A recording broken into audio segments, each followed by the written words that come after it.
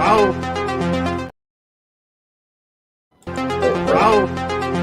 one, fight!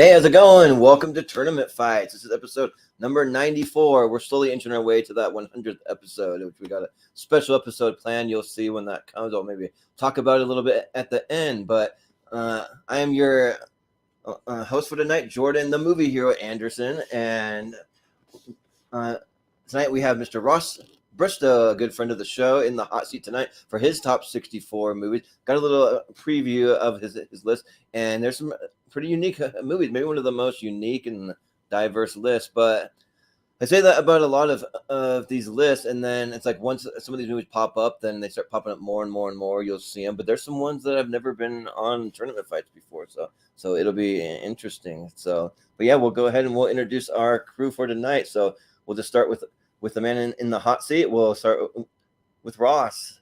Hey guys, this was actually a lot harder than you would think. You would think like, okay, like the hard part is like picking 64 movies because there's so many. No, actually coming up with the list is the hard part because like, you know, like you don't know how, like your mind goes blank when you're trying to pick your 64 favorites, you know? Yeah. So. Right. Yeah. For me, the only way I was able to do it, I use this little website called Flickchart. I know some people use Letterboxd and some of those kind of help. And then you know what I used? What's that? Yeah. Right. Yeah. See, and that's a good way to do it. Or some people, I know they literally just go through their movie collection. They're like, okay, this one. Yeah. You know? So yeah. but cool. Yeah, I'm excited to get into it. So we'll also introduce Jacob Barber. How's it going? It is going well. I'm glad to be here. Kind of last minute pinch hitter stepping in, but yeah, I'm always excited to be on these episodes because it's always a good time learning what other people's favorite movies are. So I'm excited to see the list. I have no idea what's going to come up, and that's the exciting part of these types of shows. You will probably be surprised, so which is a good thing. But yeah, appreciate you stepping in because Austin he's been doing a late shows with like 4 or 5 days in a row. So I'm letting him get some sleep tonight, or that's his own fault. Sleep. Yeah. Yep, it's up to him. Look it up, Austin. Yeah.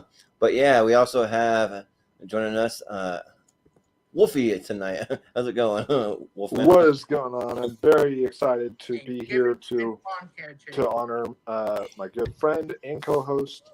Very excited about that. And I know it's top 64. There's some good picks, and also talking about people on our channel. I said this in the chat, but for those of you watching, y'all familiar with Nolan, he told us that we cannot disagree with Ross, or else he will start making enemies with us. Well, might have some enemies tonight. We'll see. but yeah, it should be a fun time. And then we also have Miss Ashton Mackintosh. Hey guys. Whoa, hey, welcome.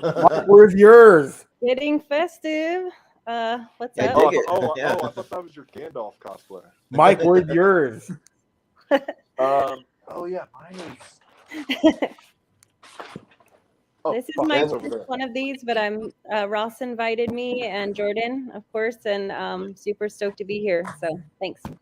Yeah, and I was gonna wear one of my ugly Christmas sweaters, but I actually have a new one coming in the mail. We're doing a Christmas episode, like literally the next episode. We're going to be doing a tier ranker of best Christmas characters. So I'm saving it for then. So, but yeah, all right. The Wolfman's got the Santa beard and hat. Nice. So, but yeah. So I'll go ahead and I'll break it down how it's going to work. It's pretty simple. It's just a tournament with 64 of Ross's favorite movies in there, and we just literally vote round by round for the one that we like the best. And you can vote for any reason. We like to have some fun on Tournament Fights. You can vote for because you love one of the movies more than the other. You can vote because because you can't stand the other movie. You can vote because you like one of the posters. You can vote like just make up like a spite vote because one of the others beat something in the previous round. Whatever you want to do, like if you want to cause chaos or if you want to be just super serious and logical, you can vote however you want. But Army of the Dead. Yeah, maybe. but if by chance you haven't seen either movie on the matchup, you do still have to vote. So just vote for whichever one you'd rather see. So or whatever reason you want. So yeah. But I think that's pretty much it. So I'll go ahead and I'll bring up the bracket that Malcolm Lay helped me make this bracket. He's been helping me out, which I appreciate it because I'm in my like really busy season for work. So so time like what's free time? I don't know what that is. So but yeah. So and we always start at the bottom of the ladder. So that means the newbie Ashton, you'll be first. So hey, ladies first. Adjustment here on my screen. Oh, great. Okay. Now reveal the first one. So yeah. So and I got my little clip I've been throwing up there to kick things off. Here we go. Moto surf! Moto surf! Moto surf! Yeah, some surf ninjas if you're familiar, but yeah, this is the first pick though. We got Schindler's List up against Big Fish. So Malcolm's been finding these cool kind of alternate posters. So Ashton, which one did you go for here between these two? Easy choice. I'm so sorry. Schindler's List. Done. Yeah. Nothing more to say. Yeah. I enjoy them both. A little lopsided. Enjoy them both, but Schindler's List is just a beautiful classic, and Big Fish was great, but wouldn't even probably make my top 100 film. So. Yeah. Well, Wolfman, what do you think? So yeah, both of these films are really good. And it's interesting as I think both of them are my second favorite of each director. So like because my favorite of Spielberg is Jurassic Park. My favorite of Tim Burton is Ed Wood. However, Ed Wood is also his best film.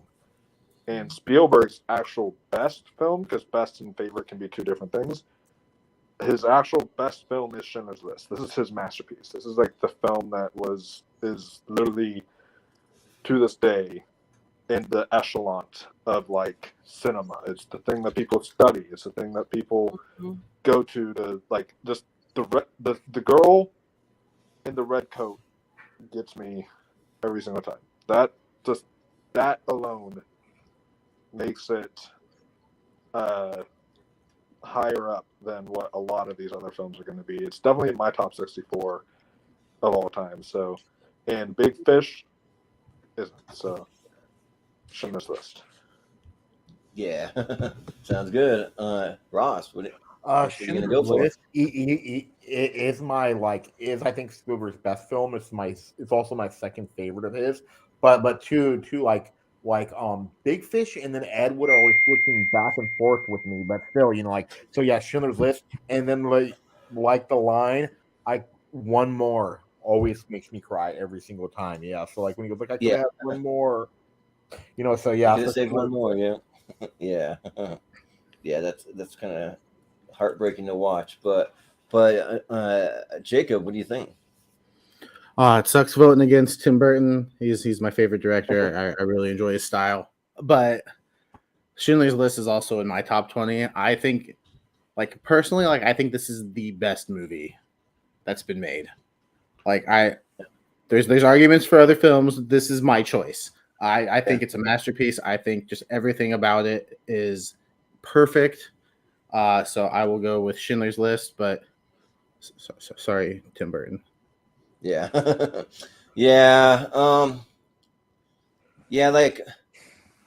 always would put the word masterpiece with Schindler's List for sure, because this movie is so good. But it's a movie that's hard to just rewatch over and over again. You don't really go back to. I mean, at least me, and I'm sure a lot of people don't go back to it that often because of the subject material, it's just a pretty tough watch. But it is great.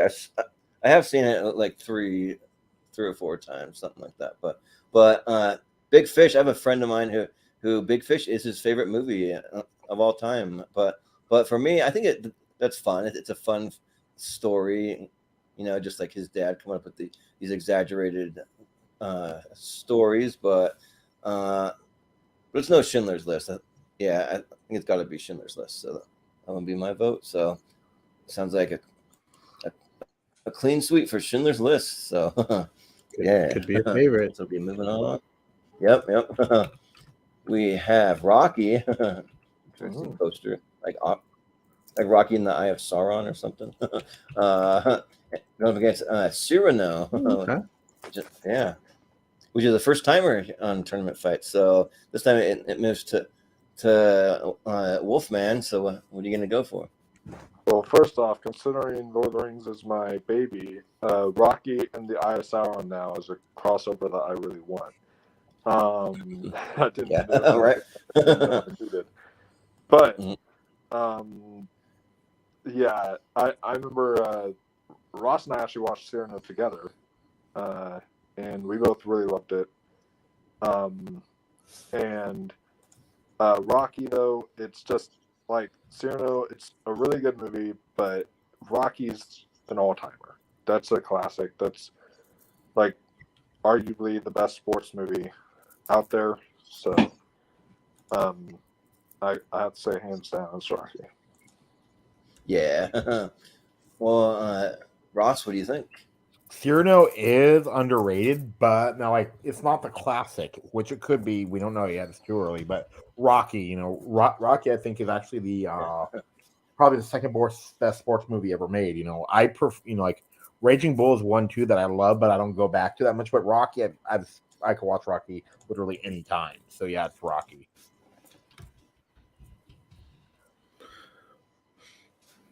Yeah. Sounds good. Yeah, Jacob. So I started watching Cyrano and I was really enjoying it.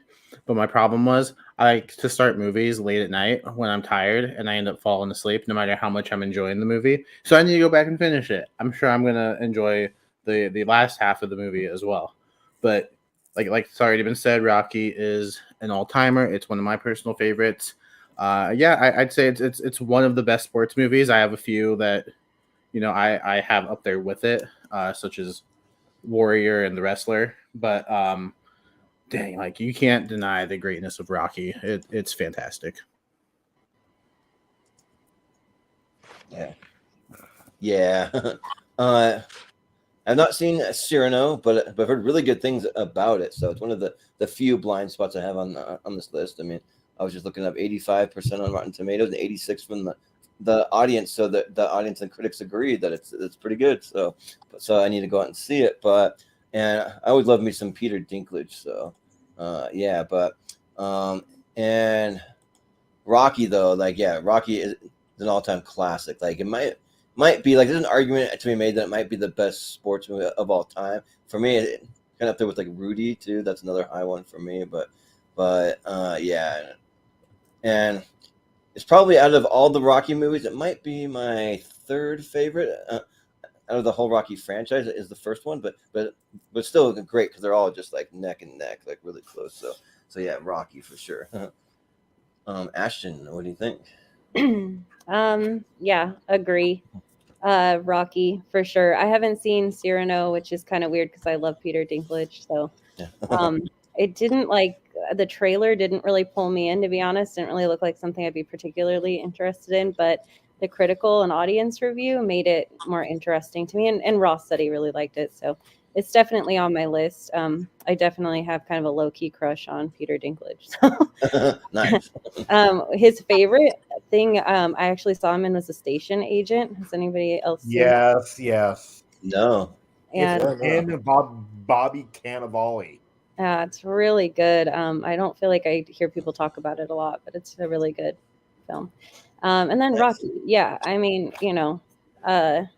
it's a classic. I would say it's probably maybe not that particular Rocky, but just Rocky in general is one of the greatest sports franchises of all time, movie franchises for sure. Yeah. Grew up in like a big sports household. I was kind of like the nerdy artsy person, but I definitely played sports. It was like not an option. And I mean, like my dad used to like wake us up with like Rocky, music and stuff. So it Nice. definitely like brings back a lot of memories. So yeah, definitely Rocky.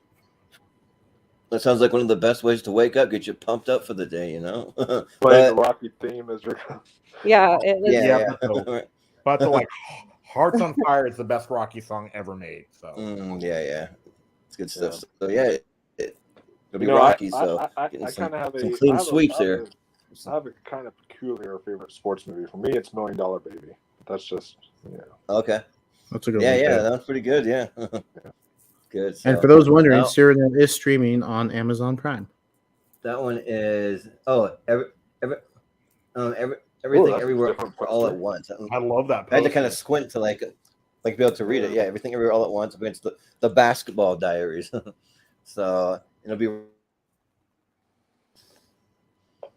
Who's mine? So what do you think, Ross? Yeah. Yeah. Okay, yeah. Sorry, you glitched. Everything. Oh. I gotta go. I love Basketball Diaries, but I gotta go with Everything Everywhere All at Once, only because now, like it is the true multiverse of madness movie of the year, because like like and then like Kehu Kwan's performance is just stellar. So yep. Like it is one of the few movies where if I start it, I have to finish it. And then like you can actually buy the hot dog fingers from Amazon. No, from nice. from That A24. was awesome. Yeah, so Everything Everywhere All at Once for the win. And Michelle Yeoh is really good in it too. Oh yeah. Well, Jacob, what do you think? Yeah, this is the first time, probably not the last time you'll hear me say I haven't seen one of these movies. I haven't seen Basketball Diaries. It's just one that's, for whatever reason, I just haven't gone to. But Everything Everywhere All at Once is one of my favorites of the year so far. I still have a lot to watch though, so who knows where it'll end as the year ends. But as of right, I mean, I gotta give it a vote because I've seen it and I really, really enjoy it. It was such a surprise. Like I saw the trailer, and I was like, oh, okay, that could be good. Oh, okay, it's great. Like it's fantastic. It was such a fun time. Yeah. Yeah, the Basketball Diaries for me, I watched that when we did a tier ranker for best Leo DiCaprio movies, and I couldn't find it streaming anywhere. This movie's kind of hard to find, and so I just blind bought it off of Amazon. I found it for like some like $5 or something. So I own it, and the movie was really weird to me. Like he's supposed to be this high school kid, and then at first he's like smoking, and then later on he's doing heroin. He's doing like crazy drugs. It's just like a really kind of like odd movie for like a high school kid to be doing all that. And for me, I thought it was a little off-putting, but I mean, like it's kind of like maybe if he was like a college kid or something a little older, but so it was I don't know if I liked it that much, honestly, but Everything Everywhere All at Once blew me away. I saw this movie 3 times in theaters because it came out around at a time where there wasn't a lot of other stuff that was that great playing in the theaters. So I was like, oh well, this movie's still playing. Let's go see it again. And the first time that I saw it with my mom, and actually like so it has great humor in it, great like emotional beats too between Michelle Yeoh and her daughter, and then Keehu Kwan, and then also Jamie Lee Curtis. She's hilarious in this. Like she just looks like she's having a blast making this movie. Me and my mom, when we first saw it, we were laughing pretty hard because there's like the hot dog fingers, and there's a thing where they're like fighting with like dildos and like just weird stuff coming out of nowhere. Just like we're like, what the heck is this? So, but it was a lot of fun though. Like it wasn't too like so off the wall that it just kind of like wasn't a good movie. Like it was still great. And so yeah, like this is a movie like I'm shocked I don't own this shit. I need to own it. So yeah, Everything Everywhere All at Once. So Never thought I'd hear the term dildo fight. Yeah, right. Yeah, it's pretty wild. But Ashton, what do you think? Oh man, it has been so long since I saw Basketball Diaries. I think I enjoyed it. I don't think he's very like believable as a basketball star for some reason. And it's not really about that. I mean, I don't know. It kind of reminds me of these movies they were doing for a while, like in my youth, like 13, or it's like all these like middle school and high school kids gone bad. Like I'm like feeling like the 90s were just like all about little kids doing drugs or something. Um, But I think it's a good film, though. I am going to vote for Everything Everywhere All at Once. I have not seen it. It's been on my list, like the top of my list. I just haven't gotten there. And I know that I'm going to love it. So, yeah, I really want to get to it, but I have to go for that one, which is kind of weird. But yeah, because Ash, like, do you know, like how Doctor Strange is called the Multiverse of Madness, and then like he goes to 3. This movie, I counted at least they go to 35 different universes. Oh wow, yeah, that's interesting. Does it have like kind of an Inception feel in a way? A little bit, maybe. Kind of, but no, it's a small one. Yeah, it's a little different, but yeah, but we're gonna be doing our best movies of 2022 coming up soon. This is a contender for my favorite movie of the entire year. Like I'm still kind of formulating my list, and I got a couple more to see, but it'll be up there. So, but Wolfman, what do you think? This is definitely a contender for mine too. I loved Everything Everywhere All at Once, and it was one of those rare experiences for me. This film was a spiritual experience. Like I literally sat in the theater knowing I was going to enjoy it, but then as I watched it, as the credits rolled, my jaw was like almost on the floor, and we were walking out of the theater, and I don't even recall what I was doing. It's like I almost blacked out until I got home. Once I got home, I was like, wait, where am I? How did I get here? Like, I literally don't remember it, because I literally was just so in awe of what I just watched that I was speechless for like the entire car ride back. Luckily, I wasn't driving, or else I would have been in a car accident, because I was blacked out. Like, what the heck? So it was one of those situations where, like, man, this left me in awe, and I remember saying this was like one of the best, or if not the best movie of like the last 3 to 5 years that I've seen. Mm-hmm. But Ross did send me his top 64, and there's another one that we'll be talking about here soon that actually has topped this film for me. Oh wow! of this year, and I think it was phenomenal. And it's also from A24, so we're both gonna. So they're having one hell of a year this year. Yeah, they're killing it. and this was my favorite A24 film of all time as well. Until that one, we'll also talk about that. But Basketball Diaries, never seen it. Love Leo. I'll check it out.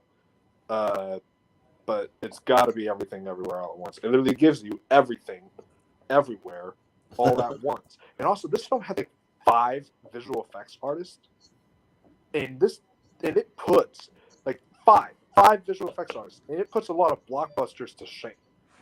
Like, it's insane. Hey Jordan, though, too, like about how you said like Leo should have been a college student in it, but guess what? Yeah. The real guy was actually doing that stuff in high school. Awesome. Yeah, I thought it was a true story. Yeah. A lot of high schoolers are rebellious, bro. You're like underage drinking. Like, oh yeah, high schoolers underage drink all the time. Like it's. Oh yeah, my high school was notorious for that. Yeah. Like they just sneak it in water bottles and all kinds of stuff. Like even during school. Yeah. Oh yeah. But for Everything Everywhere all at Once too. Like I've never seen an everything bagel used in that kind of way. Like if you haven't seen it, I won't say more than that. But it's pretty wild. Yeah. And also, for all talking about Oscars, for all of you saying like campaigning Jamie Lee Curtis, stop it. Focus on Stephanie Hsu, okay? Jamie Lee Curtis is fine, but Stephanie Hsu is the heart of that movie. All right, maybe that is true. Along with Kaelee Kwan, but like, come on, guys. Yeah. and just like be kind, everyone. Yeah. Oh my god, that speech. Yeah, the speech. But Ross, what do you think? Of course, it's Everything Everywhere All at Once. I do love it. I do love Basketball Diaries, but Everything Everywhere All at Once is always moving from like three to one, because like my two other movies of the year, they're always switching places. Like it depends on the day. But yeah, still like I love this movie, and then it's like one of the few movies where I'll actually watch the whole thing through every single time, and like it's not a short movie either. Yeah. No, it's not. It's like 3 hours almost, right? Isn't it? No. Like that. Yeah. It's like 2 hours and 20 minutes, right? I think Yeah, I think it's 2 Yeah, hours. But if we had Austin on here, that'd be his complaint. Oh, it's way too damn long, or whatever. Yeah. It does not feel like it's a great movie, but it's way too long. I think it doesn't feel like it. I actually like the length of it. It actually works for me. So yeah, it'll be Everything Everywhere All at Once. Let's see what else we got. We got Heavyweights. Never seen that poster. Going up against Up. So I guess I'm first. So we got two Disney movies here, going head to head, and so like for this one, like this is just me being nitpicky, but Up, like the first 10 minutes of this movie are like Oscar worthy. They're just like a near like masterpiece in the beginning. The rest of the movie is still good. I don't think that's quite on that level as the first 10 minutes. But Heavyweights is more of a nostalgia movie for me. Like I grew up with this movie, like Tony Perkis, Ben Stiller, just being wacky and off the wall. And the first couple of times that I saw it, I didn't even know that was Ben Stiller, because I was still kind of new to Ben Stiller when the movie came out back in the 90s, and then when I saw some of his other movies, I was like, wait a minute, that's freaking Ben Stiller. That's amazing. Like that was so good. And yeah, just putting all the kids through the ringer like that. Like it's really good stuff. You got Paul Feig there. You got a few of the kids from the Mighty Ducks in there. So it's fun. So yeah, I think I'm gonna go with Heavyweights. Yeah. Ashton, what do you think? Oh, this is a really hard one. I completely agree. I mean, the first 10 minutes of Up, I started crying. Like, what's that montage sequence like in the beginning where they're like aging, and I'm like, oh man, that was so good. And I actually really enjoyed the whole film as well. It was like one of my favorite, kind of Disney kids movies in a while that I had seen at that time. And I even told Ross, I like if it comes up, I probably would choose it. But it's hard for me to have it against Heavyweights, because that nostalgia. Yeah. I totally agree. I mean, it's such a good film. We're seeing all these actors, like we grew up with these actors. At least I did. It's so funny. I watched it more times than Up. That's for sure. If I was gonna go put on a movie right now between these two and watch it and enjoy it, it'd be Heavyweights. So I'd have to go with Heavyweights. Sorry, Up. And while Richie, attention campers, lunch has been officially canceled. Hey, what's up, Richie? Welcome. So you can kind of see the matchup. We'll get around to you. To be fair, I would have been here earlier, but I didn't realize like Chris Diaz was hosting a tournament of fights, which took fucking like three days. So that was fine. Oh, I mean, not tournament fights. Yeah, hosting tracks. Trivia. Yeah. Yeah. Well, Wolfman, what do you think here? So I just watched Heavyweights tonight for the first time, so I don't have the nostalgia factor for Heavyweights like all you do. It was a fun movie. I think it's really entertaining. But what affected me more emotionally was Up. Plus, Up was like the first. I remember Up was like the first movie I watched when I pulled my first all-nighter. It was like because it was the night after the all-nighter, so I was like extremely tired. We got like two movies from Redbox. It was this and Terminator Salvation, and we watched this all the way through. And then I fell asleep in Terminator Salvation. I didn't finish it because I was so tired from the all-nighter when I was really nice. So I do have some memories with Up. But I don't really have any of those kind of memories with Heavyweights. Both of them are fun though, but for me, I'm gonna have to go with Up. And yes, that opening is enough to make any grown ass man cry. Yeah. Yep. Well, Ross, what do you think? Oh, okay. I gotta go with Up. Heavyweights is really good, and then like it actually has a funny Peter Berg cameo in Heavyweights too. But Up is still like really good. But yeah, because like Up, and then like I love Christopher Plummer in Up also. Like I don't think he gets enough love for his voice performance. So yeah, I do love Heavyweights, but Up it is. Yep. Like Peter Berg played the cook. Who said sorry about your friend Josh. Oh yeah. Nice. Well, Jacob, what do you think?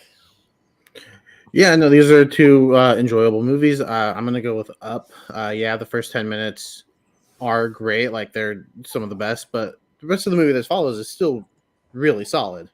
Heavyweights is a fun time. I haven't gone back to it in a while. I think it might be time for a rewatch because it is a lot of fun. But Up, it was nominated for Best Picture for a reason. It's that good. Yeah. Yep, for sure. And Richie, what do you think? Have you voted yet yourself? Yeah, I went. So he went out of order and voted first this time. Okay, cool. Yeah, were you supposed to be first? I was. You went to Ross twice last time. Oh, sorry, that was my bad. We'll go to you next. Yeah, it's all good. It's all good. Yeah. All right. Well, yeah, like Up is it makes I think everybody. If you say you didn't cry in that movie, you're a liar. Okay? I will find you out. You're lying. I can read your card or whatever. Don't worry. But probably the one I go back to more is Heavyweight. So I'll go Heavyweight. Ooh, so we have a tie? Is that what... It is a tie, and so since Richie snuck in here at the last minute, he actually has the first tiebreaker since he's at the bottom now. Man, I've only been here 5 minutes and making a huge influence. I'm gonna go Heavyweight. Yep. Can we kick him out and then we'll bring him back? No. Hey. Well, the Wolfman kicked me out. Only March starting next year. Vegemite, right? Hey, I swear to God, though, if Heavyweights. That's from the last episode. I would have switched my vote to Up. Oh, I really Richie came in. I really believed that everyone was going to choose Up, except I knew you Jordan, but Heavyweights is a favorite around here, actually. Yeah. So I'm kind of surprised, but yeah, I do think Up is a better film. I just like Heavyweights. Yeah, Jordan, I'm just warning you right now. If Heavyweights wins this, I enjoyed Heavyweights, but if it wins a tournament, let's go. It's gonna win the whole thing now. Where fucking Schindler's List is on here, then I'm not gonna be on Tournament Fights. Well, it's been fun having you. Boy count. Yeah. Well, up next you can see Big Daddy. I guess it's I love that poster. Yeah. Good. Going against the Express. So. Nice choice. Yeah. So we'll go to Jacob Barber this time first. So what do you think? Yeah, The Express. Like it's been a long time since I've seen that movie, but I remember really enjoying it. I need to go back to it. Hopefully, it's streaming somewhere where I don't have to pay for it. But Big Daddy is one of those 90s Adam Sandler movies that I actually enjoy. There's a few. That is one of them. I think it's fun, and yeah, the courtroom scene actually does get me a little emotional. When I can wipe my own ass. Like, come on. Me too. Yeah. Yeah. Never thought I'd tear up at a kid saying, I wipe my own ass, but it happens. Yeah. It does, yeah. So, The Express, really good movie. I'm glad it's on here, as I don't hear people talk about it, like, ever. But I'm going to go with Big Daddy. I've seen it more. Yeah. And if you know me, I'm a huge Adam Sandler fan. Like most times I'll vote for Adam Sandler. And I also haven't seen The Express. It would have been the very next movie on my list to watch. I tried to watch a few movies and I didn't quite have time to squeeze it in. So I'll get around to it for sure. It's on Peacock. But nice. Oh, cool. Nice. Yeah. So because I use that site called justwatch.com. Justwatch.com is where you actually like type in a movie and then it tells you where it's streaming. Nice. Yeah, that comes in handy. So yeah, I don't know too much about the Express, but I just know that it's a true story about a football player, and it's got Dennis Quaid and Chadwick Boseman in it. That's all I know. But a Big Daddy though, like it's a lot of fun. Like it's got a lot of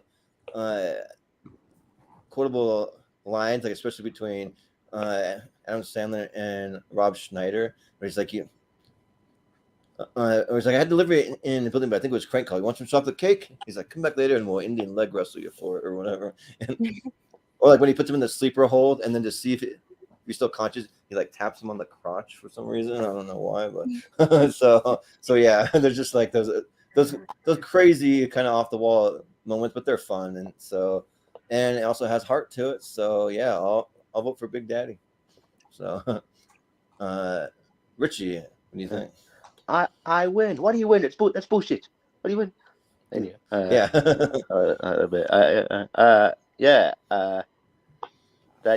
really like Big Daddy. It's on my 128. It was I've said this before, but yeah, it must be influential because I can do that. I can do that gross trick he does where he like he makes the saliva touch the ground and slurps it back up. I'm gross. Anyway, I figured out how do to it, Richie. Let's see it. Okay, raise your hand if you haven't tried that trick. Yeah. Yeah. One, Jacob. Right, I've never thought, hey, can my spit touch the ground and then come back in my mouth? Oh, Yeah. We all know Look, Austin has. it's a unique trick. You could go and could go to America's Got Talent. You could do a lot of things. Yeah. Anyway, there's been dumber acts on America's Got Talent that have actually gone through. I just gotta say. Oh yeah, it's true. Yeah, this is true. Anything with animals. Yeah. Big Daddy has a lot of heart to it, as you said, and I like the chemistry that Adam Sandler has with both Sprouse brothers. It is weird seeing them now and go, oh, you're the kid from Big Daddy, but and it's really fun. And I didn't know what the Express was until about 30 seconds ago, so I'll go Big Daddy. Yeah. Well, Heap Hop Anonymous. Damn you. Yeah. There's a lot of good quotes in that way, but give him all the easy ones. Yeah. Yeah. So good. The Hip Hop Anonymous. I say that all the time. I don't even say, so good. I've never seen The Express. I'm with Richie. So I have nothing to say about it, but I love Big Daddy. I mean, that would be in like my top 20 films. I love this was like Adam Sandler pre Jack and Jill, Adam Sandler comedy pre Jack and Jill was really exciting. It's my second favorite Adam Sandler comedy, and I have to say that because Adam Sandler's drama is so good too. So he's an actor that I feel like really conflicted about, and that is just because he just makes such wonderful things in different genres and such horrible things. And right. But the good like so far outweighs the bad for sure, and I love him. And Big Daddy all the way for sure. Yes, and then Ashton, Michael loves Hubie Halloween. Same here. I don't love it. Anyway, there are a couple other people like that movie, and I don't understand. I don't either. I see it has high audience reviews, and I couldn't get through it. I feel like it's like one of the worst films I've ever seen in my life. I'm so sorry. Look, I sorry. went into it. I think it's because I watched The Ridiculous Six for the first time, like a few days before. Oh, God. And so, like, I went in with, like, okay, this is going to suck ass Ridiculous Six level. And I went in with those expectations, and I actually mildly was entertained. That's how I was with Hubie. Well, I'll defend certain aspects of The Ridiculous Six. I'm one of the few that will defend parts of it, but there's also stupid parts like Diarrhea Donkey and all that stuff. Yeah. but Wolfman, what do you think here of this matchup? After Ashton said that about like how he does like some great things in some genres and some not so great things in other genres, like Adam Sandler's like the kind of comedy equivalent of Nicolas Cage. Because Nicolas Cage like is the same way. He'll do like straight to DVD nonsense crap, and then he'll give us something like Pig. It's like, so it's like. Although I don't know if Adam Sandler's ever done anything that's been direct to DVD, unless it's like, did 8 Crazy Nights go to DVD? I don't know. I don't know if he has to, but he has some like straight dump to Netflix movies, so I guess that sort of counts. Yeah, sort of, but he's getting like paid for that. He's getting paid anyway. Yeah, some of the Netflix movies, or almost all of them, are bad. Almost, not all, but most. The Do-Over wasn't bad. The Do-Over was not bad. Yeah, dude, the Do-Over was horrible. That was like probably that was worse than the Ridiculous. Anyway, Big Daddy. Like I couldn't even get through it. It was so bad. But like Hustle was really good though. Yeah. I did get around saying that one. But yeah, Big Daddy is one of my favorite Adam Sandler comedies ever. I think it's just so heartwarming, so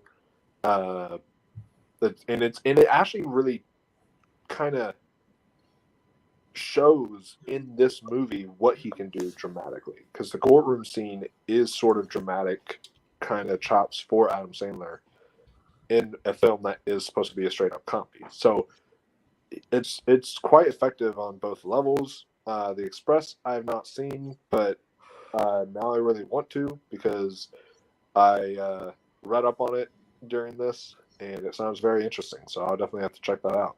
But Big Daddy, it is my vote. So yeah.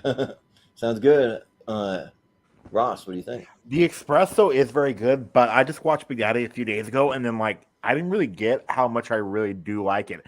And plus, too, like this actually shows now like how good an actor Adam Sandler really is.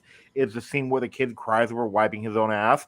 Those were real tears, Adam Sandler said. So like so Big Daddy is really good. I love Big Daddy. Mm-hmm. Yeah, so Big Daddy over the Express, but the Express still is very good.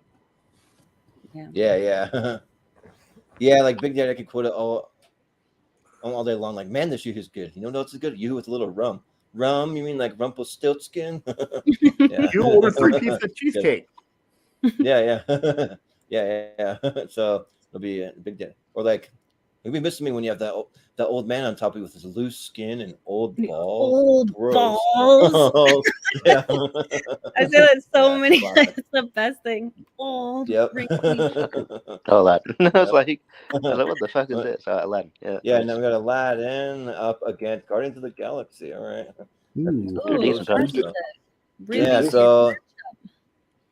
So I went out of turn. So we'll go to Richie first now. All right. It's quite tough actually. Guardians of the Galaxy is one of my favorite MCU movies, or favorite Marvel movies in general. It's on my 128. But yeah, Aladdin just missed out on it. And yeah, maybe if I reconfigured, I would have put it in there, because one of my favorite, probably behind Lion King. It's one of my favorite Disney sort of movies. It's great. Just maybe because I go back to it more, I'll go Guardians, but I wouldn't mind if Aladdin goes through. Yeah, sounds good. Ashton, what do you think? Hey, this is a hard one. Yeah. Yeah, gosh. Like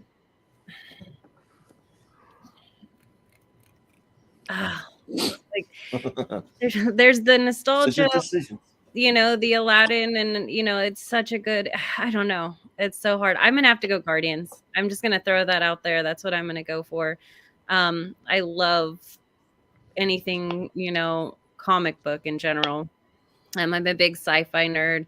I will always be more of like a comic book sci-fi nerd over anything Disney. So even though I love Aladdin, I always pull higher in that realm. Well, they're both Disney, so. Well, you know what I'm saying. Yeah. Disney films. And that's like, we're going to start, Star Wars is Disney. Okay. No, F off. Yeah. If anything, Disney ruined what Star Wars was.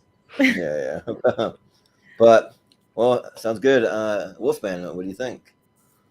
So I am too lazy to reach my Guardians helmet, but if Guardians makes it through, I'll put it on. I'm too lazy to reach it because it's somewhere else right now. But I love both of these films. This is easily the hardest matchup so far. But man, I think I'm going to go a little different.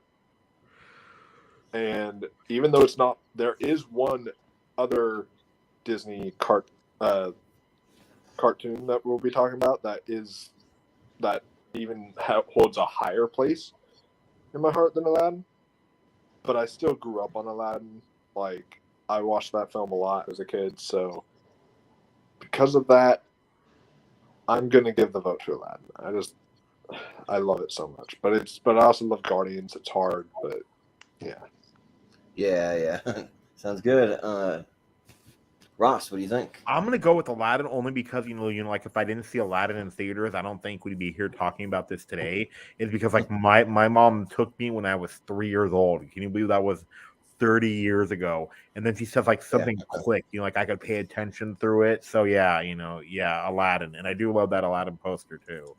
Yeah, that's pretty cool. Yeah, sounds good. Jacob, what do you think?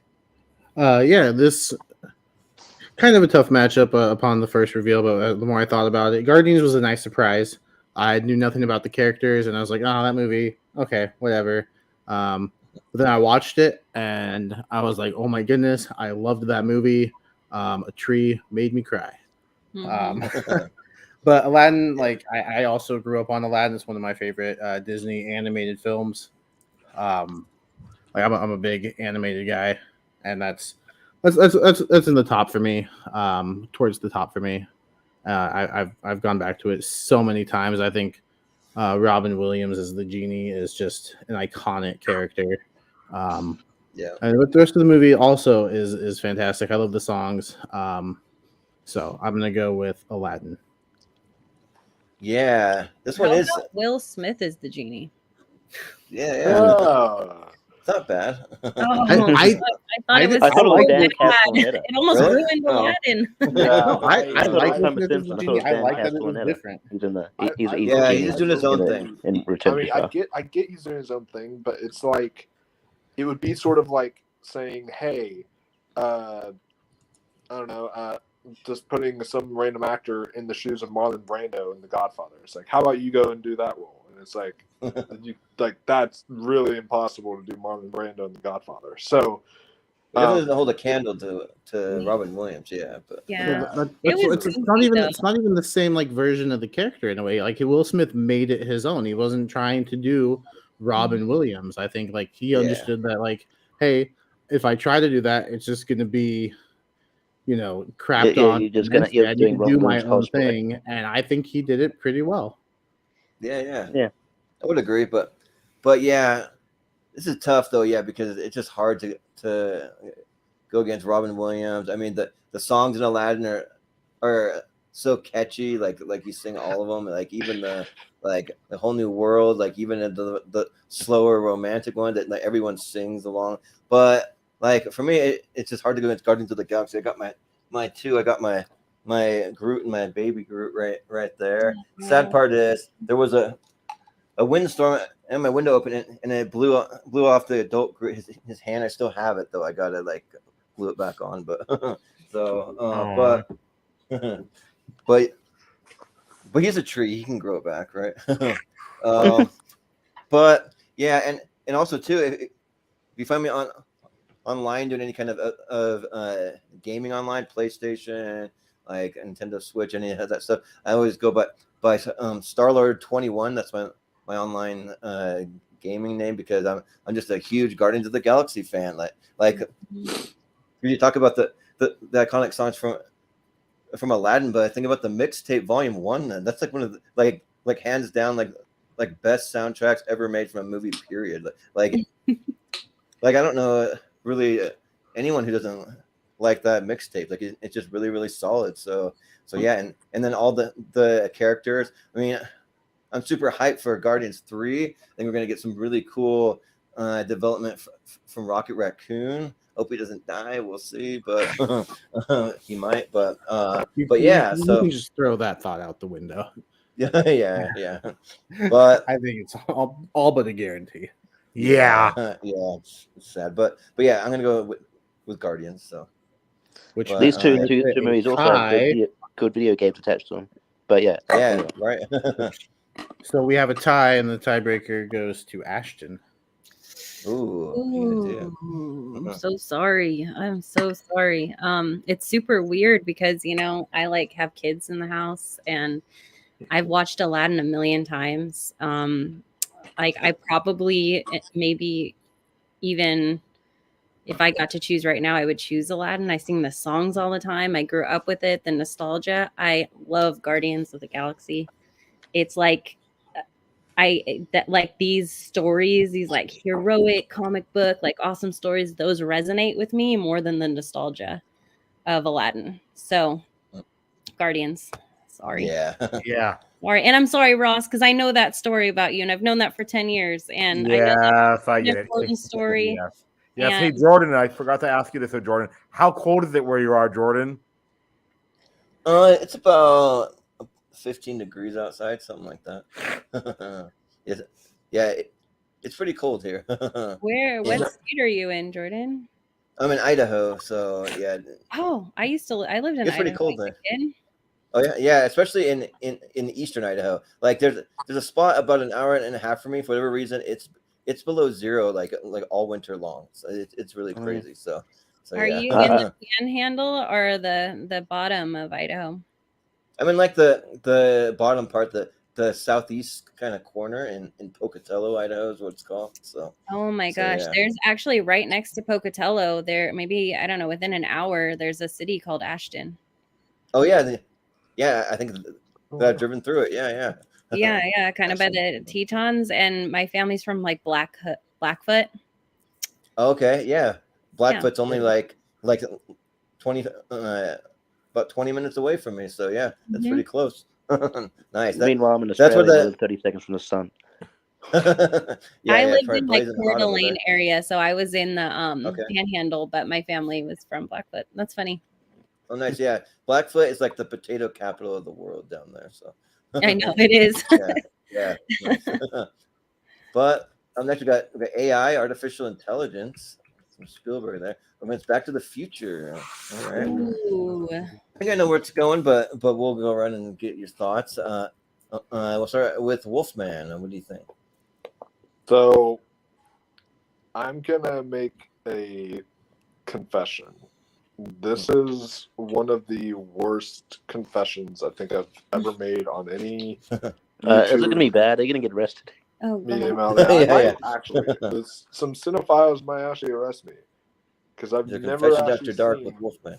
I've never actually seen AI, artificial intelligence. That's not that bad. Not saying that. I'm still like, I mean, I feel like it's like in the echelon of Spielberg movies, the way people talk about it. So like, I feel like I'm kind of like it's like a crime against humanity. People, whenever I say I haven't seen AI, Don't worry, Wolf. I haven't seen it either, so you're not alone. Oh, okay. Well, then we'll both go with jail together. That's fine.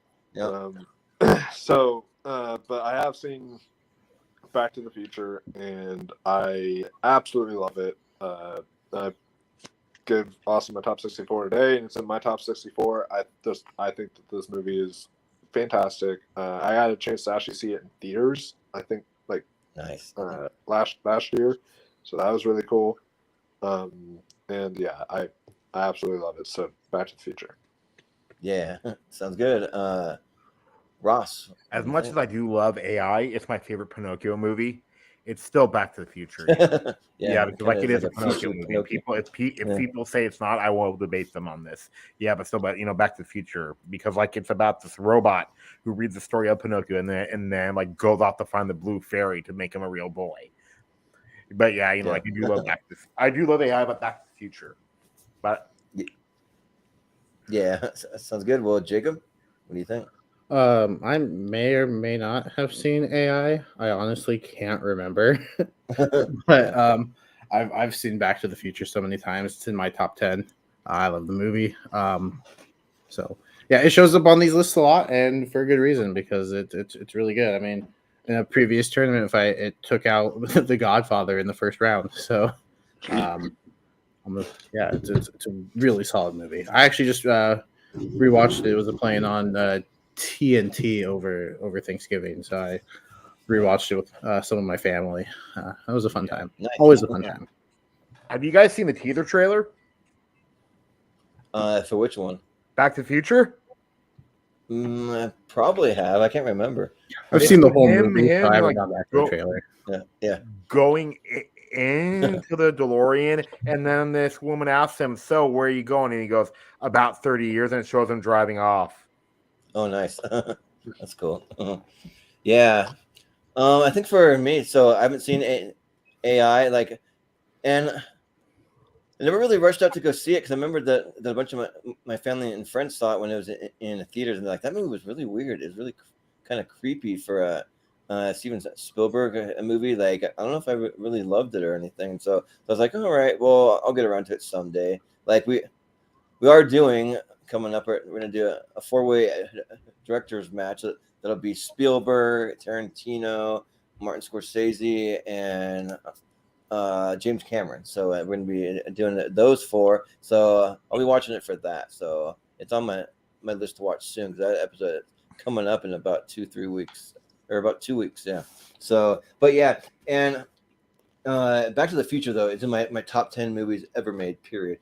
I'm one of the ones that prefers part 2 actually over part 1. But I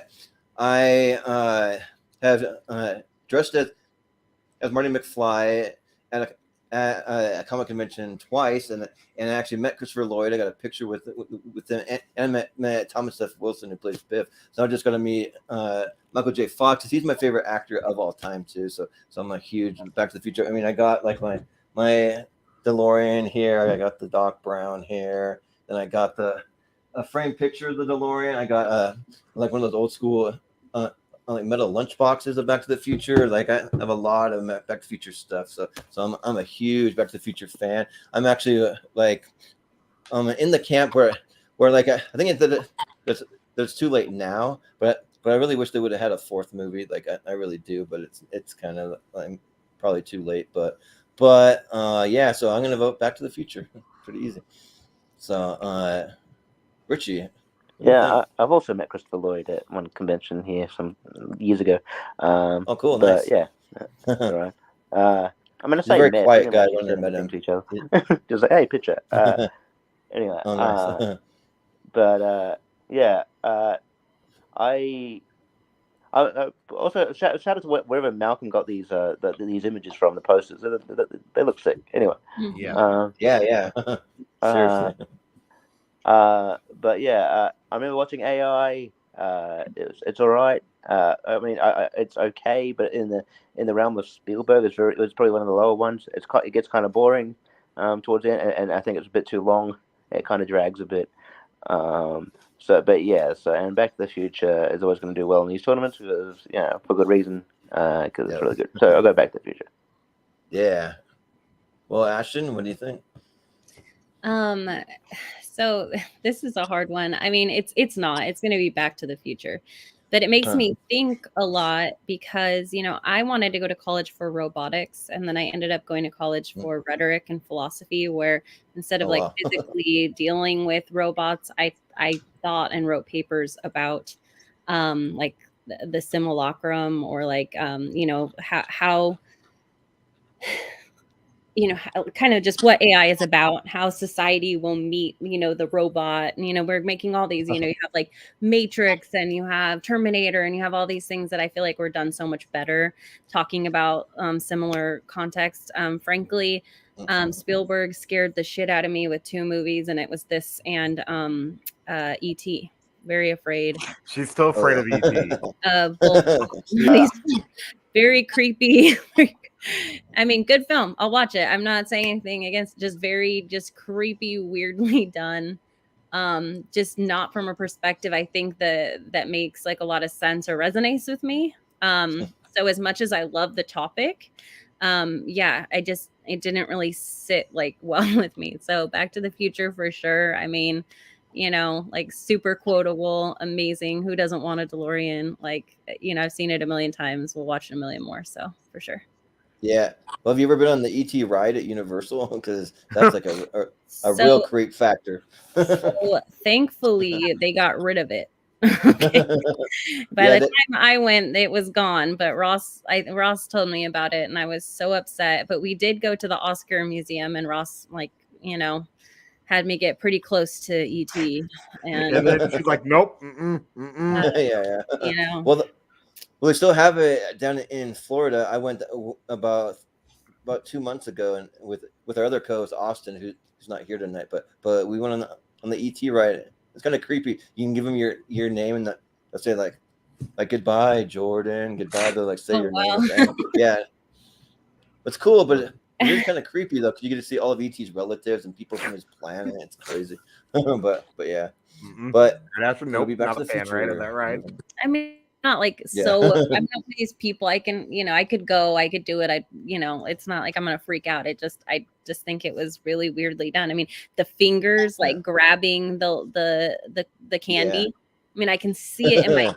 You know what I mean? Like the noise and the long extending. I mean, just it like haunted me from my childhood. So. Yeah. Yep. Because your nightmare too, right? Yeah. Really bad nightmare. Well, we have the Fly going up again. Goodfellas is what that is. So. Yeah. Oh. Yes. So this time it'll be Ross first. So yeah, this one is a doozy. This is tough. I'm more of a mafia guy, Goodfellas, but The Fly is probably my first or second favorite horror film of all time. So yeah, and then I love The Fly, but Goodfellas is just so much more iconic, and plus, it actually has Christopher from The Sopranos in a small role too, just like in Basketball Diaries. Yeah. Oh, sounds good. Basketball Diaries. That's cool. Yeah. Jacob, what do you think? Yeah, Goodfellas is great performances all around. The Fly, I just came to this year actually, and I usually don't do this with movies, but I watched it like twice within 3 days. I loved it that much. I think Jeff Goldblum and Gina Davis together were fantastic. I think the effects were great. I think it's body horror at its peak. I absolutely loved it. It's so much that it jumped into my top 20 almost immediately. I loved this movie. And they came out with this really nice box set. So highly recommend it. Just the artwork alone is fantastic. So that comes with the other Flies too? Yeah, all 5 of them. Yeah. Oh, nice. Yeah. That's cool. Yeah. It's a nice set. I think both of these movies are fantastic. I won't be upset with either one of them moving on, but my vote's going to go to The Fly. Yeah. Yeah, this one's tough because the Fly is just so good. It's probably the best Jeff Goldblum performance he's ever given, and that's even with Jurassic Park and certain other movies that he's done, but Goodfellas is amazing also. It's a great performance, and even though it being a mafia movie, I know that there's a movie that was pretty personal for Scorsese. He put his mom in the movie too, so he plays Joe Pesci's mom in it, and yeah, I really dig this the poster with the sauce too, because that's a pretty fun scene, and also I think that I'm gonna probably give it to Goodfellas because of Ray Liotta. Rest in peace, Ray Liotta. It's an actor we lost way too soon, and yeah, I think that I'll vote for him because of that. So, Richie. Yeah, this was really tough. Both these films are great. Even though I'm probably more a horror guy than maybe like a sort of gangster movie guy, I have to go with I'm going to go with the movie I own, and that is Goodfellas. I think Goodfellas slightly the better movie, but they're both really, really good. So I'll go Goodfellas. Yeah. Well, Ashton, what do you think? If this was like The Godfather or something, it'd be a lot harder for me. Yeah. And it's really interesting because I actually just saw The Fly. When was that, Ross? Like a month ago? Yes, in October, because me and her friend were like, "You've never seen The Fly? Oh my God!" And then I said, "It is not also a great AIDS metaphor too." And she goes, "Really?" and then she watched it. I could see it. Yeah, so we he was like, you have to watch this. I don't know if anybody ever have any of you guys watched Ray Bradbury Theater?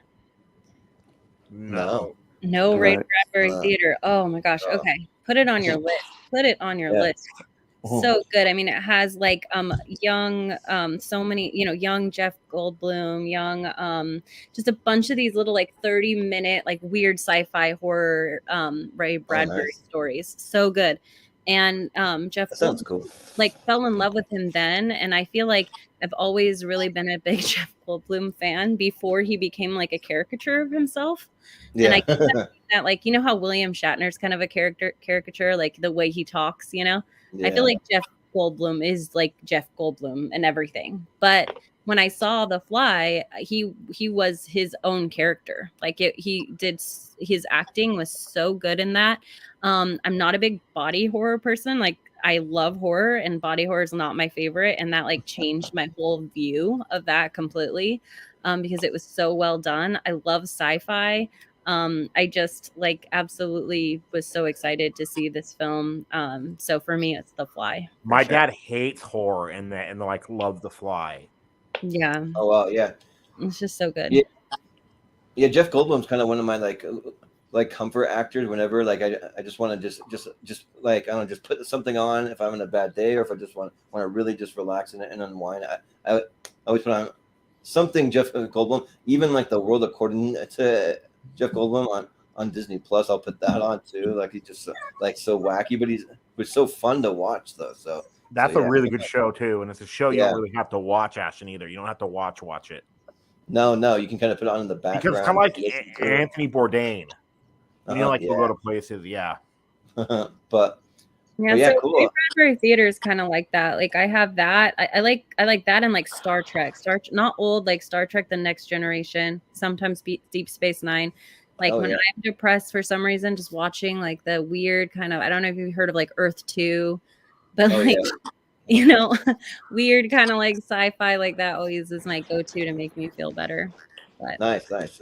Yeah, like The Next Generation is one of mine too. Like I'll always watch it. I've seen that whole series at least like 4 times all the way through. I mean, I realize that's shows versus movies, but okay. But still, but Wolfman, what do you think? So all the people who have said they've had crush on Jeff Goldblum because of Jurassic Park, they are lying. Right? They all had a crush on Jeff Goldblum because of The Fly. Let's face it. That's just the truth. Okay. But no, I think that The Fly is excellent. If I remember correctly, I think it even won an Academy Award for Best Makeup. Yes, it did. Yeah. Or Gina Davis. Some people had a crush on the movie for Gina Davis, right? Don't forget her. Oh yeah, Gina Davis as well. Yeah. So, yeah, fantastic. And their chemistry is great. It's one of the rare examples where the remake is actually better than the original.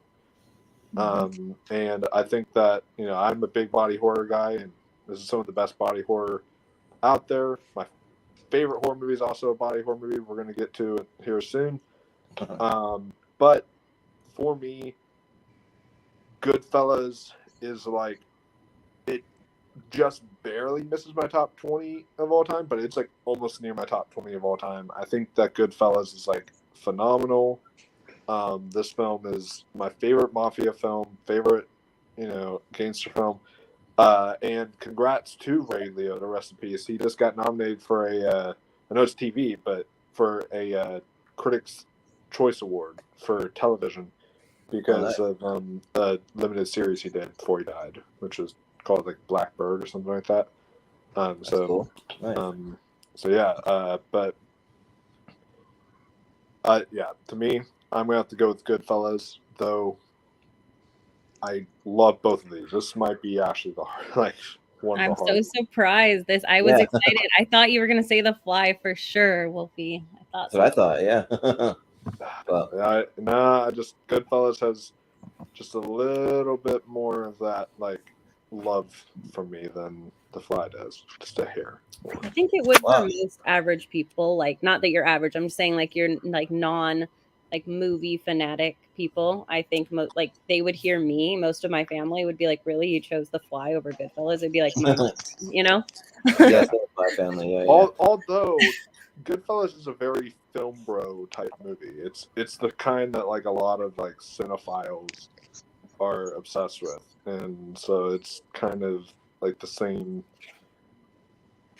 shtick there. Yeah, for sure.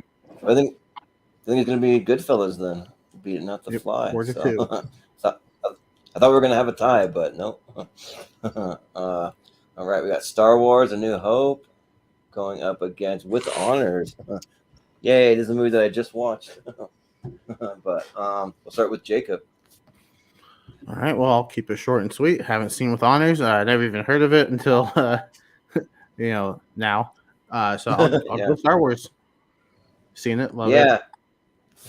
Easy vote. Yeah. Well, With Honors was the movie I hadn't heard of either. But Ross recommended it, and yeah, it was really, really solid. Like I didn't know there was just the Brendan Fraser and Joe Pesci movie, and Patrick Dempsey's in there. Like that, it's a pretty solid cast there, and yeah, there's a lot of heart to it. Like it's just about this guy Brendan Fraser going to Harvard, and then somehow Joe Pesci he's playing a homeless guy, and he somehow gets a hold of it. Of his master's thesis that he'd been working on for years and years. He won't give it back to him, so he has to do all these little favors. He gives him one page at a time, and then slowly, as they're doing this, they build this friendship, and it's pretty cool to see. But Joe Pesci, obviously, like he's playing a wacky kind of over the top character that's like one of those things that he hates the guy at first. Brendan Fraser does, but then it's one of those you learn to love him. So yeah. It's really solid, but we're going up against Star Wars here. I mean, this isn't even close. Like With Honors was great, but I mean, Star Wars is an all-timer, so I got to go with A New Hope. Yeah. But Richie? Yeah, I have heard of With Honors. Haven't seen it though, so but I'll check it out if I can find it on streaming or whatever.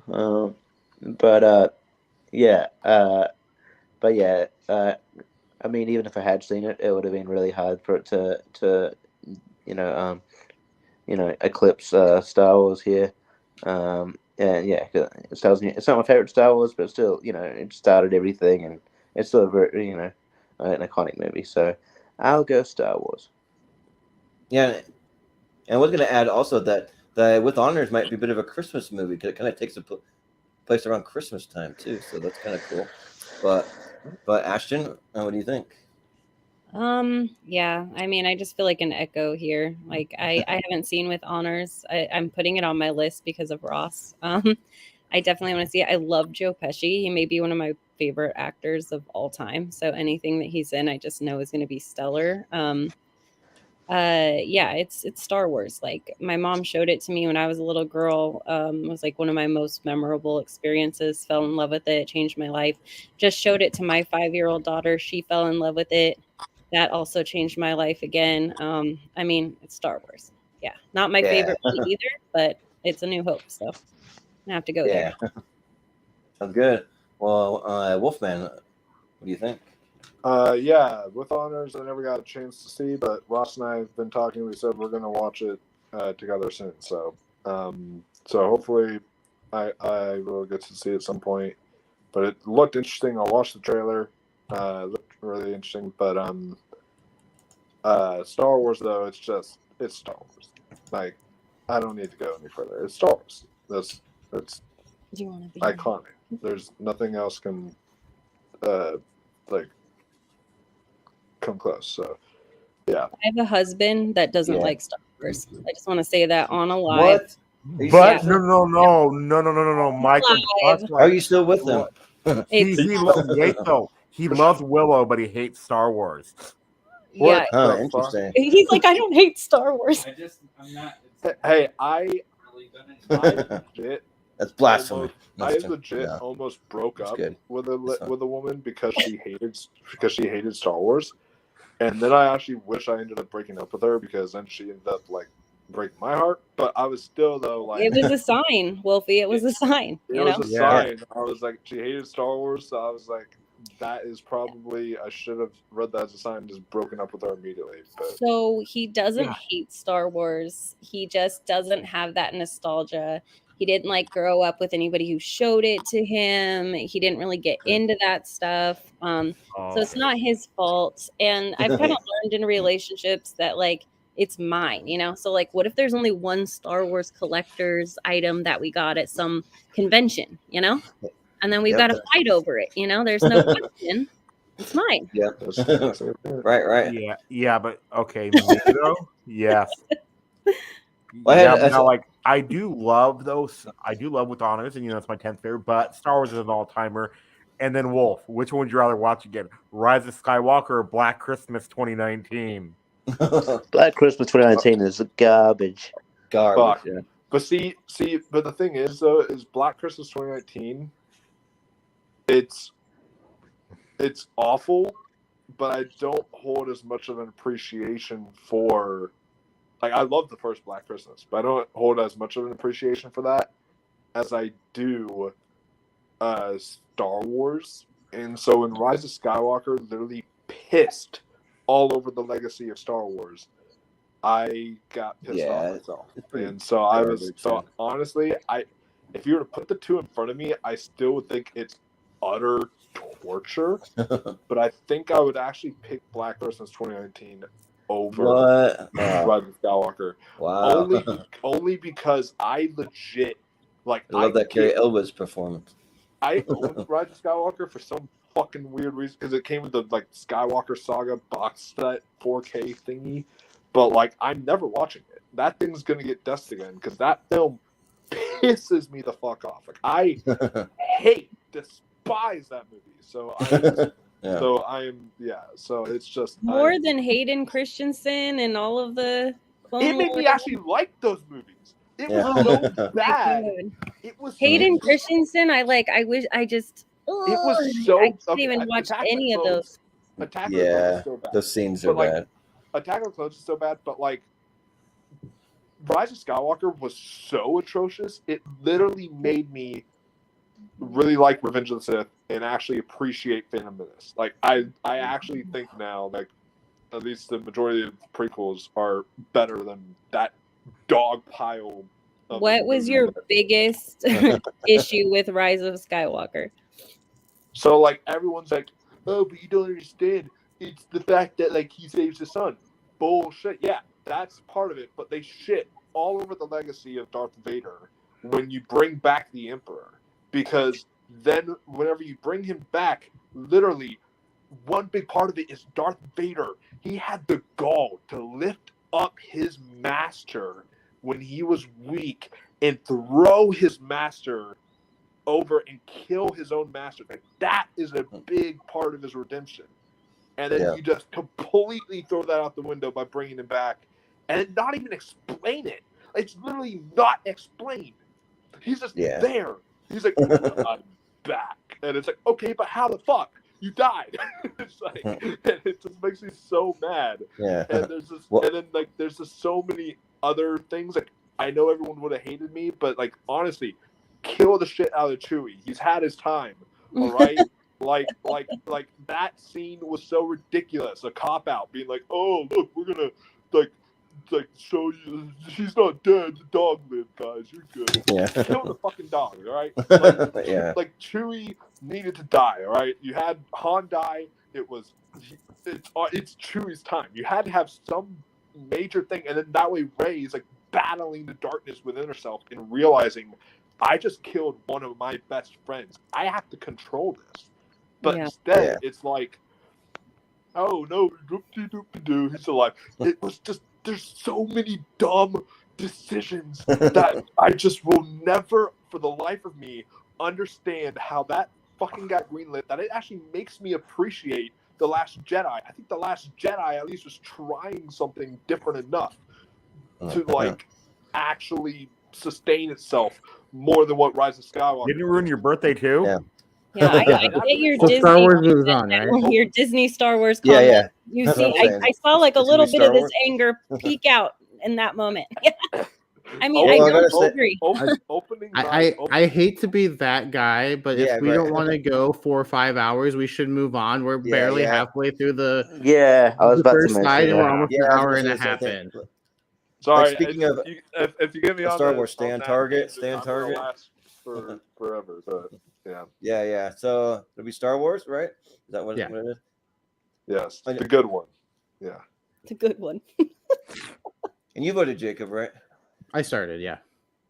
Okay, yeah, cool. But I was gonna say I'll make it really quick. I had a similar date story about this Star Wars movie specifically, where the girl had never seen Star Wars, like any Star Wars movie. So I'm like, all right, we gotta start with A New Hope. I mean, that's where it all began. Halfway through, she's like, want to go do something else? Like, I'm kind of bored of this, and I'm like, are you kidding me? So I mean, we finished our date, but then I drove her home, and that was the last I ever talked to that girl. I was done.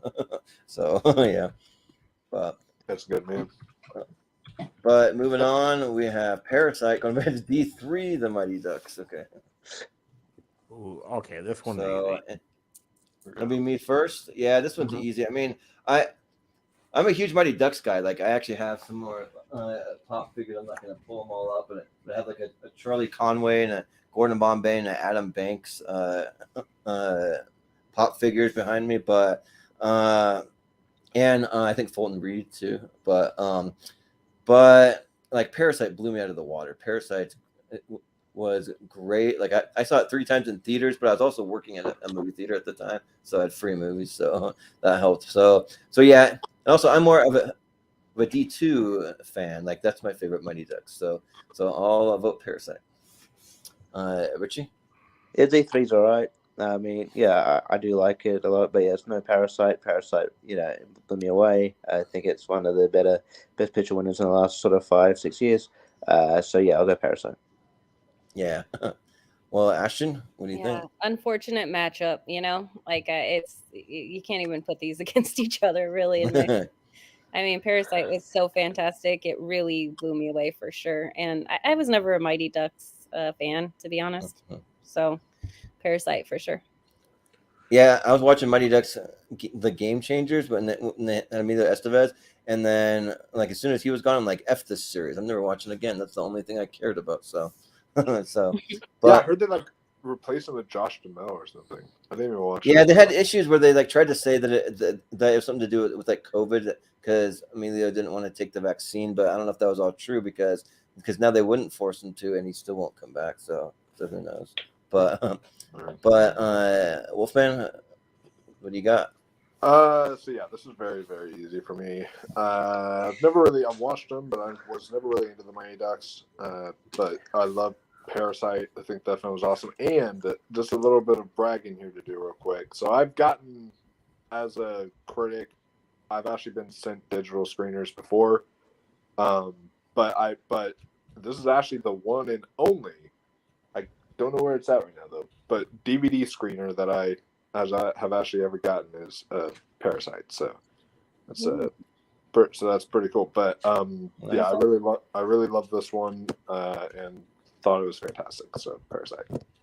Yeah. Yeah, Ross, Parasite. But I do love D3. D3 is actually my favorite one. But still, you like Parasite. And the funny thing is the guy from The Walking Dead, Abraham's in it, and he's playing a student, a high school student, like 1996, and then he was born in 1963. So yeah, but still, Parasite is one of my favorite movies ever made. D3 is good for the nostalgia, and the show's okay. But yeah, Parasite, I love Parasite. Yeah. Yeah, it sounds good. Jacob, what do you think? Yeah, this one's pretty easy too because I don't know that I've seen D3. I'm pretty sure I've seen the first and second one, but I don't know that I've ever gotten to the third one. So, I own it, so maybe I should watch it. But I'll go with Parasite. I absolutely love this movie. Bong Joon-ho, absolutely deserving of the awards that he won that year. And sorry. His new movie just got announced, Mickey 17 with Robert Pattinson. I am very excited for that. Awesome, yeah. I'll be seeing that, yeah. But yeah, how fun was that that Oscar season where they won and then they're just partying all night, just having a blast, and you see all the pictures and stuff. I thought that was a lot of fun too. So yeah, like really excited. And it made history at the Oscars, being the first international feature to ever win Best Picture. So yeah, sounds good. Well, it'll be Parasite. Yeah, moving on. All right, up next we got The Lion King going up against A Star Is Born. So Is that the recent Star Is Born? Which Lion King? Don't worry. Star Is Born. The 1994 one, not the shitty one. Which A Star Is Born? The Lady Gaga the Lady one. Gaga one, right? I know. It's just how both of these. How many? How many A Star Is Born has there been? Yeah, like 4, 5, something like that. 5? 4 or 5, yeah. Yeah. But we'll start with Richie. What do you think? Yeah, I've never actually got around to Star Is Born. It's not really something that really interests me. It's not really my thing. Like I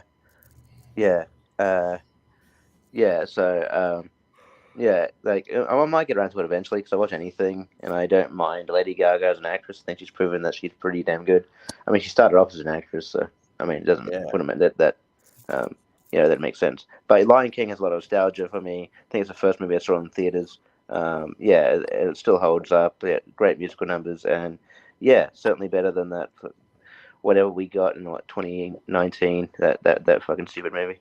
And I'm very trepidatious about the sequel / prequel. That looks a bit weird, but I will still watch it. I'll go Lion King. Yeah. Well, Ashton, what do you think?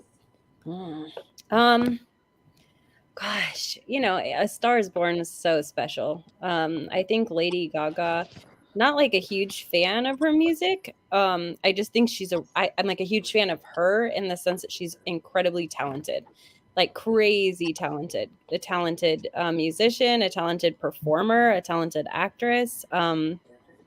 She this, and then Bradley Cooper's voice, and I don't know, the whole thing kind of blew my mind. But I mean, it's The Lion King, like that's I'm sorry, I can't. It's got to be The Lion King. Oh yeah, yep.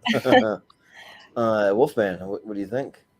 Lady Gaga may be the GOAT of pop artists right now, at least in my opinion. But The Lion King is the GOAT of animated movies.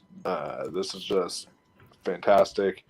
And also, Can You Feel the Love Tonight is much better than In the Shadow. Both are really good songs. Yeah. But Can You Feel the Love Tonight is like an all-timer. So I'm going to have to go with Lion King for sure.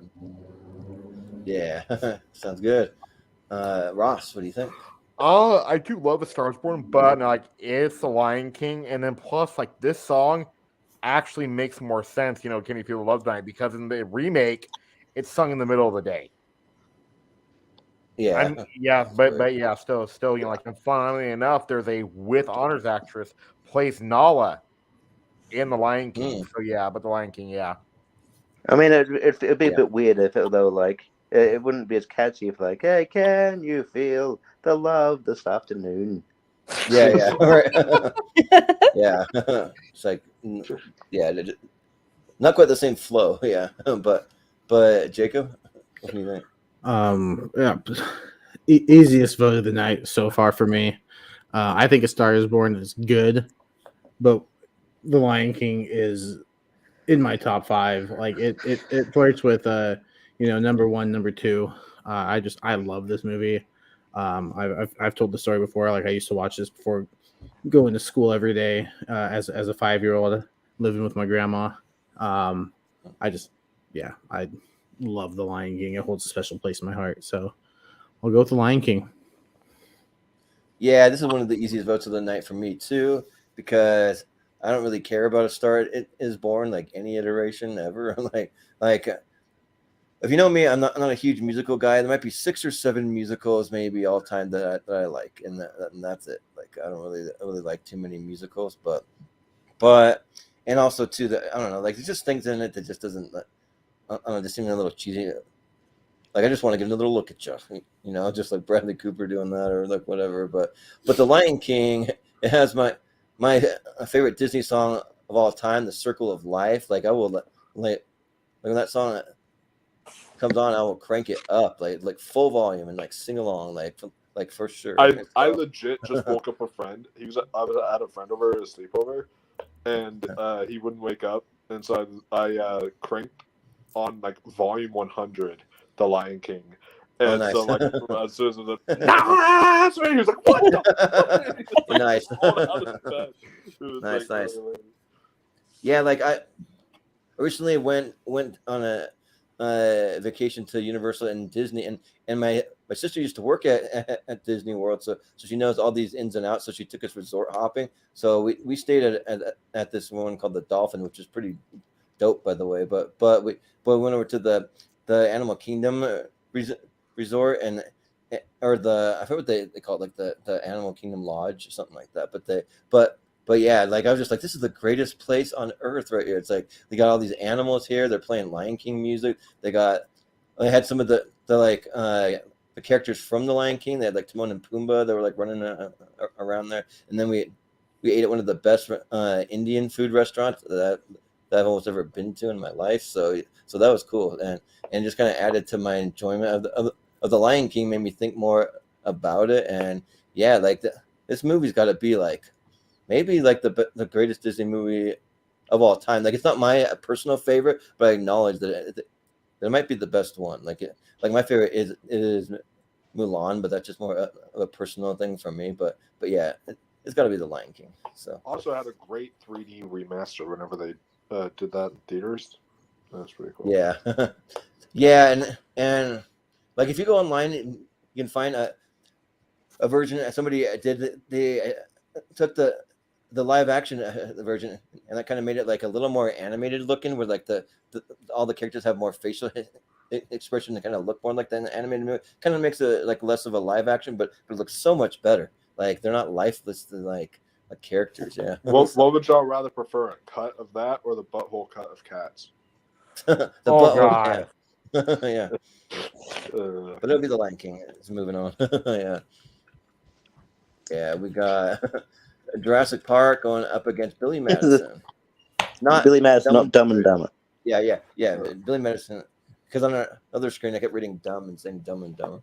But so I believe that it is it Ross first? I think it's Ashton. Yeah. Okay. Oh Really? yeah, so I'm way off. Yeah. Okay, Ashton. Yeah. Oh gosh. You're So I love Adam Sandler. This is not one of my favorites, and I feel like it's so many people's favorites that I know. Yeah, Ross and I were actually doing like our top 10 Adam Sandler films recently. Oh, and nice. Comedies or dramedies, however you want to say it. And yeah, this was like in his top 2, I think, Ross, right? No. It's like in my top 5 because remember I had Oh, you had Click in there. That was your like your random one to me. Yeah. Okay. Yeah, I'm like, my favorite is Wedding Singer. And I think it's probably nostalgia for me. Like I just love that movie so much. I can really handle it. And I love Jurassic Park. I mean, I love Jurassic Park. So this is a really hard one, but Jurassic Park for sure for me. Yeah. Sounds good.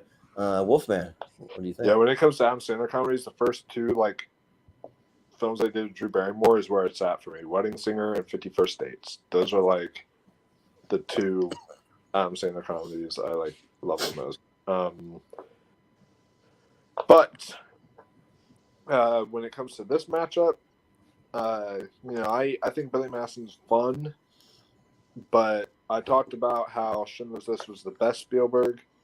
Jurassic Park is my favorite Spielberg. It literally, I was obsessed with dinosaurs. I went through a period where like all I wanted to play with was dinosaurs and everything. And it was because of this movie. I grew up with this movie. It's just so phenomenal. And the 3D re-release they did a few years ago, I even got to see it in theater again when they did that in Jurassic World Dominion back to back. So that was really exciting, and it's just this film holds such a special place in my heart. So Jurassic Park all the way. Yeah, sounds good. Ross, what do you think? Okay, Jurassic Park, but I do love Billy Madison. But now, like Jurassic Park is, I think, one of my favorite Spielbergs. But still, in Dominion was not bad. Ashton and I will have to tell you guys sometime, our shitty experience during Dominion. But but still, it's Jurassic Park. I know Jurassic Park Dominion wasn't I expected it to be crap, to be honest, but it was actually pretty fun. But it's kind of one of those that I've continued to just go to all of them because it's Jurassic Park. I mean, that's how much I loved the first one. That they can just shit all over it for the rest of time, and I will continue to see. Yeah, but right, Ash, now the worst theater experience we've ever had. Was that with Dennis everybody? ripping people's heads off. I mean, it's no. awesome. Remember that was one with the kids that were moshing and they threw their popcorn on the ground. Oh yeah. I'm a little bit of a stickler at the movie theaters, when people throw their popcorn and their stuff all over the ground. I just think it's super rude to not clean up your stuff. But we had moshing 16-year-olds while we were trying to watch the movie, so it was 20 16-year-olds jumping over seats, and and I mean it was Jurassic Park Dominion, so I mean it would have been a lot more upsetting if it was, the Fablemans or the Menu or something you had to pay attention to, really, But we'll try working at a movie theater. I worked in movie theaters for 3 years, and the worst are kids movies, hands down. You not want to go to the aftermath after a freaking kids movie. No, thank you. And you not want to clean that up. Yeah, it's bad.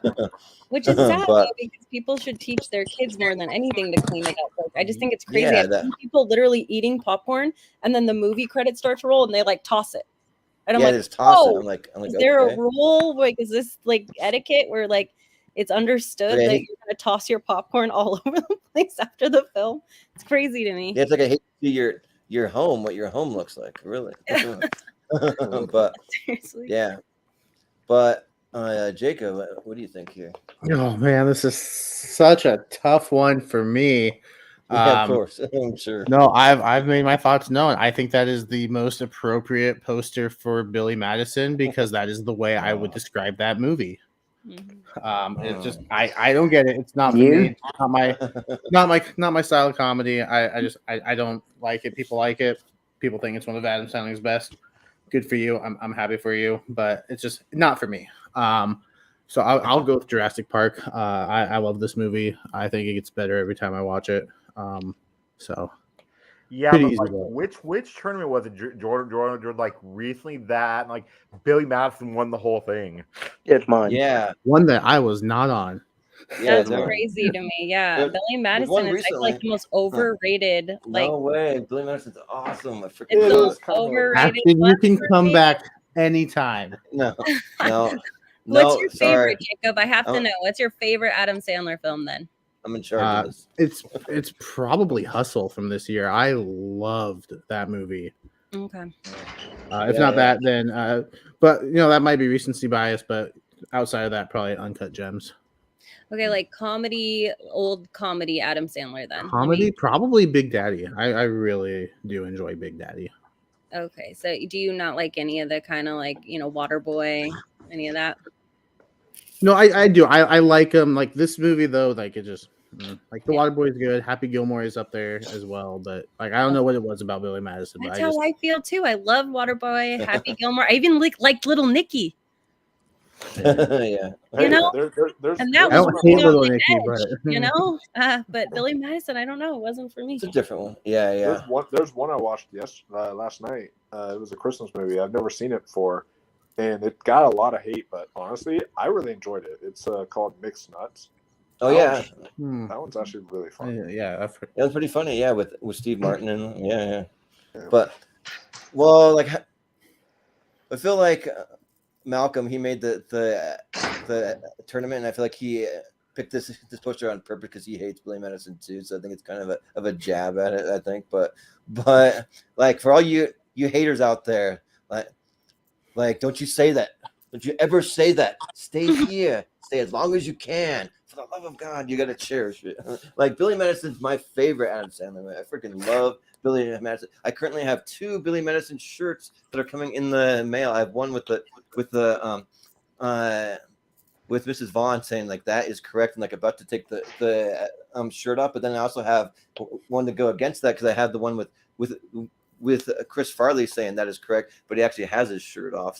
So I hope one of them is the wrong size. Just one of them, not both. That would be right. Yeah, right. But like I could quote this movie like forever and ever, like just go on and on and on. But like despite it dumb and or see, I'm gonna say it again. Billy Madison, we need to switch this poster. I'm gonna make Malcolm do it, but yeah. Despite Billy Madison being my favorite Adam Sandler movie, period, Jurassic Park is my 3rd favorite movie ever made of all time. I'm a massive Jurassic Park fan. Like I remember my theater experience was like really cool. I remember sneaking off. Like I saw it once in a tiny little 1-screen theater in a small town that I lived in, and I went with my parents to go see it. And the next day, I just snuck off without saying anything. I just went down the road. I think I was like 8 years old, something like that. And I just went snuck off to go see it all by myself. And they're like, "Where'd you go? Like where have you been?" And they're like kind of upset with me for doing that. But yeah. So Jurassic Park rules, and like I'll defend any Jurassic Park movie. I have a harder time defending what's the like second one of the Fallen new Kingdom. trilogy. Yeah, Fallen Kingdom. That one is just like Jurassic Park in a mansion. It's really weird. I don't know. It's but yeah. So Jurassic Park. Yeah. So I haven't yeah, Richie. but it doesn't matter. But yeah, I mean, Billy. I have my Madison finger one on it. It's gonna. Yeah. Okay, I thought it was gonna disappear, but anyways. Billy Madison one of my thing. Yeah, like about my the part 2. So it's not gonna probably not gonna win the whole thing. I'll try to avoid that. I kind of it was almost just to appease Jordan Owens just for let's do an Sam the final. But I do love Billy Madison. Yeah, it connects with me. But in saying that, it's not as good as a movie as Jurassic Park. So yeah, I'll go Jurassic Park. Yeah, but I am glad that it won that because it was the very last movie for our 100th episode. We wanted to have 64 unique movies for a tournament, and Billy Madison was the last one to make it in. Yes, thank you. Very last one. So Jurassic Park. It's moving on here though. We have Oliver in here. That could be a first timer. It is going up against her. So and it is Wolfman first. Wolfman. Yeah. All right, so this one's fairly easy for me. I watched Oliver, and I actually do enjoy Oliver. I think it's a good film, but to me, her with my favorite actor Joaquin Phoenix was a masterpiece. That film just touched me super emotionally. The themes that the film is addressing is about loneliness, about connection, about so much more. About so much. It's beautiful and it resonated with me. It was one of the best movies that year. So for me, I definitely am going to have to give this one to her. Yeah, sounds good. To who? Ross, what do you think? To her. Okay, me though. Okay, to Ross. I Yeah. loved Oliver. It's because I'm watching. For him. I watched it for my best picture thing. And then I was expecting it to be really boring, but I loved it. And Ron Moody as Fagin was creepy. But yeah, her is an amazing movie. I love her. It's out there and it's weird, but I do love it. Yeah. Sounds good. Jacob, what do you think? So we finally got to the matchup of 2 movies that I haven't seen because I have not seen either of these. I've heard nothing but good things about her, and I'm very interested to see it. Unfortunately, it's just not streaming anywhere for free right now. I'll go with the one that I'm probably going to be able to watch first, and that's Oliver because it's streaming on HBO Max, and it's actually on my list of my watch list right now. So That's my reason yeah. for voting for Oliver. Yeah. Yeah. So, please, sir, may I have some more? Please, sir. like Oliver is fine. Like it is kind of one of the musicals that I will watch. I'm not going to say that I love it or anything, but I think that it's all right. You know, I'll watch it if like I'm with somebody and they say, "Hey, you want to watch Oliver?" I'll be like, "Sure," but I'm not really going to put it on my own free will, probably. But yeah, her though was really really solid. Like you talk about the performance from Joaquin Phoenix, but even Scarlett Johansson just as the voice too of the AI was pretty great too, and Spike Jonze, like he hasn't done a lot of movies, but I wish he would do more. So like make some more movies, because I remember that like he did one of my favorite documentaries of the last 10 years. He did the Beastie Boys one, the Beastie Boys story, and like that actually like just really blew me away. Like I guess that they were touring it live. You could go see it live in the theater, which would be a cool experience. I wish I could have done that, but yeah. So I'm gonna vote for her. So He also Richie? did one of the Jackass movies too. Oh yeah, He's just gonna say he didn't direct it. like, didn't he do Jackass? No, just Jermaine does Jackass. No, but he was part of it. He was in. of it. Yeah, He was involved with like some of the like the intro scenes and some of those more cinematic stuff. I think, yeah. Anyway, please, sir, can I have some more? And when I say more, what more do I want? I want more of her. That movie's good. Oliver's okay. More of who are you guys talking about? I'm so confused. Yeah. I don't know. You know, see it. He got the little bowl here. He wants more of what goes in that bowl. Who is this her? Her. Her. Anyway, Oliver. You know, I'm not a huge musical guy either, but Oliver's pretty good. I don't mind it.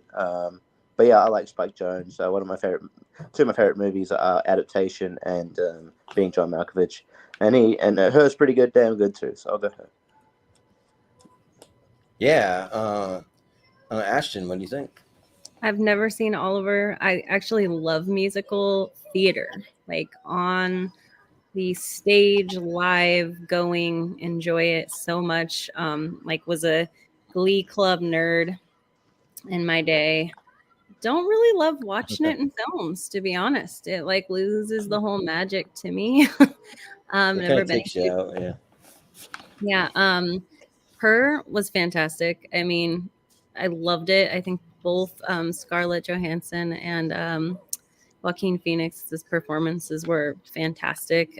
Like almost painful to watch his performance. I like the sci-fi element. I think it's really funny. Ross turned me on to Jexy, which I feel is like the crappy comedy version of her. Has anybody that stupid movie? Yeah. No, it was really funny actually. This movie was hilarious. If you haven't given it a chance, give it a chance. This movie was so freaking funny. Like I was so pleasantly surprised. I was 100% ready for just pure crap, and I could not stop laughing. It was so funny to me. But with that said, yeah, her for sure. I don't have anything really to say about Oliver. Yeah, sounds good. So it is gonna be her. She's moving on.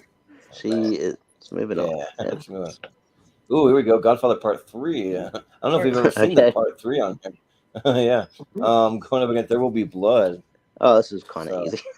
I totally forgot There Will Be Blood was on there. Dang, I haven't seen it, and I could have watched it. Ooh. Ooh, so good. That is who's up first? I think it's Ross, right? Ross. Easy. There Will Be Blood. I do love The Godfather Part 3 more than most, but There Will Be Blood is just, I actually think it's one of the best movies ever made. And then it like has a single greatest acting performance ever. So yeah, There Will Be Blood, and not even close. Even then, plus it has Paul Dano in it. Yeah. Nice. Jacob, what do you think? Yeah, it's funny. I've seen Godfather 1 and 2 like 3 or 4 times each. Never got around to part 3. I don't know why. I need to get to it. But dude, I'm literally in the same camp. I'm literally. In the I don't same know. camp. Maybe it's just word of mouth. Like, yeah, it's good, but it's not as good as the first two. Which again is a really like high bar to meet. So, like, I understand not being as good as those two, but There Will Be Blood is a fantastic movie. I've only seen this a couple times, but I like Daniel Day-Lewis's performance in this is just incredible. And yeah, Paul Dano's really good, and that bowling at like scene, like, oh my goodness, that is a fire scene. Like I love that scene. There Will Be Blood. Yeah, so I haven't seen either one of these, so this is the first matchup I can say that, and like the only thing that I know about There Will Be Blood is he has a scene where he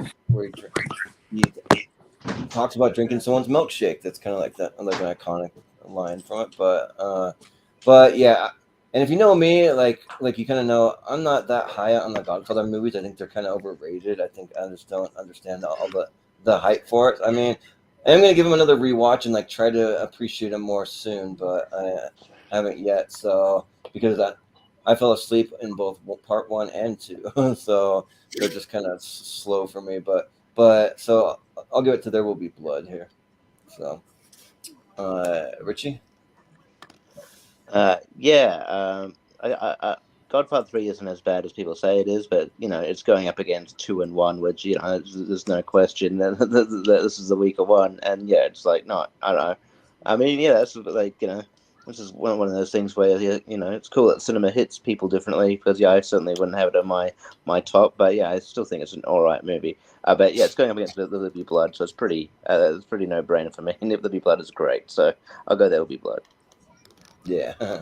Well, Ashton, what do you think? Oh man, it's like all the kings all against each other. Like some of the best male actors, some of my favorite male actors. It's really hard for me to see The Godfather is 3 different films. I mean, I realize like I can see like the first Star Wars trilogy as 3 different films, but for some reason I don't think I've ever watched them all independent of each other. Like I just like have put them on for a whole day and like watched all 3 of these films. So it's like I like The Godfather as a whole, but There Will Be Blood, Daniel Day-Lewis and Paul Dano, that like their performances blew me out of the water. Maybe the best performances I've ever seen in my whole life. Like I tell people that I know genuinely love film to watch this movie like more often than probably any other. Just because how mind-blowing, just the acting, like the actual story, the cinematography. I mean, it hits it's great to watch. Like it hits every single thing, but the acting by itself, if it was crap, everything else was crap, would carry it because it's so superb. Like it's like you're watching like the masters of the craft during this. And so for that reason, it would always have to be There Will Be Blood for me. Yeah, sounds good. Wolfman. Yeah. So earlier, Jacob mentioned how Schindler's List might be the best movie ever made. To me, that argument might be, as far as like actual crafting a film and like what it takes to make a film, I think there's real argument to be made that There Will Be Blood is the greatest film ever made. Like this film is just definition of masterpiece. Like this thing is just brilliant. And it is honestly like what Ashton said. While Joaquin may be my favorite actor, I think the greatest single performance I've ever seen put on screen ever in the history of cinema is Daniel Day-Lewis in There Will Be Blood. Like his performance in this movie. And then Paul Dano is so good. He almost outacts Daniel Day-Lewis. Almost. Like he gets so close. Like you have to be one hell of an actor to like almost outact someone like Daniel Day-Lewis. Like Holy shit, he's incredible. That's what put Paul Dano on my radar right there. I was like, Yeah. ooh, how did this even happen? Like, how did he get that close? And since then, he's been incredible in everything that I've seen him in, They're two of those actors for me, like, even if the movie is meh, like, their performance is still really solid. Like, I don't think I've ever seen a bad performance from either of them. Oh, yeah, Paul Dano carries it for me. Yep, and Paul Dano actually had a small cameo in The Sopranos. And Lincoln, Lincoln to me was a good movie, but it wasn't anything that I really was gravitated towards. But Daniel Day-Lewis was phenomenal, as he always is. And this is so obviously my vote goes to There Will Be Blood. Even if I've seen The Godfather, I would have Part 3. It would have been There Will Be Blood by a landslide. I have to look at what actually is the best film ever made, but I think there's a real argument for There Will Be Blood. It's that good. So yeah, agreed. Yeah, maybe I didn't run out to go see it because it was a Paul Thomas Anderson movie, and I really don't like Paul Thomas Anderson. I tried to watch Inherent Vice and The Master, and some of those I'm just like F off. You're way too pretentious and stuff. But it sounds like I need to go see that. And honestly, if I would have caught it, for some reason I saw it on the list and then I just totally spaced it, and I probably should have watched it. But because I probably will like this one. I'm sure it sounds like a different style for him. So yeah. Jordan, did you like licorice pizza? Did you like licorice pizza? Okay. No, I mean it was better than different than There Will Be Blood, though. Yeah, licorice doesn't belong on pizza. I mean, I kind of like Punch Drunk Love. I mean, it's Adam Sandler. Yeah. So. Yeah, Punch Drunk Love is my personal favorite of Paul Thomas Anderson. But this is this filmmaking wise blows all of his stuff out of the water. It's I'll see it soon. I got to put it on my list. But we got Toy Story 3 up against the original Godfather. Oh, this is a painful one, guys. Yeah. Oh, I mean, man. Bow out. So That's too much. I know, right? Yeah. See you later. Yeah. But you have some time because I go first. Yeah, Jacob's first. Yeah, as much as I love the Toy Story movies, even the fourth one I think is really good. But those first three are incredible. I think it was a perfect trilogy. But The Godfather is one of those that gets better every time I watch it. I rewatched it earlier this year for a show Austin and I were doing, and man, you catch so much more every time you watch it. And yeah, Toy Story 3 is a really good time. Except for when you get scared that all the toys are gonna die. But for the rest of the movie, it's a lot of fun. So yeah, man, it's tough. Usually I will go for the animated movie if I love it, but it's going up against The Godfather, so it's tough to vote against The Godfather. Yeah. Well, I think just because I know which way this is going to go, but either way, I would vote for it anyways, because I think Toy Story 3 is the best of the trilogy, and there's as far as the animated movies go, it's up there in the top, for me, probably 3 animated movies ever made. It's just so good. There's so many. Well, there's multiple scenes that'll make you cry. At least me, the incinerator scene where they're holding hands. Then at the end when Andy has to give his toys away. Then you think about the all the daycare stuff is like a prison movie. You have lots of it as the warden. You have Buzz being put in the hole. You have all these different things that really works so well, and there's a perfect ending to the trilogy. I do still think Toy Story 4 is good, but I think that it was unnecessary. We didn't need it, but it's good though still. And I already made my thoughts known about The Godfather. I don't hate the Godfather movies. I don't. I think they're good. They're just too slow for me for that style of movie. So one of these days when I rewatch it, it could be different. But I'll vote Toy Story 3. I don't think anyone that worked on Toy Story 3 actually worked at a daycare because that's not how it goes. Yeah, if it's one with experience, Jacob. Yeah, But as a guy with 10 years experience working in childcare, it's like happening. Well, like, is it the same though when the kids come running in and like throw all the toys around? Does that happen? No, because we stop that. We don't let them just run around and throw toys. Are you kidding me? Toys in half, and We put an end to That's that. order. Yeah, right.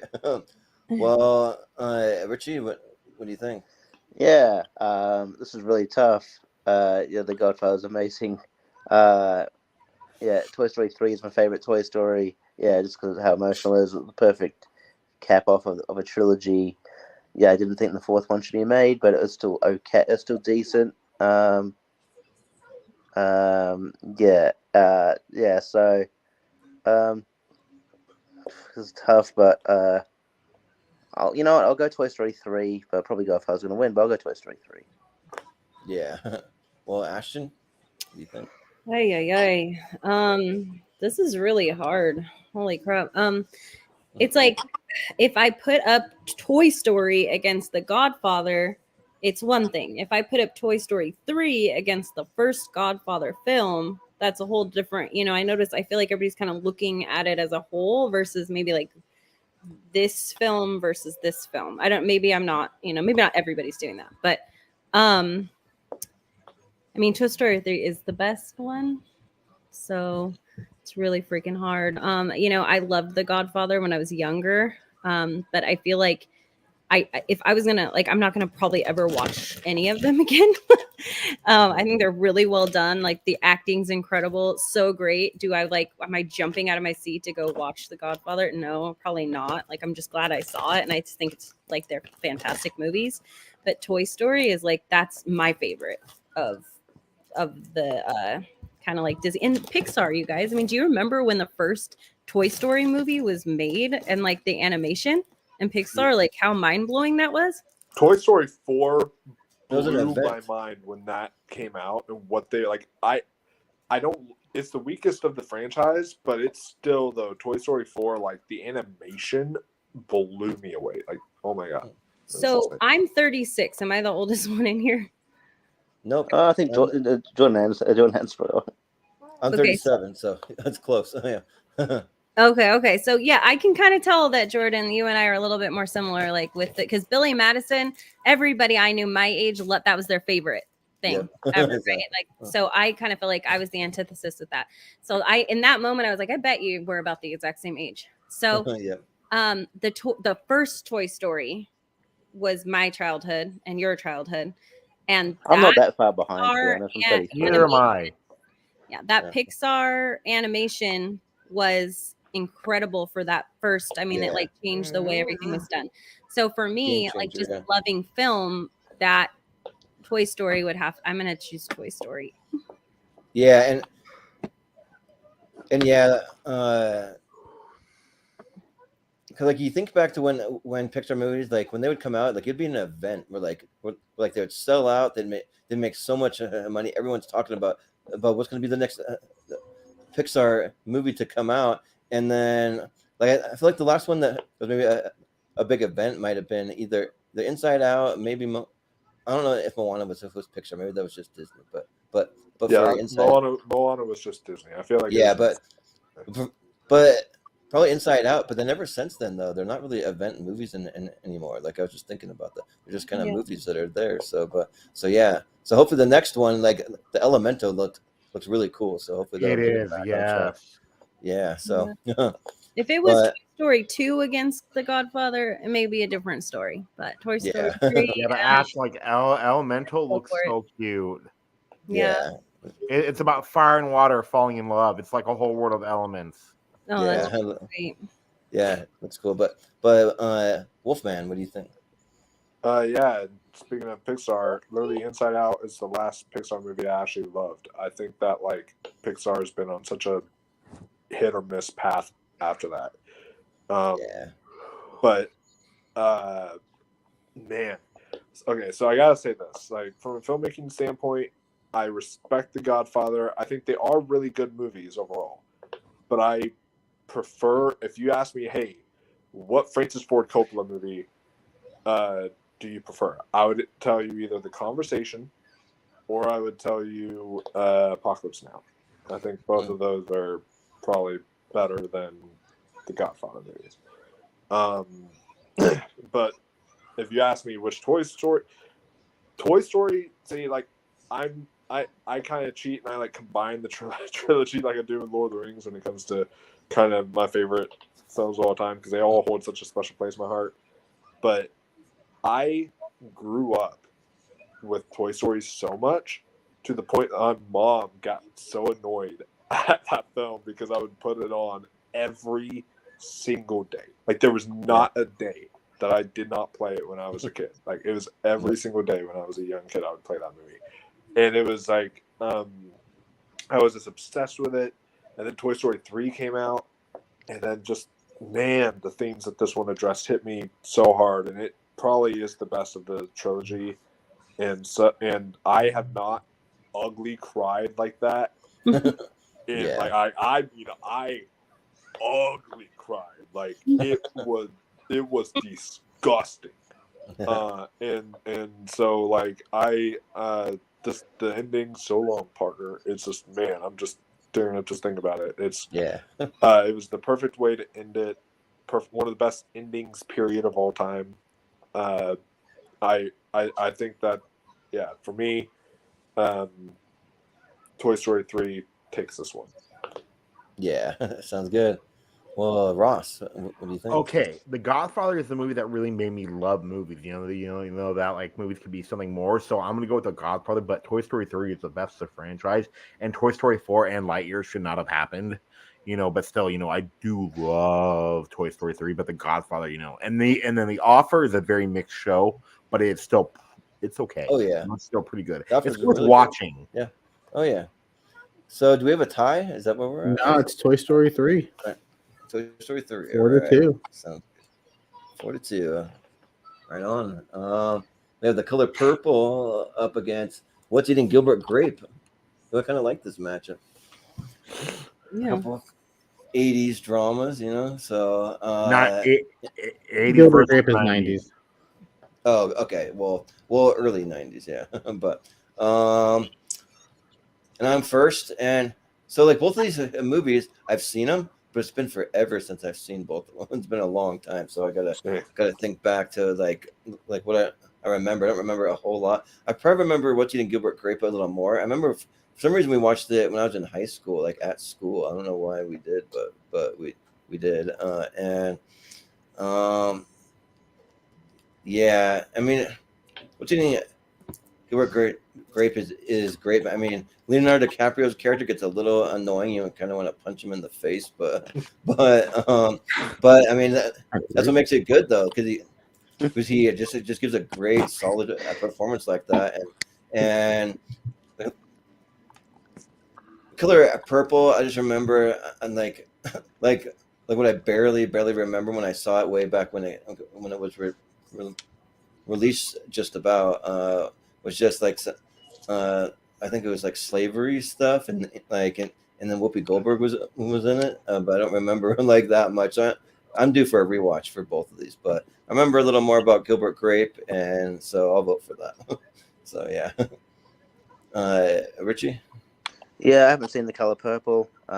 What's Eating Gilbert Grape? It is really good, and yeah, I mean, I guess I know Leonardo DiCaprio's annoying, but he's disabled. He has to anyway. Yeah. Hey, Jordan wants to punch disabled kids in the face. If you want, but that's cool. Yeah. Well, Sorry. We all have our flaws. I can come to Idaho. You can punch me in the face if you want.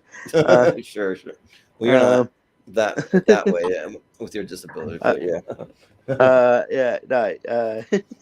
Anyway, so but what's getting Gilbert Grape is great, and it's wild that it took The Revenant until Leo to get an Oscar, where he probably should have got nominated here, and same with Johnny Depp. Johnny Depp's he should have won for this one, but yeah, so I'll go What's Eating Gilbert Grape.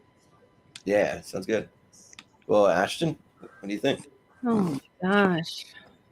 Ross knows this is a hard one for me. I mean, Yeah. two of my passions, not necessarily like my two favorite films as far as I'm not a big What's Eating Gilbert Grape fan. I do like it. I think the acting is great. It resonates with me. I work with people with disabilities. And I also was like, you know, I can identify a lot with Johnny Depp's character just in general. So it's like everything in me like just wants to love that movie so much, but I love The Color Purple. Like I love that film. I love Whoopi Goldberg. I love the music. I mean, it makes me freaking cry like crazy in it. People forget like what a good actress like Oprah Winfrey is. Like she was so fantastic. Oprah, yeah. Like it's such a poignant, amazing commentary on just race and history, and yeah, it's like if you haven't spent time watching or haven't seen it, I highly recommend. It is such a good film. So I'm going with The Color Purple. Yeah.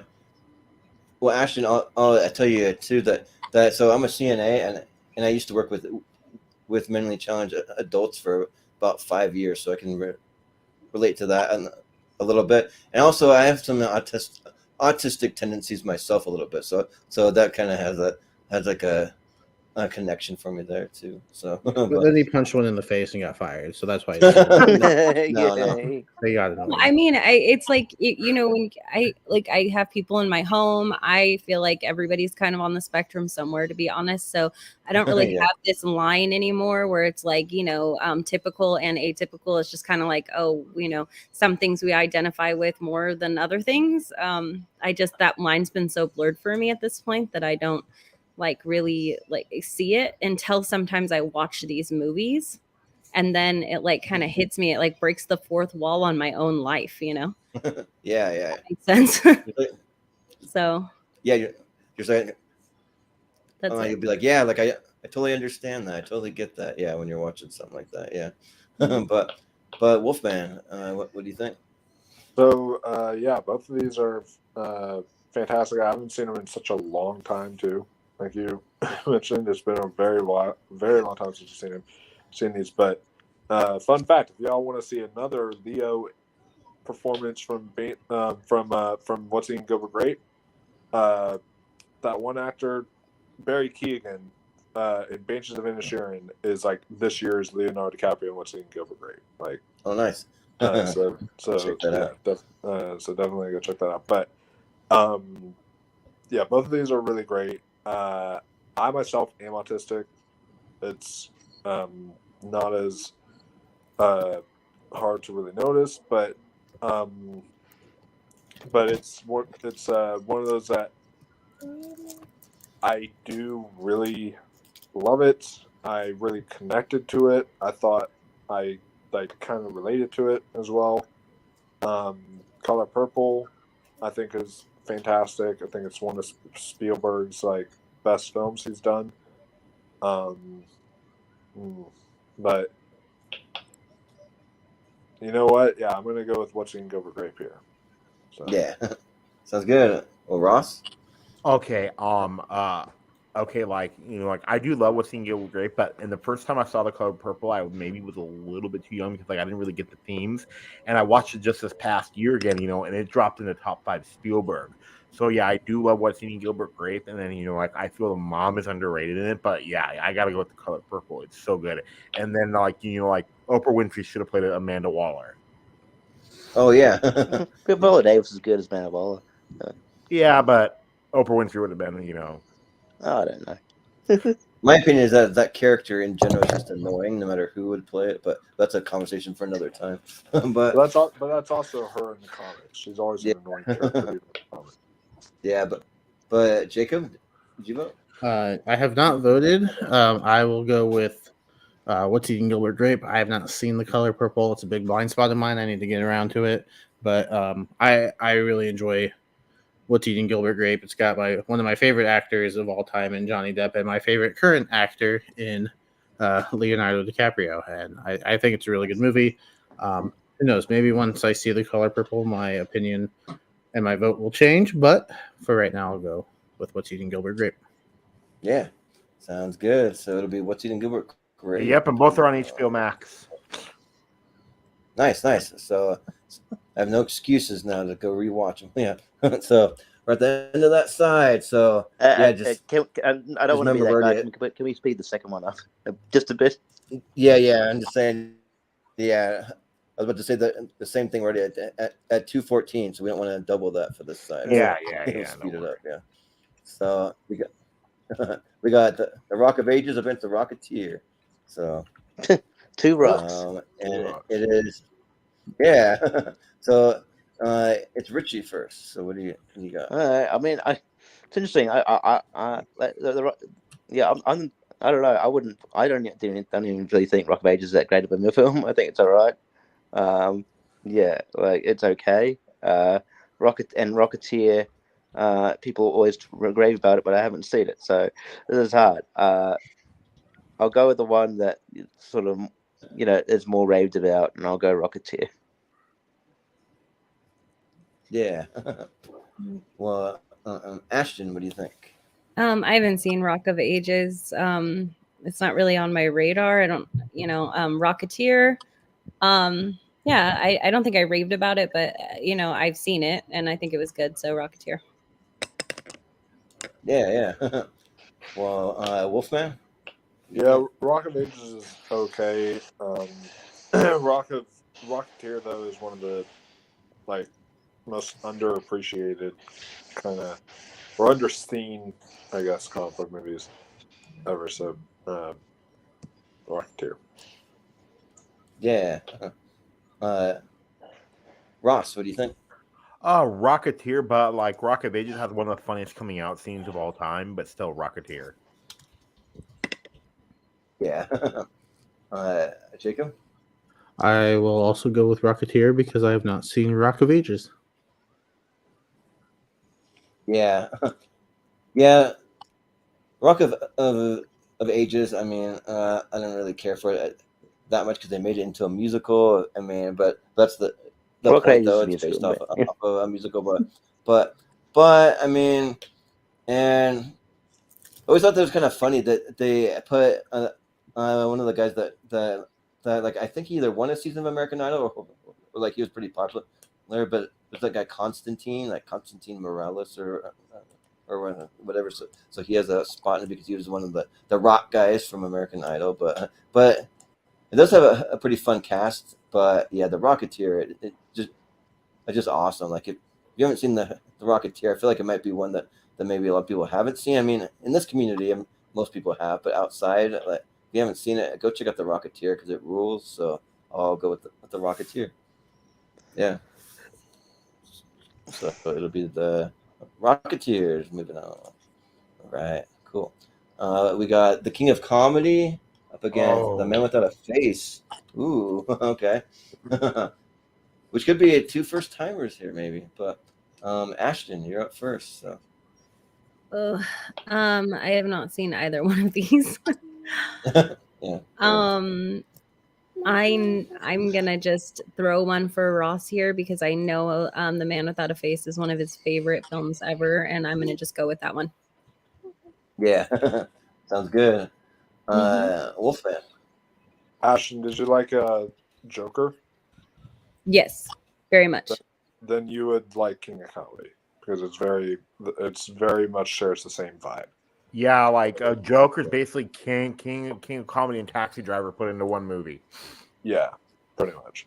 Okay, so this guy is coming apart, or what is that? Robert De Niro? Yeah. He's kind of an obsessive guy over a comedian type of thing, and I don't want to spoil it, but it's really fascinating. It's my favorite, or my second favorite, Scorsese film. I think it's fantastic. It's actually my third favorite. Sorry, Taxi Driver and then King Comedy. But it's still a great one. I love Taxi Driver. That's probably my favorite. Yeah, definitely. Because of Ross, they're both on my top 10 right now. Ross and I are basically going to be just watching movies like crazy for this next month because we both have some things that we're Nice. making each other watch. Yeah, Cool. King of Comedy for me. Nice. Ross, what do you think? Okay, I do love King of Comedy, but The Man Without a Face is my 5th favorite movie, and then it's called that for 2 reasons. Because one is like Mel Gibson's Burned, and then two now like the kid is searching for a father figure, so the man has no face. But yeah, Man Without a Face I do recommend, and then it's actually Mel Gibson's directorial debut.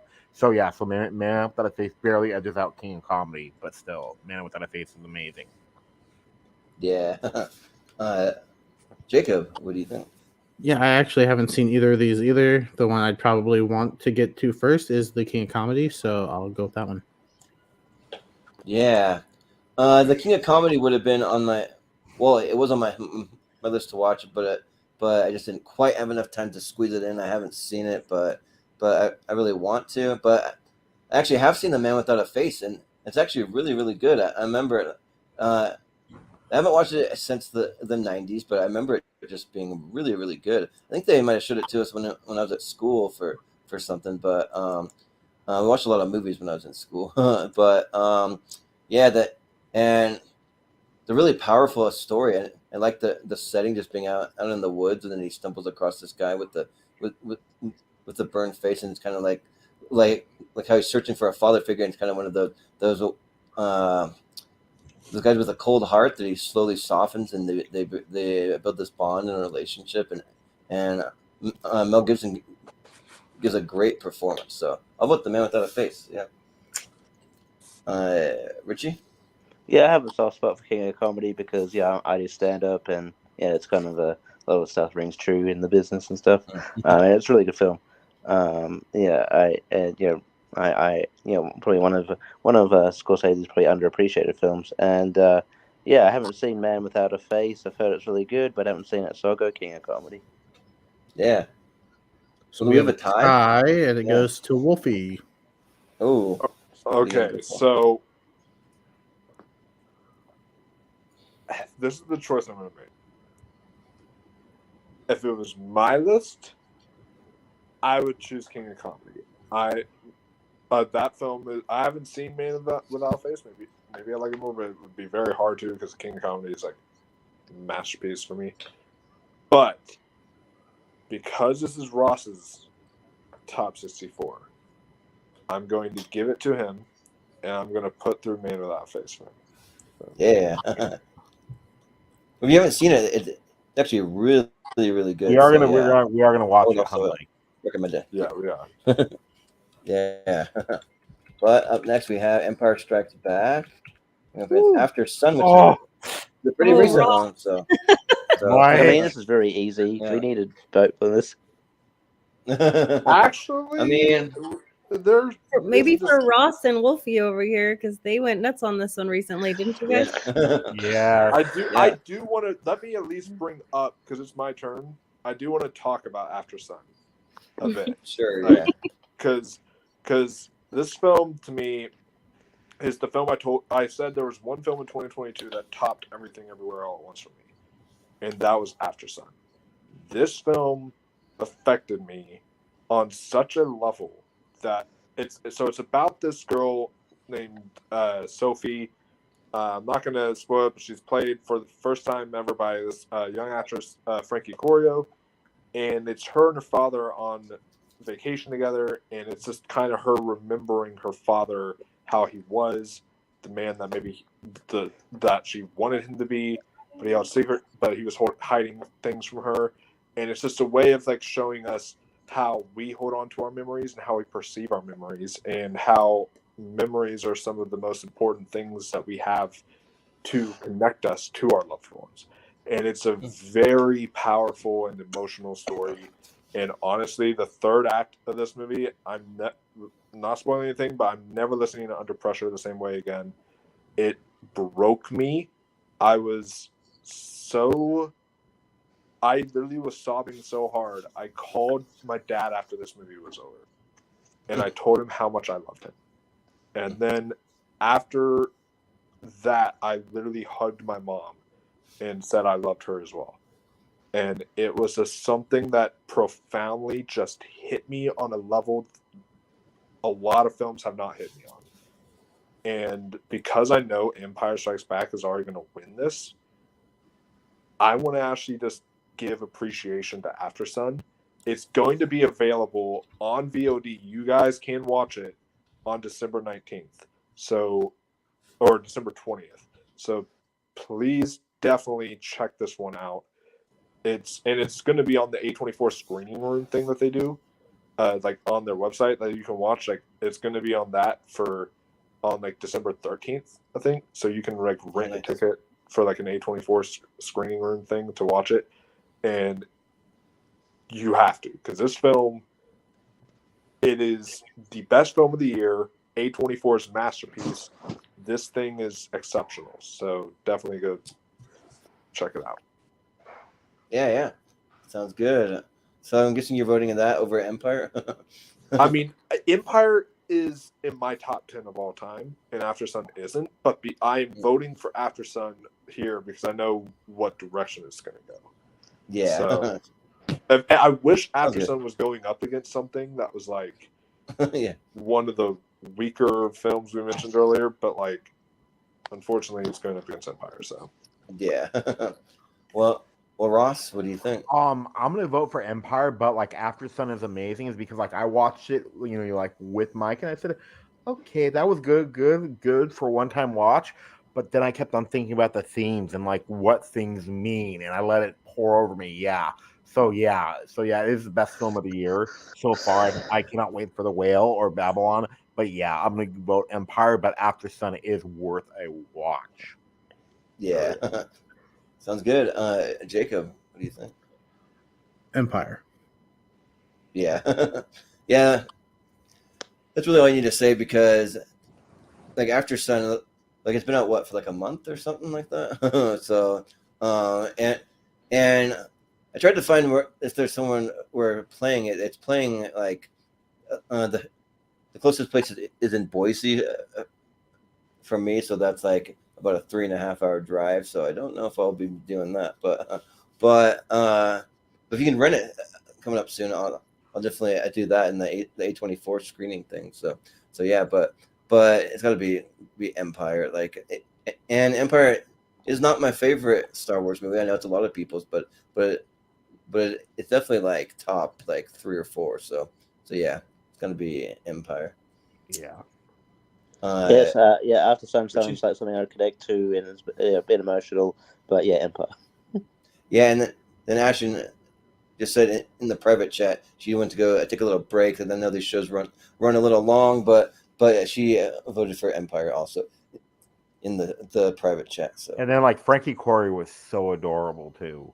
Oh, shit. And nice. Paul Mescal was incredible. Like, that's one thing I gotta say about After Sun is it's the type of film that you watch that literally the acting doesn't even feel like acting. It feels like real people just hanging out. Like the dialogue doesn't even feel like they're words written on paper. It's like nice. so natural and real. It's insane. I'll have to check it out. Yeah, like it. Because I love movies that have those really powerful themes like that. So yeah. But Back to the Future 3 against WALL-E, those are some like pretty sweet posters there. Yeah, I love Back to the Future 3. But yeah.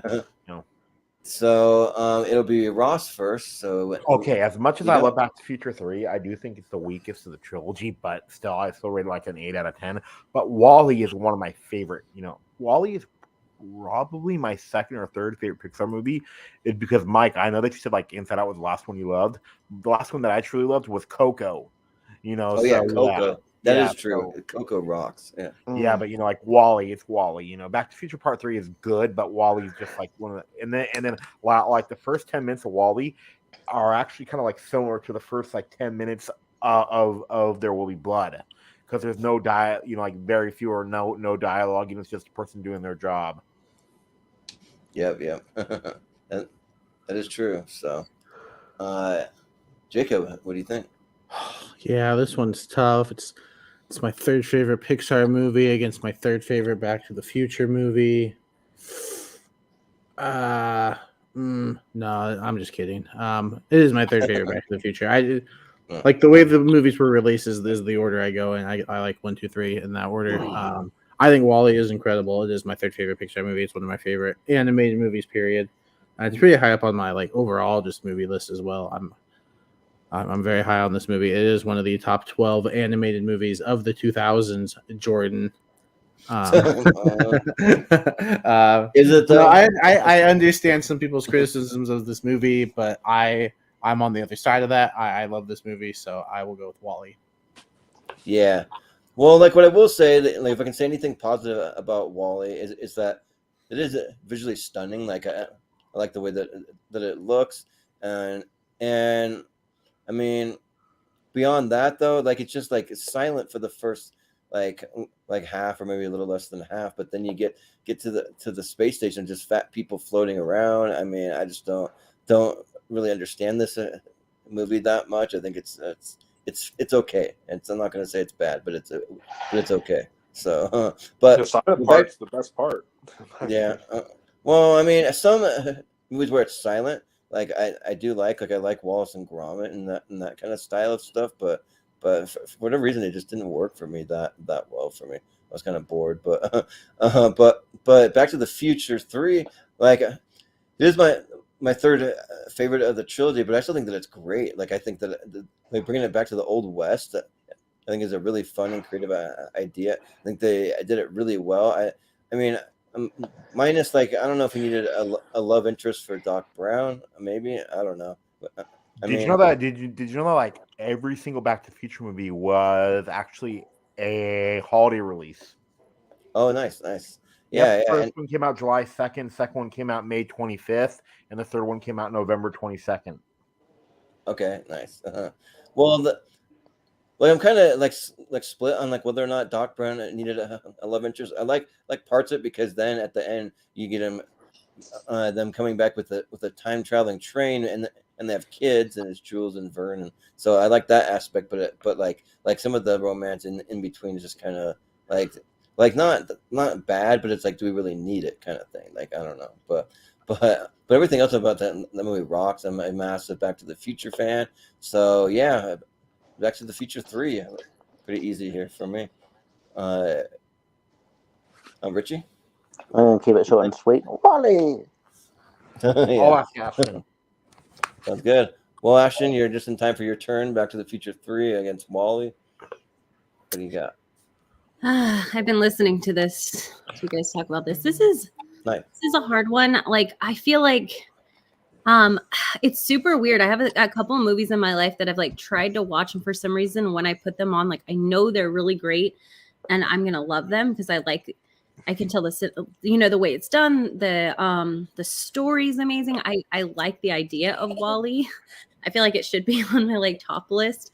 I just like keep falling asleep. It's like that. A Nightmare Before Christmas is another one. Like I like it. I'm enjoying it. I pass out. I don't know why. There's like something happening, hypnotizing me. And I'm just like a big Back to the Future fan. It's so fun. Like it's. You should show it to her, Ashton. Huh? Show it to her sometime, huh? Oh, for sure. Yeah, we're gonna have to. Amelia. Yeah. So Back to the Future for me. I have to say, Amelia just said she heard Wolfman, and she was like, "Wolfman!" So excited. Say hi. Say hi to Wolfie. Hi. Hey. So, speaking of Wolfman, it's your turn. So, what do you think? So yeah, these are both really like almost on the same level for me. Because Wall-E is one of those films that I think the first part where it is silent, I think that's actually fantastic. And then I think once you get to the spaceship and they're like bumbling fat people on ship, and there's actual dialogue, like that's where it loses me a bit. I still really enjoy it, and it's still in like my top 10 Pixar movies, but that does lose me a bit once it gets there. Back to the Future 3 to me is the weakest of the Back to the Future movies, but I still really do enjoy it quite a bit. But I'm gonna have to. I think I'm actually gonna give this one to Wall-E for me. Wow. All right. Yeah. So What are the votes at? Is Wally 4-2. Jacob? All right. Wally it is. All right. We'll see if it makes it past that. The one it's going to be matched up against. We got Once Upon a Time in America is what that is, up against Whiplash. So. Oh wow. Yeah. So and I think is it me first?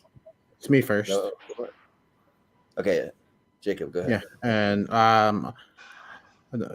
another one where it's really easy because it's a movie I've seen against a movie I haven't seen. I've seen Whiplash. I think Miles Teller and J.K. Simmons are incredible in this movie. It might be Miles. Up until recently, I thought this was Miles Teller's best performance, but he was really good in Top Gun. I think there's a conversation to be had there. But yeah, J.K. Simmons absolutely earned that Oscar win that year. I'm going to go with Whiplash. Yeah, and I have not seen Once Upon a Time in America, but I thought about maybe watching it, and then I was talking to Austin, and he said that it was a 4-hour movie, and I'm like, I ain't got time for that right now. Like if I had maybe some more notice, I probably could have watched it, but so I'll get around to it. Like it looks good, Robert De Niro. So yeah, but Whiplash though is absolutely amazing. Like this movie, it just blew me out of the water. Like it was so good. Just a movie about a drummer. And I was a little late to it because I don't really know what to think. I'm like a movie about a drumming, like really like get real. Like it can't be that good. And holy crap, it is that good. And yeah, Miles Teller, just his dedication to it. Like even after the car crash scene, like he still like just wants to be a part of this thing, and then like him blowing off his girlfriend that he's dating because like the drumming just means everything to him. And then also J.K. Simmons, he's one of the like greatest villains. Like I think that he's like so good. So yeah, I gotta give it to Whiplash, a movie that like one of the most surprising movies I've seen in a long time. That like I had a low expectation, and then like went from like here to like skyrocketed. Like it was so good. So yeah, Richie. Yeah, I haven't seen Once Upon a Time in America. I'll get around to it eventually. But when you said it was 4 hours, that that put me back a bit. But I'll probably watch it. It's kind of long. But Whiplash is amazing. It's fantastic. Yeah, it was one of those ones where it was always that J.K. Simmons was a shoo-in for best supporting, and he won. Yeah, I think it's a fantastic film. With great performances. So Whiplash quite easily. Yeah. Well, Ashton, what do you think? Hold on just a second. Can you mute your volume? No, like the actual volume on your. Sorry, guys. Oh, it's all good. Okay. No worries. Yeah, sorry. We've got Ross and I are back together now. So okay. I'm hearing my echo on his computer, and it's like you can't, it's like got a 1 second delay, and I can't. Yeah. Haven't seen Once Upon a Time in America. I've heard it's amazing. Definitely want to. Love Whiplash. I mean, it's Whiplash 1,000 times for me. It's one of my favorite movies of all time. As it's, I always enjoy this theme where somebody loves something so much that everything else in their life falls apart, right? If you've ever really like obsessively loved anything, you would understand that. Like you can't be the best at something and then have anything in your life work out other than that. Like that's it. You can't be the best drummer of all time and have like a happy marriage. You know what I mean? You can't have these things. Like it's in that theme is like really incredible to me. It kind of resonates in a way. I'm kind of an obsessive person about certain things, and I think that it's really well done. Like you see that love in that in his art, and it's crazy because it's drums. We see it with piano, or we see it with painting, or we see it with what else, Ross? I mean, we've seen this done so many times, the same kind of story, but this is drums, and it's like it's so intense, and it kind of reminds me of Paul Dano and Daniel Day-Lewis, that matchup when you look at J.K. Simmons and what's his name? Miles Teller. Miles Teller. You know, I mean, I wouldn't put them like even for sure, but it's kind of a similar thing where you're seeing like this like kind of legendary older actor and this kind of like upcoming, you know, newer actor nobody really knows that well, and they're putting forth these incredible shows, you know, this incredible performance. So I love it, like as a musician, as an artist, and as a movie lover. I love Whiplash. So I'm sorry, I had to say a little bit extra on that one because it like that movie's so dear to my heart, you know. Yeah, for sure. Yeah, Wolfman, what do you think? Yeah, I love Whiplash too. But for me, it's sort of like the what you felt about Whiplash is how I feel about Black Swan, because that's also kind of similar in the whole vein of like trying to capture perfection to the point that everything around you just falls apart. Oh, I felt that about Black Swan too.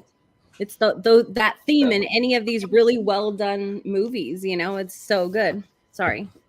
Yeah, and but yeah, Whiplash was incredible. I've not seen Once Upon a Time in America, but Ross, more than any other film, he like keeps on pushing me to watch this one, and I'm like, I will get to it, but it's like I think it's actually over 4 hours, if I remember correctly. So I'm like, I'll get to it eventually, but man, I don't know. So I will watch it though eventually, and but Whiplash, phenomenal movie. It was like it's my second favorite movie of that year because I had Birdman slightly above it, but overall though, Whiplash was a phenomenal film, and I think that it's just a masterpiece. So, Whiplash. Yeah, sounds good.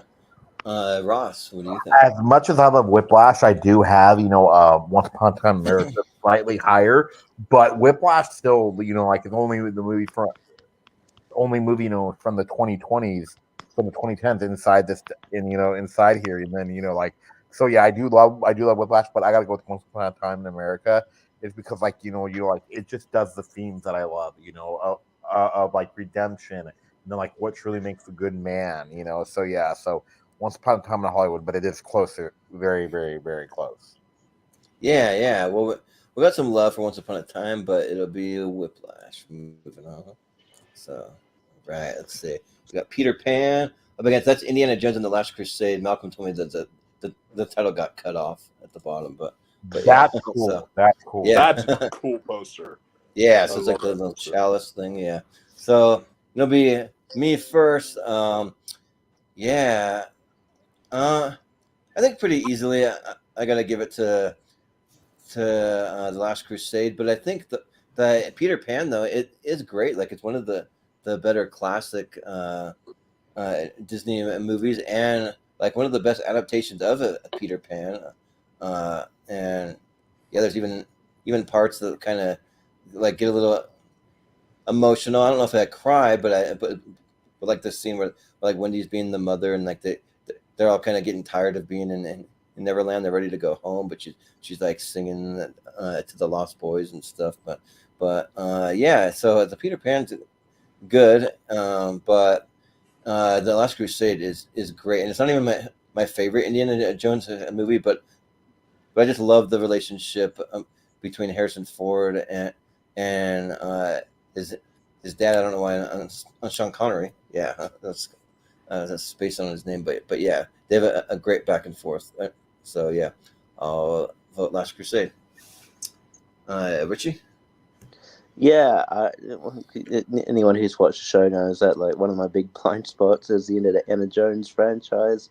I really should get around to that. Especially before the next one comes out. Yeah, maybe I'll wait till the fifth one comes out and just do all five of them. I don't know.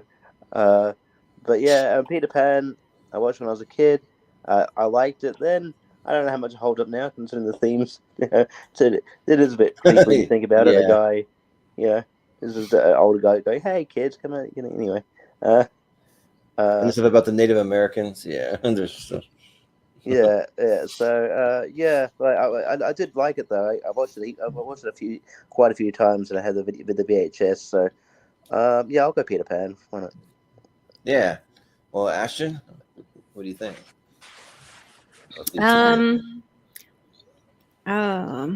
Sorry.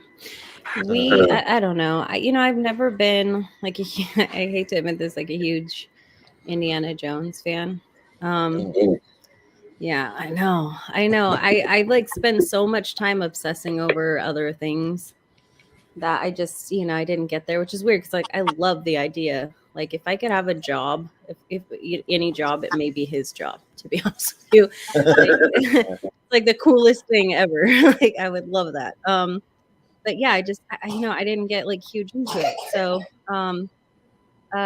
Peter Pan though, like Ross and I with the Peter Pans and the hooks and all this, like we are like forever kids. We are the Lost Boys, So that just always resonates to me. So I'm gonna have to go with Peter Pan, regardless of its super racially inappropriate undertones. Sure, yeah. Well, Wolfman, what do you think? Yeah, I watched the cartoon Peter Pan like a long time ago. Thought it was okay. I was like that weird one. Do you remember that like weird live action like Peter Pan movie that was like back in the early 2000s? Not Hook, but the other one. I don't know. I had a weird obsession with that movie, but not this one. It was like I watched this one and it was okay, but and then Last Crusade. I actually have it as my favorite Indiana Jones movie. I actually think it's slightly better than Raiders.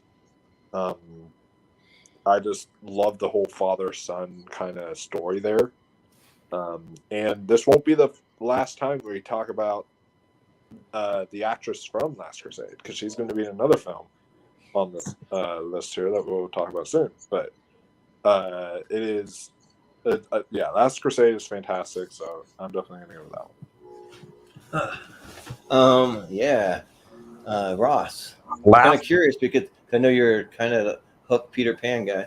So actually, Last Crusade I'm gonna go with only because it's my favorite Indiana Jones movie, and then like Sean Connery just kills it, and then like I love the meme that like going around after the third Harrison Ford plane crash from this movie. They say, do you know how to fly this thing? Fly? Yes. Land? No.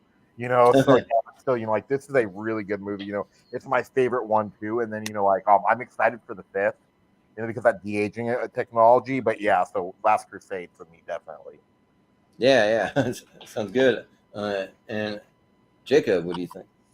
I'm actually gonna go with Peter Pan. I've seen it more, and I have a really good time with it. I've only seen The Last Crusade the one time. I need to give it another rewatch. I really enjoyed it, but I always enjoy Peter Pan just despite its flaws. Yeah. But I still enjoy it. Yeah, sounds good. Well, I think it's still going to be it's a tie. Oh, it's a tie. Oh, but the tiebreaker goes to Ross. Yeah, Last Crusade. Even though I do love Last Crusade, So you are correct. We just had to make it official. Yeah, right. Sounds good.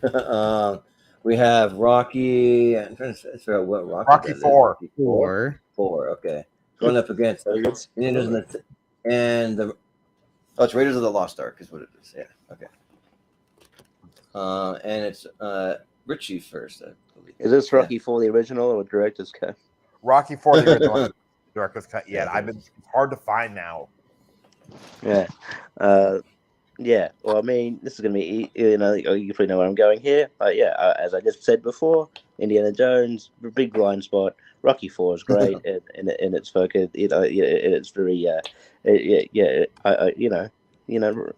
Rocky helped, end the Cold War. You can't, he can't, fault that. So, yeah, right.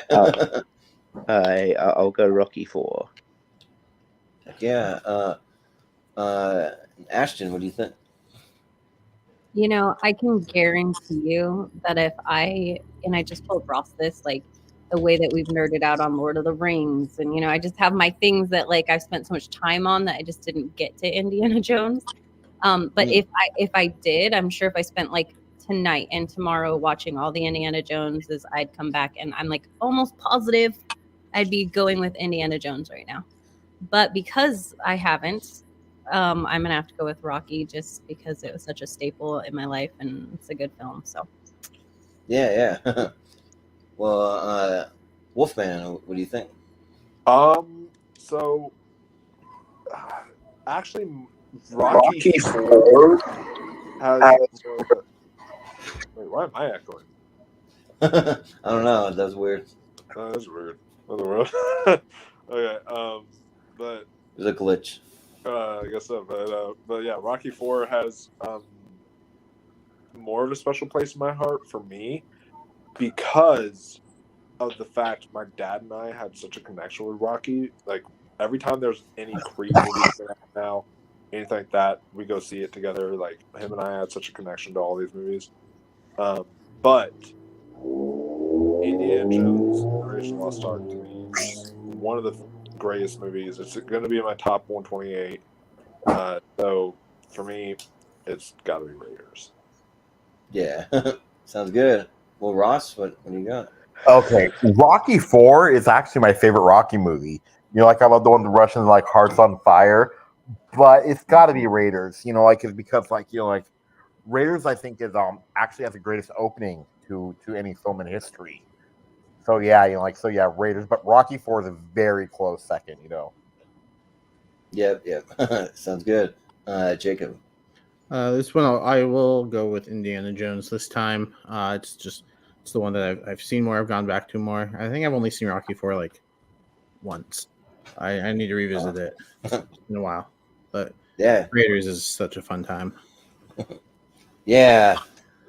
This one is close for me because I do have a lot of love for Rocky 4. Like people say that it's like just one big music video, but that's why I freaking love it. Like I think that it's great because of that, and like just seeing the way that he trains, and he has to train outside of his own country in Russia, and like the way that he does all of that, and then in the end, the way that the Drago just like disappoints his whole entire country, and it's like a whole backlash, and yeah, so yeah, it's great, but Raiders of the Lost Ark is my favorite Indiana Jones movie. Like, it's just so iconic because you have so many different scenes. Like you have the big boulder scene. You have the idol like throw me the whip, or like start the plane, like or like why did it have to be snakes, and like all the iconic moments that you think about from Indiana Jones. And then you have Marion, you have all the right stuff that just works like really well. And I think that it's got to be Raiders of the Lost Ark. Yeah. Yep, and it's also Doc Ock's first movie too. Oh, for Alfred Molina, yeah, yeah. So yeah, it'll be Raiders of the Lost Ark. It's out Rocky. Let's see what else we got. We got Uncut Gems on here, going up against Triple R. All right. Another one that came up this year. Yeah. So, but yeah, it's fucking phenomenal, dude. Like, it is great. Yeah. But Ashton, you'll be up first. okay, so I haven't seen Triple R. I don't know how to say this. Ross showed me a little bit of it earlier, and I was like, had no idea what the hell was going on. But it was pretty wild. Like, just the cinematography was so like just fun to see and beautiful. With that said, Uncut Gems is like one of the best films I've ever seen. Like, I almost had a panic attack. It was like a 2-hour-long panic attack that I enjoyed.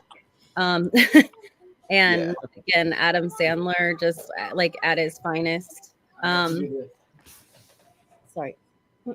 Adam Sandler at his finest. The such a good like story about addiction, really. I loved it, so I'm gonna have to go with Uncut Gems. Yeah, sounds good. Wolfman, what do you think? So yeah, RRR is a fantastic movie. It was one of the best movies I've seen this year. What is going on? And I don't know. Someone need to mute or something. I don't know what's happening. All right. Anyways. But yeah, but RRR is one of the best movies I've seen this year. It was wild. It was crazy. It is 3 hours, but that 3 hours is like the fastest 3 hours since like Wolf of Wall Street. Like it goes by so fast, where you almost don't even realize it's 3 hours. And you know, it had it all. It was so entertaining, action packed, emotional. Like you felt just everything in this movie. And it even is a little bit of a musical because it has a couple songs, but not like enough to like be classified as a musical. But to me, so I loved Uncut Gems, and probably like maybe you could argue it's the better made movie. But here's the thing: that film gave me such an anxiety attack. I've really only watched it once. Like I still love it, but like I have no desire to revisit it only because I don't want to put myself through that again. You know, I don't want to have that feeling of just sheer panic. So because of that, RRR, I feel, despite it being 3 hours, like the film is so entertaining. I could see myself rewatching that over and over and over. And I want to own it on physical media. Please release it on physical media, guys, because I would love that. But I want to, yeah, I would just watch the hell out of this. So definitely that one gets my vote. Yeah. Well, Ross, what do you think? As much as I do love Uncut Gems, you like RRR is the more fun movie, and then now you get Jordan. Why like Mike and I were kind of now like laughing at you last night when you said I don't like with like artsy fartsy pretentious foreign films because it's not that at all. No. So yeah, you know, like this one I love RRR. So yeah, I'm gonna go with RRR, even though I do love Uncut Gems still. Yeah. Jacob, what do you think? Yeah, no, this one's pretty easy. I'm gonna go with Uncut Gems because I haven't seen. Is that how you pronounce that? Yeah. You got the correct Indian pronunciation, right? It's on Netflix. Yes. Yeah. Yes. Mm-hmm. But it's on my list. I just haven't gotten to it yet.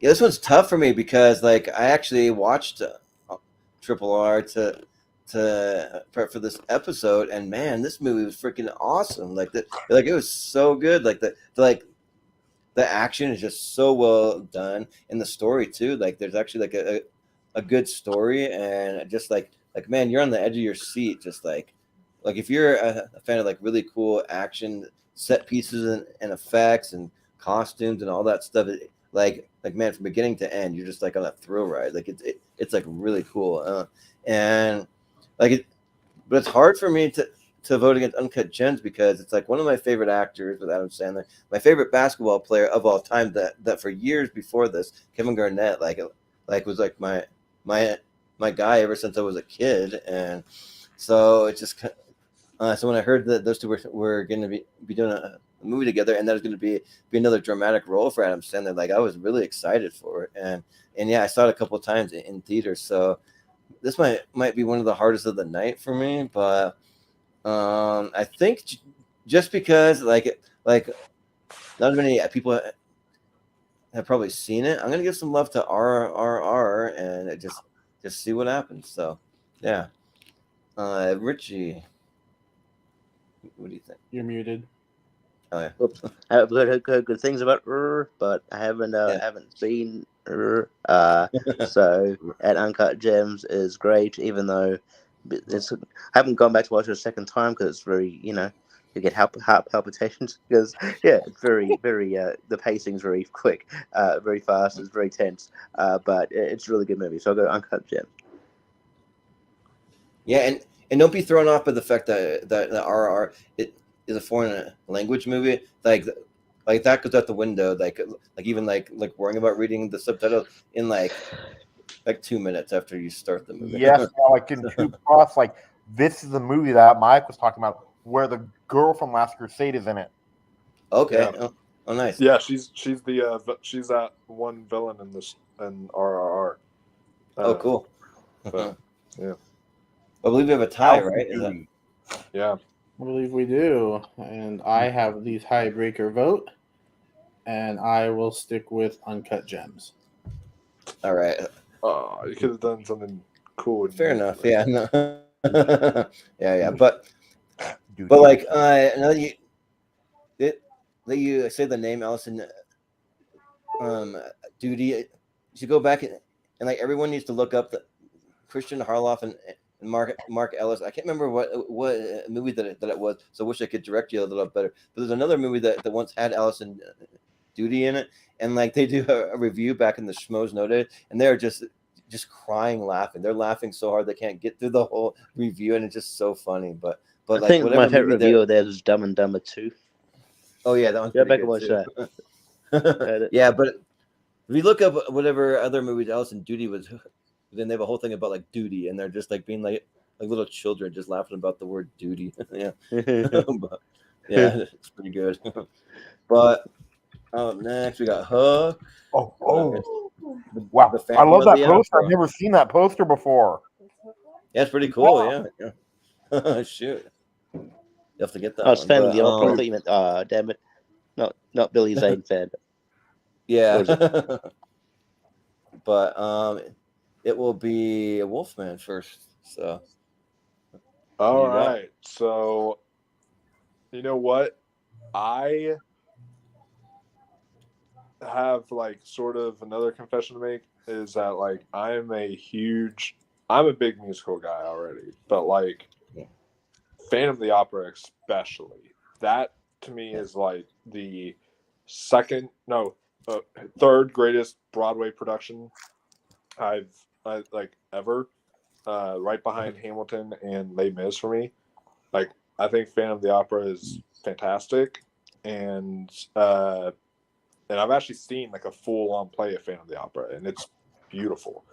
But the movie, I know everyone else like hates this movie, but honestly, like this is a major guilty pleasure of mine. Like I still am so entertained by this film. And Hook, obviously, it's underrated. Like another film a lot of people don't like. I find it very underrated. But you know what? Just because I know where this is going to go, I'm going to show some love to the 2004 Phantom of the Opera. Even though Gerard Butler can't sing worth ass, I still, I still appreciate his performance as a Phantom, and I think that the film is still really solid. So I'm going to actually give it to the Phantom of the Opera. Yeah, sounds good. Ross, I wonder where you're going to go here. I wonder. Let's see. Hook's my favorite movie, so yeah, Hook. But the Family Opera is still really good, though. It's underrated. But Hook, I love that 1970s style poster for Hook too. Yeah, that's pretty cool. Yeah. Mm-hmm. Yeah, but Hook, yeah. Sounds good. Jacob. I don't like when people assume they know where the votes are going to go, so I'm going to go with the Phantom of the Opera. Sorry. Let's see. Yeah, like I actually I really like this version of Phantom of the Opera because like I'm not a big musical person, but I do love Phantom of the Opera though. Phantom of the Opera is great. I actually saw an off-Broadway play of Phantom of the Opera, and they had some really cool set pieces, especially that chandelier at the end when it comes crashing down and all that. It's like a really cool thing. But for me, it was the boat during the Phantom of the Opera musical piece. Like they actually had the boat like moving on what looked like water, but on stage. Oh, nice! It was so like cool. That's awesome. Yeah. So yeah, I mean, but like much. I do like Phantom of the Opera. I actually probably prefer seeing it live, because you're right about Gerard Butler can't sing worth ass, and like Patrick Wilson. I mean, he's all right in it too. And then I guess the lead actress is Emmy Rossum. I don't really know much about her other than this movie, but Hook though is great. Like Rufio, and then it has a great score too. That really solid. I mentioned before, the first time that I ever saw Hook as a kid, I didn't realize that was Dustin Hoffman because he just disappears into that role as Captain Hook. It's just so good. And then of course Robin Williams. I mean, you can go on and on about the cast that's That's really solid. Mr. Shmee, I forget the one from Who Framed Roger Rabbit. I always forget the actor. Bob Hoskins, yeah. Bob Hoskins. He's great. Yeah. So yeah, I'm gonna go Hook. So, but Richie. Yeah, if this was The Phantom with Billy Zane, that classic from the Yeah. 90s, this would be a very closer match. But no, Hook is great. Cut off. Yeah. Yeah, I recently had to argue whether Hook was the most underrated Robin Williams movie or was it World's Greatest Dad. I still think it's World's Greatest Dad. That's my because that was my vote. But I still think Hook it is pretty underrated. But yeah, I do like it, so I'll go Hook. Yeah. Well, Ashton, what do you think? Yeah, Phantom of the Opera may be my favorite musical. It's like the classic Broadway musical, in my opinion. I saw it in New York on Broadway at Marriott It's the Marquee Theater. That's what it is. The Marquee Theater was. I think they still play it, and just everything. The chandelier dropping, the boat, the running. They run along all the different like they're getting chased, and you can see like they pop the lights on. You can see people running here. Then all of a sudden, people are running down in this corner.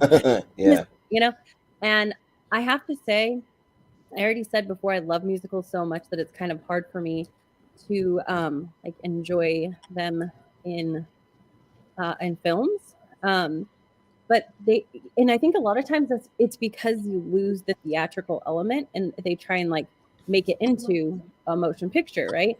But this one actually, they did a pretty good job capturing like the feeling of the theater somehow. So I do have to give them like some props on that. That it made the movie a lot more enjoyable in my opinion, and I actually really liked it. And I think Emmy Rossum had a beautiful voice. She's on Shameless. Okay.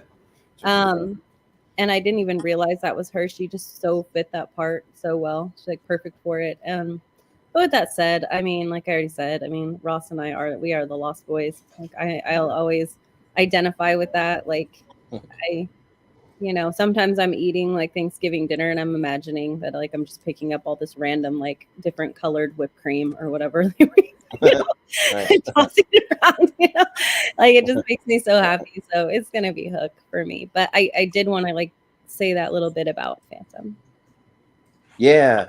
I also want to give a shout out to. There's one of my favorite punk rock. Well, like one of my favorite, which is probably like. I was big into punk rock when I was in high school, so like that's like 50 bands right there. But there's a band called Rufio though, and they use like some of the lines from the movie like before and after some of their music, and they're pretty good. I think they might even have a song where they're like singing about the Lost Boys and all that. So that's cool. Yeah, so, I know that band. I like Yeah. They're pretty good. So yeah. But yeah, it'll be Hooked though. So. Yeah. Sounds good. We got another musical. We had Back to the Future 2. So yeah. So and this time it is Ross first. So okay. As much as I love Back to the Future 2, it's my favorite Back to the Future movie. I gotta go with Sweeney Todd. It's probably up there with my favorite musicals, but still, like Sweeney Todd is amazing. And then in fact, before Wednesday, it was the last Tim Burton property I actually truly liked. Yeah, so yeah, because like people love Big Fish, I didn't, but Sweeney Todd is amazing. It's my like third favorite Burton movie. Yeah, sounds good. But yeah. Well, Jacob, what do you think? You know where he's going. Yeah. I really enjoy Back to the Future 2. I think it's a really solid sequel. But Sweeney Todd is in my top 3, like, period. I love this movie. I think just everything about it is nearly perfection for me. It used to be my favorite movie of all time, but now it like my top 3 fluctuate. Like I could call any one of the 3 my favorite movie, and I'd be okay with it. Funny enough, they're all musicals. One of them just happens to be an animated musical. But yeah, Johnny Depp, I think, is cast perfectly. Alongside just a stellar cast, Alan Rickman, Timothy Spall, Sacha Baron Cohen, Helena Bonham. Like I think, yeah, just everyone is great. If we weren't over 3 hours already, I could keep going, but in the interest of time, I'll stop and just give my vote to Sweeney Todd. Yeah, sounds good. I figured you'd probably go there, but yeah, Sweeney Todd is one of the few musicals I really do like, because kind of like Ashton was saying before, like I like the musicals that's not singing from beginning to end. That's why I cannot stand movies like Les Mis where they're just singing from beginning to end, and you lose the cinematic element. Because when you go to a movie, you want to see an actual movie. If you want to see a musical, then go to Broadway or go see some live play somewhere, you know. But like Sweeney Todd actually really, really works, but it has to go up against Back to the Future Part 2, and that movie is in my top 5 movies ever made. Like it's just like really, really good. And like I just like how they revisit the events from the first movie. Then they go off in like an alternate timeline that's pretty cool. They go in the future, and there's a lot of cool elements to it. If you saw the other night, like Austin was like quoting the whole entire like the story of Biff Tannen in the Biff Tannen Hotel Casino. He like knew the whole thing from beginning to end. So I thought that was fun. We need him here for that commentary sometime again. But yeah. So for as much as I do like think that Sweeney Todd's one of the best musicals out there, I gotta go with Back to the Future Part 2. So, Richie? Yeah, I love Back to the Future too. But yeah, I think I'm also going to get something after Sweeney Todd here. It's I'm not a huge musical guy myself, but yeah, this is sort of definitely more my speed. And I loved all the characters. I love, I love the side characters. I loved Sacha Baron Cohen, Alan Rickman. But yeah, I just like the world that Tim Burton created. So yeah, I'll go Sweeney Todd. Yeah. Well, Ashton, what do you think here? You're muted. You're muted. There we go. Okay, sorry, we're juggling computers over here. Right. So I'm a big Back to the Future fan. I do agree. Like I think that the sequel is as good as the first one for me, if not better. But with that said, I think you were saying, Jordan, about Les Mis, and the singing all the way through. I saw Les Mis on this list. Not my favorite. Yeah, me neither. I didn't enjoy it at all, really. But now I can tell you, I've seen Sweeney Todd off Broadway, and I will say this is the one musical that I prefer as a film because they did such a good job.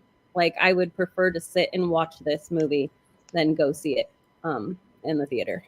It's like kind of a masterpiece. The actors, I mean, we have Alan Rickman, we have Helena Bonham Carter, we've got Johnny Depp.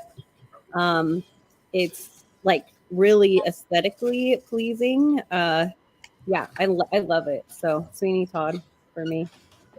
Yeah. Sounds good.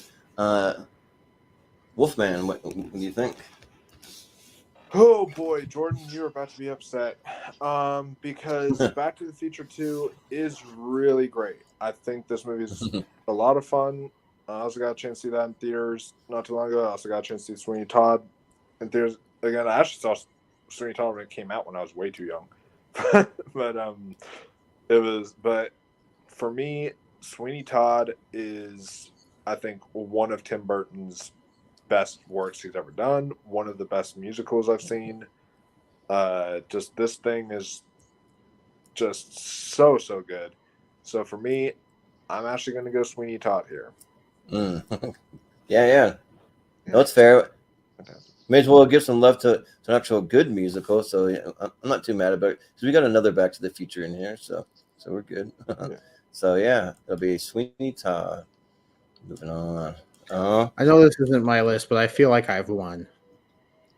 Yeah. I remember you got so excited when it got second on our Tim Burton tier list. I was very surprised because I feel like I'm a lot higher on that movie than most people. So yeah. There you go. We got This Boy's Life going up against The Thing. Oh, do we even? It's an interesting matchup. Do do we even need to vote on this one? It's like, Yeah, what is this Clearly, boy's this life? boy's life.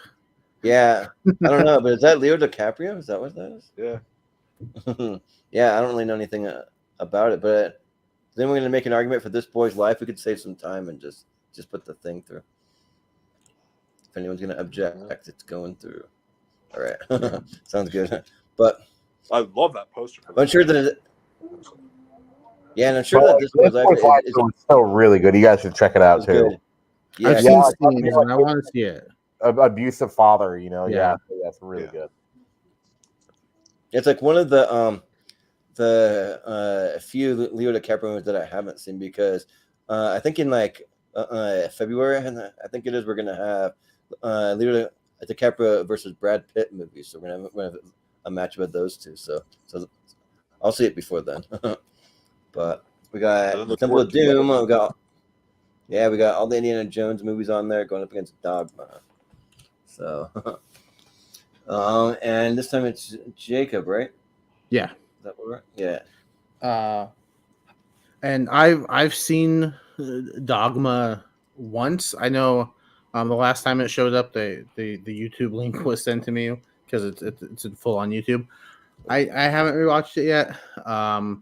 So I like it's very fuzzy. Temple of Doom I watched recently for the first time because Austin and I did a show about director blind spots, and one of my choices was Spielberg. I hadn't seen the other two Indiana Jones movies that count. So I watched Last Crusade, Temple of Doom, and I really enjoyed Temple of Doom. So even though I've only seen both once, Temple of Doom is a more recent watch, and I remember more of it. So we'll go with Temple of Doom. Yeah, and I know recently we did the greatest villains of all time series, and I forget the name of the like tribal chief guy, the Kaelee guy, but like he made it pretty far. I think he was in like their final four or something. Yeah. So that was cool, but yeah, I think both of these are pretty great though. Like I gave Dogma a rewatch recently, and I always shout out.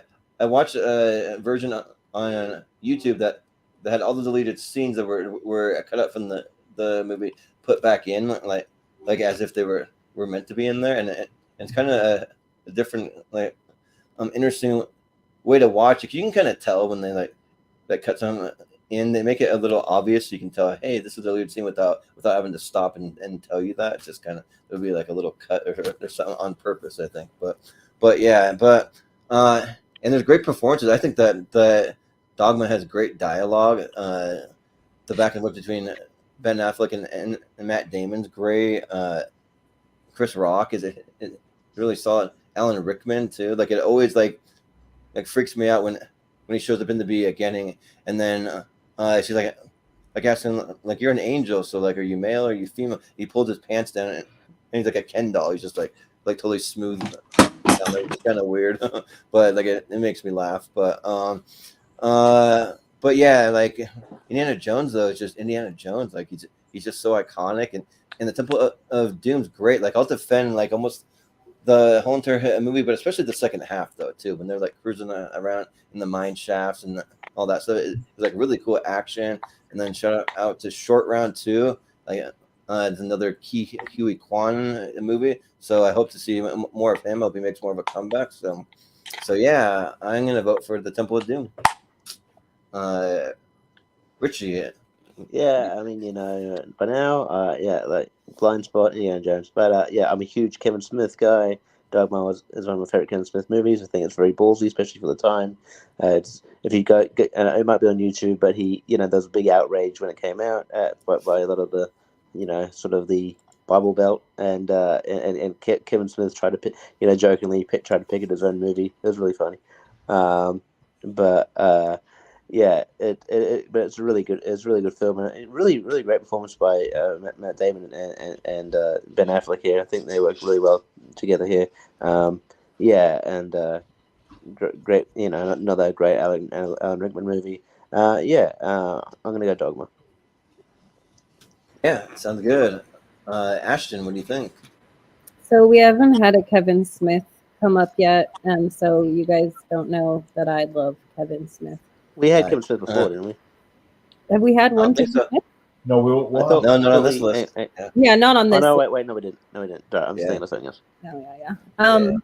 I love Dogma. I mean, like Clerks is one of my favorite movies of all time. Like Chasing Amy, I can do. So it's not really a competition for me. This like acting lineup is incredible.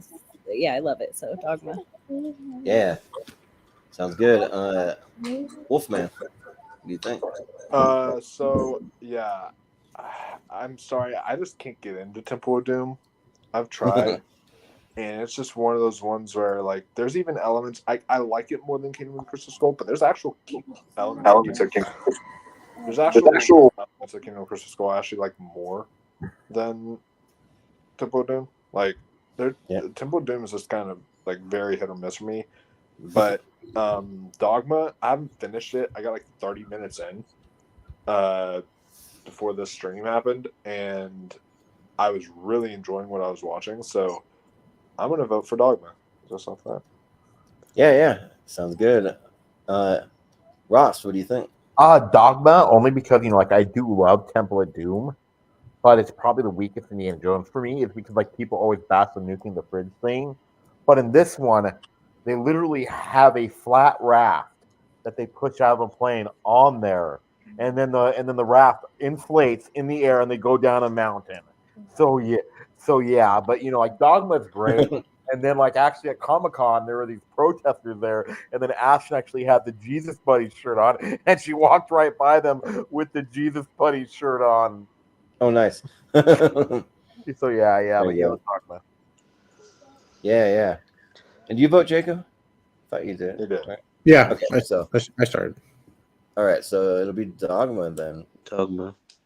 Moving on. Cool. Yeah.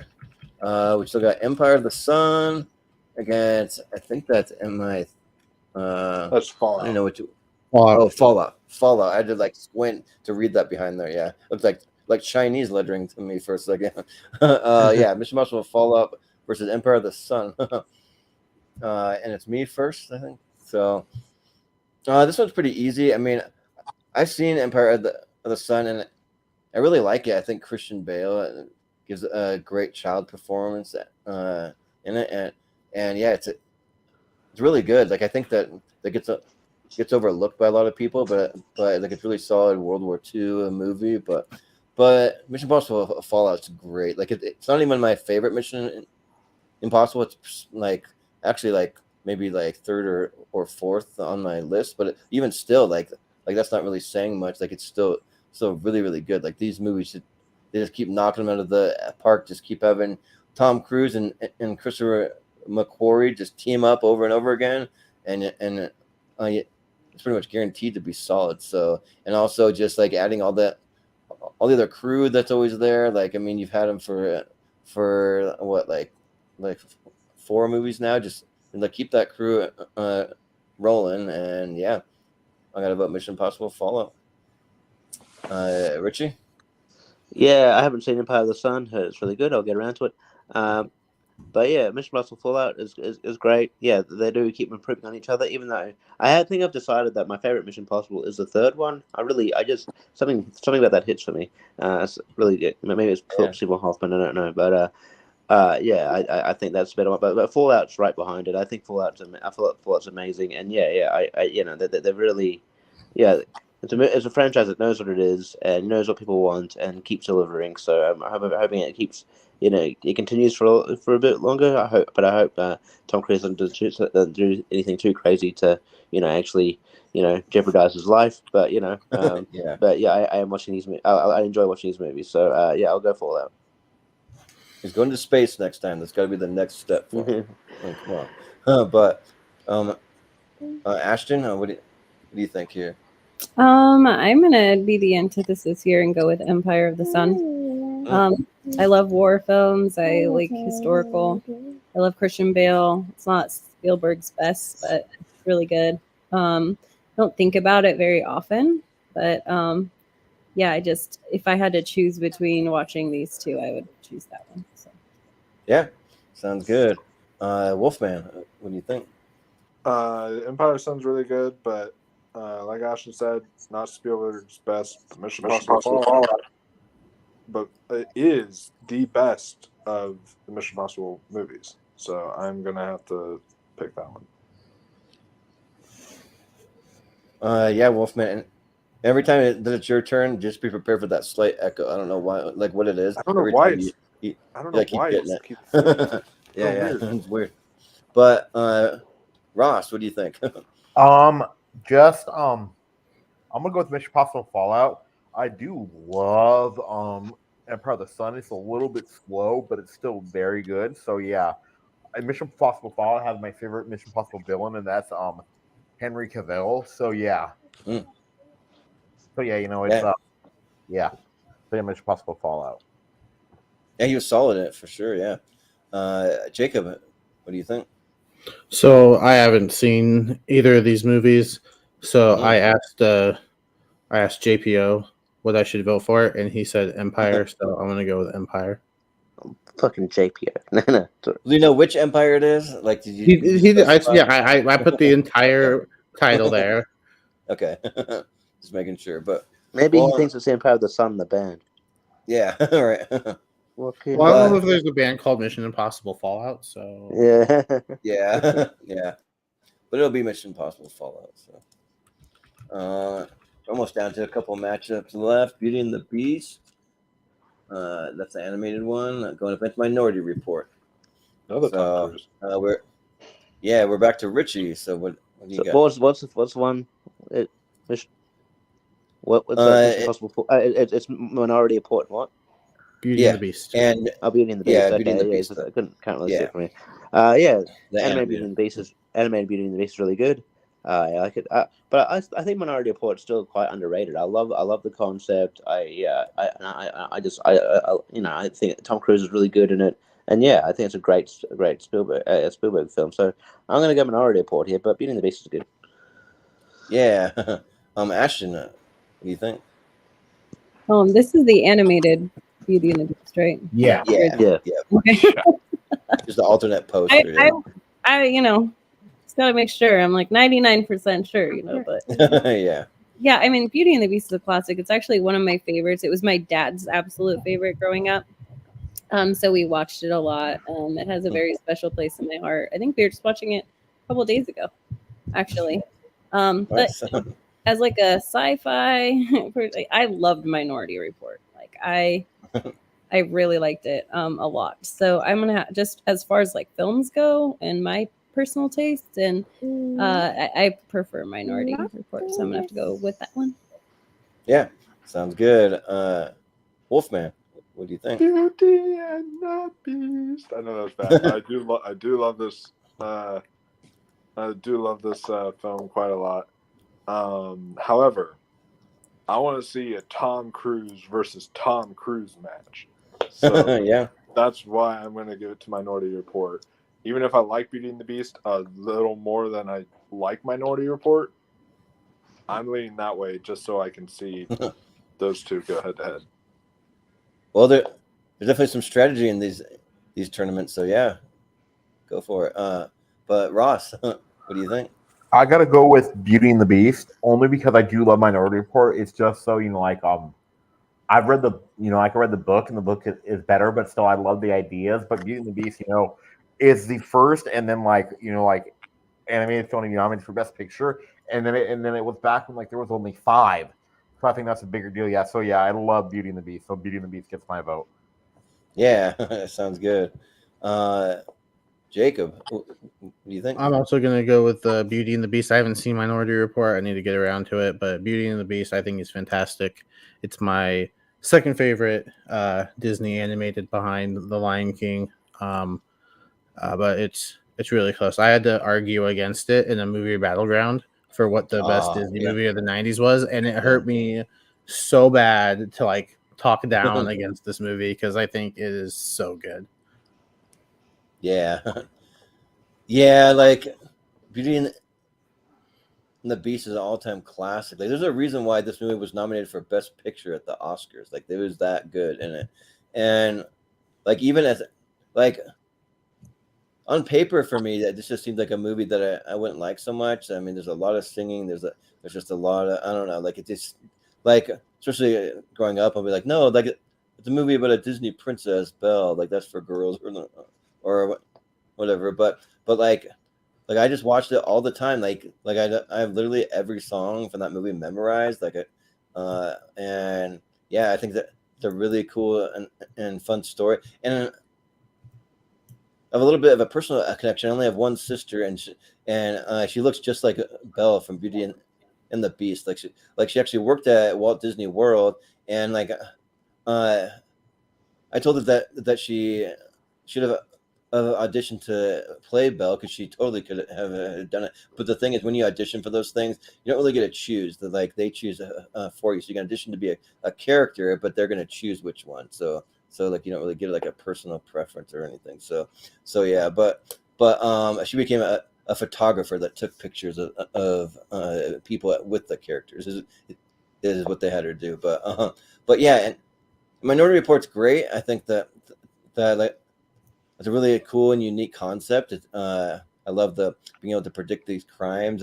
I think that Tom Cruise and Colin Farrell, and then even when Peter Stormare shows up too, like when he goes to get his eyes replaced or whatever. I think he's always great whenever he pops up. But I think that I got to give the edge to Beauty and the Beast here. So, which puts it in a tie, and the tiebreaker goes to you, Jordan. Ooh, well, I don't know if I think we do have an animated movie through, but still, Beauty and the Beast deserves it. So I'll give it to Beauty and the Beast. So, no, Tom Cruise. Beauty and the Beast. Moving on. Dang it. No Tom Yeah, Cruise. sorry, I had to dash that one. Sorry, guys. Yeah, but I think the better Tom Cruise movie made it. But we got Return of the Jedi, or AKA Revenge of the Jedi, as it was once called, going up against The Godfather Part 2. Ooh, I think here's a good matchup right here. And I think it's Ashton first. So yeah, what's it gonna be? Muted. There. Oh yeah. Star Wars. Everything for me, anything Star Wars. Not anything. Sorry, Wolfie. Let me back up. Anything Star Wars, but the original trilogy, right? Yeah. Yes. So yeah, I'm gonna just end that there. Make it easy. Yeah. Sounds good. Wolfman, what do you think?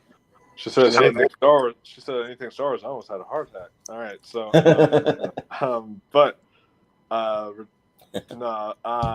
I sent to you. I just have to figure out which one I want on there on my top 64 between Empire or Return, because they're both so close to me. But like Return of the Jedi, I do think is probably the best Star Wars movie. At least in my opinion. Only and the number one reason why is because of the throne scene. To me, the throne scene is the single greatest scene in cinema history. That's just my opinion. I think that scene, there's so much going on in that one scene, and the themes and how just impactful it is.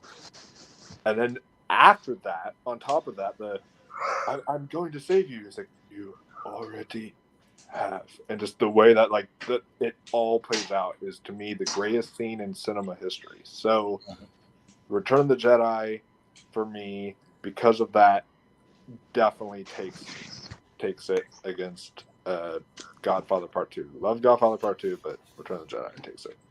Yeah. Well, Ross, what do you think? Shout out to that poster, because if you try to find the original poster of that, it's not cheap. But yeah, the Godfather Part 2 I do love. Yeah. I believe that one of that poster was on an episode of Storage Wars, and they explained why it's called Revenge of the Jedi, because I think that's the initial title. Nice. Yeah, like Dame Lindelof actually has a thing, have it in his office, and I checked, and it's worth like $15,000. So yeah, but the Godfather Part 2, I think it's the greatest sequel ever made. So yeah, the Godfather Part 2. I love Return of the Jedi, but Godfather Part 2. Yeah. Well, I hope on Storage Wars that one like annoying guy didn't end up with that Dave guy. Yup. Yup, that guy that always does that. Yep. Yeah. Because he always annoys me, but he's just there to fuck with people. But Jacob, what do you think? Yeah, I'm gonna go with The Godfather Part 2. I think it's just it's one of the best sequels ever made. Return of the Jedi is really good. But yeah, we've already got a couple Star Wars through. Let's show some love to the Godfather franchise as well. Yeah. Well, I mean, if I were to pick between Godfather 1 and Godfather 2, I do like that one better. I think I stayed awake a little longer watching that one, but yeah, The Return of the Jedi might be my favorite Star Wars movie. It kind of goes back and forth between that and Rogue One, because I just love what they were able to achieve with Rogue One without not having a single Jedi in the whole entire movie, and it actually worked. They had one little lightsaber thing at the end, which was cool, but for Return of the Jedi, I just love they're doing so much in the movie, and it actually works. They have cool scenes with the Ewoks. They have Han coming out of the carbonite, and how he has to kind of come back to his normal state or whatever. They're fighting all the rebels on the moon of Endor, and I just like it. It's one of those movies for me where they cut back in between different things going on with different people in different places, and it actually really works. So you have Lando that's out on the Millennium Falcon fighting a cool space battle, a kick-ass space battle, and then you have the moon of Endor battle going on, but then you have the throne room scene going on as well, all at the same time, and they switch back almost seamlessly, and it just works really well. So you're just really invested in what's going on with all three at the same time. So I wonder what's happening next with this, and then it cuts back to that. You're like, oh, cool, all this stuff going on. For me, I have ADD, and my mind just runs a million miles an hour. So it kind of works for my ADD mind, to just switch back and forth and have all this stuff going on. That actually plays into that for me. So yeah, I think I got to go with Return of the Jedi. So yeah, but Richie, go ahead. Yeah. I like Return of the Jedi. It's good, but to me, it was the weaker of the trilogy. It's good. I like it, but I think Godfather Part 2 is great, and Godfather didn't get through the first time, so I feel like it should get through here. I'm gonna go Godfather Part 2. No. Yeah. So do we have a tie? Is that where we're at? We do, and the tiebreaker goes back down to Richie. Oh. Ooh. Godfather Part 2. Sad. It's deep. Oh. Yeah. Needs to be Return of the Jedi, but it's all right. I feel like Godfather hasn't been any love, and then boom, all of a sudden Godfather gets all this love over Star Wars. Yep, I know, right? I agree with the ADD thing. I have ADD really, I'm medicated for it. And now that movie is a better Pacino. Yeah. Well, we got Heat going up again. So what is that? Les Mis, right? All right. Okay. No. Oh, I wonder what Jordan's going to pick. Yeah, this might be the easiest matchup of the night for me. No singing. Which Les Mis? But I think it's 2012. Yeah. Oh, yeah, the one. So I think Wolfman, you're first. So I gotta say that when Les Mis came out, I was obsessed back in 2012. That movie was special. I literally. Why is it doing that? What? I don't know. No idea. Don't have anything in the background. I have no idea what that is. It's a weird glitch. It just happens for a second and then it goes away. It's so weird. All right. So, but anyways, I literally bought the soundtrack to Les Mis, and I would listen to it on repeat. I literally memorized just about every single song on the album. I was obsessed with Les Mis when that film came out in 2012. It has dropped down for me some over the years, but I still think Les Mis as a whole is the greatest Broadway production I've seen. But I will say that Heat, it's just one of the greatest films ever, period, point blank. That, yeah, Heat. Yeah. Sounds good. Ross, what do you think? Funnily enough, this is my number 2 film of all time versus my number 3 film of all time. But yeah, Heat is one of the best movies I've ever seen. And then, yes, it is a 3-hour movie too, but it doesn't feel it. So yeah, I prefer, I'm gonna vote for Heat, Heat over Les Mis, but I still do love Les Mis. Yeah, sounds good. Jacob, Heat's another blind spot of mine. I need to get around to it, so I'll go with Les Mis. Yeah.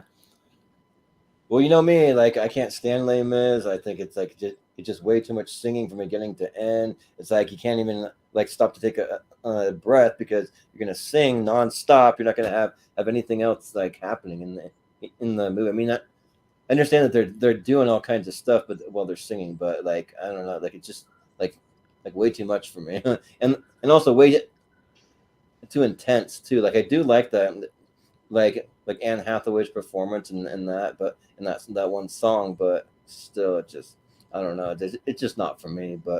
But Heat, though, it's a movie that I'm not crazy about, but I do think that it has one of the single best action scenes in cinema history. That bank robbery scene is the definitive bank robbery scene, and one of the greatest action scenes in cinema history. And then also Al Pacino, he's having fun in this movie. She's got a great ass, and you got your head all the way up in it, So it's just him, just having these crazy quotes and just having fun. It's before the whole hoo-ah version of Al Pacino too. So I think that's fun. So I'll vote for Heat. Yeah. But Richie, what do you think? Yeah, I'm not a huge musical guy. I'm even less of a Les Mis guy. I'm not a huge fan, but yeah, Heat's amazing. I I just the scene you mentioned, and yeah, I think Pacino and I would say Pacino and Robert De Niro are always great, but then they teamed up again and Righteous Kill, which is not very good. But yeah, but this movie is great. There's always been talk about a sequel, but I don't know if that'll happen. So yeah, I'll go Heat. There's a script floating around online. I think you can find, and you can actually read the script. I think it's available to the public. So if you ever want to read it, it's out there. But for Heat too. But Ashton, what do you think? Yeah, I'm gonna go with Heat. I think, kind of made it I'm not a big Les Mis fan as far as this film goes. The singing's not the best I've ever heard. You didn't like Russell Crowe? Russell Crowe, yeah. Hey, yeah, who's worse, Gerard Butler as Phantom or Russell Crowe as Javert? I feel like I'm gonna say Russell Crowe, to be honest with you. Do you know which one is the worst out of all of them? Pierce Brosnan in Mamma Mia. Oh yeah, yeah, that's bad. I mean, but he wasn't doing a ton of singing. These guys were he had a little song. Yeah, I guess. Yeah. But there was a lot of bad singers in Mamma Mia. No. Yeah. Yeah. I'll make it easy for time. Heat. Yeah. Yep. So it'll be Heat. Moving on. All right. All right. We're done with the first round. So now that we've gotten through this long first round, we've gotten all the pleasantries out of the way. We said what we want to say about all the movies. So just 10 seconds or less, we literally just fly through the rest. You just say which movie you want to vote for, and we just move on and we get to a winner. So yeah. So we'll go see what we got here. But since it is only a top 64 and a top 128, we have a group over on Facebook, the Schmodown Friends and Family Group, and we're going to put the Elite 8 from this tournament over there as a poll, so we can get everyone's thoughts from the community. So if you want to vote for that, that'll be there probably tomorrow. So, I haven't seen these ones. Schindler. Yeah, you were a little late. So we got Schindler's List going up against Rocky. So, ooh, got the Rocky poster where it's in the eye of Sauron or something. but yeah, so it'll be Ross first. So Schindler's List versus Rocky. This is not going to be easy. No, my first. Yeah. Okay, Schindler's List. Rocky is a fine film, but Schindler's List I really think is a top 10 greatest film ever made. Yeah. So, then which one are you voting for? Schindler's List. Okay, sounds good. Jacob? Schindler's List. Yeah, Schindler's List. Richie? Rocky. Yeah. Ashton? Schindler's List. Yeah. And Wolfman? Voting for what might be the second greatest movie ever made behind There Will Be Blood, Schindler's List. So. Yeah. Well, it'll be Schindler's List. Yeah, that might be a favorite in this one, maybe. We'll see. We got Everything Everywhere All at Once up against Heavyweights. That's kind of a funny matchup for me. But, I get the sense you like Leonardo DiCaprio. Yeah. Just a little I was bit. like, he's not in either of these movies. But then I remember. Hey, I know. That's what you did there. Yeah. But it'll be. Is it Ross first? I think it's Ross. It's me first. Yeah. And I'll go with I'll go with Everything Everywhere. Yeah. I'll go with Everything Everywhere All at Once. Yeah. Richie? Heavyweights. Yeah. Ashton? Everything Everywhere. Yeah. Wolfman? Boom. Suck it, Heavyweights. This is what you get for beating Jaws. Everything around. You know. You didn't have fun with it, though, when you watched it, right? I did, but I'm still not going to forgive it for beating Jaws. Yeah. That was in a whole nother episode, but yeah. I was like, wait, Up and Jaws are not the same movie. Yeah. Yeah. But, Ross, what do you think? Muted. Okay, Everything Everywhere All at Once. Yeah, all right. I'm seem to be contrarian here. I don't mind that. I'll take the position. Sure, yeah. We got Big Daddy up against Guardians of the Galaxy. So it'll be me first, and I think I got to go Guardians of the Galaxy. So, Richie? Big Daddy. Yeah. Ashton? Big Daddy. Wolfman? This one's tough, but Guardians of the Galaxy. Yeah. Ross? Muted again.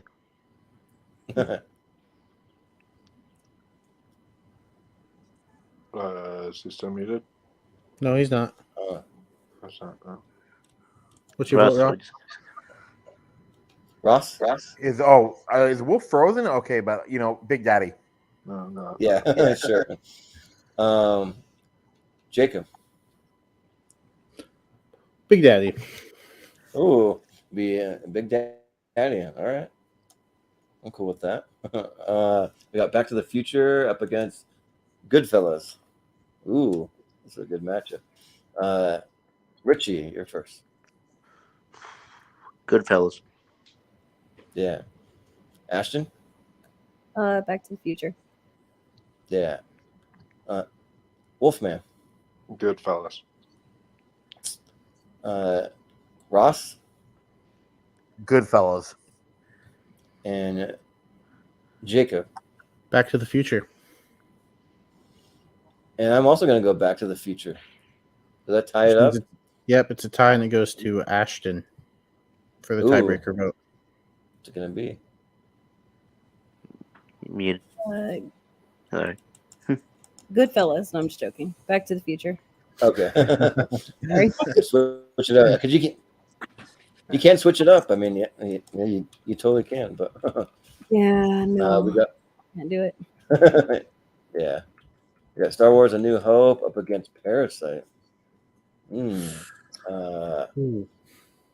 See, the Ashton first, or where are we at? Yeah, it's Ashton. Yeah. Okay. Yeah. What do you got?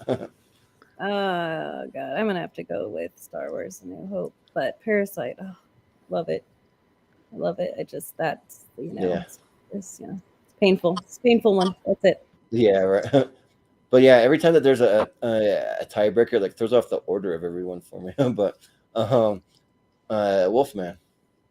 So yeah. Parasite's great, but Star Wars is an all-time. Yeah, sounds good. So it's all timer. Yeah. I love that clip. It's funny. Yeah. Yeah. Ross. As much as I love Star Wars, I think Parasite's the deeper movie, and I love deep. So Parasite wins it by a hair. Yeah. Jacob. Parasite. Yeah, this isn't my favorite Star Wars movie. It's probably like third or fourth. So Parasite. Richie. Parasite. Ooh, Parasite. Some might call it an upset. I personally wouldn't, but some would. We got The Lion King up against Jurassic Park. All right. So, Wolfman, what do you got? Good match, but Jurassic Park has a special place in my heart. Yeah. Ross. As much as I love Lion King, Jurassic Park is where it's at. Yeah. Sounds good. Jacob. As much as I love Jurassic Park, The Lion King is where it's at. Yeah, I'm kind of with Ross. Jurassic Park is where it's at. Richie. One of these has a special place in my heart, and that's Lion King. Ooh. I'm Ashton. Mom, I did it. Nice.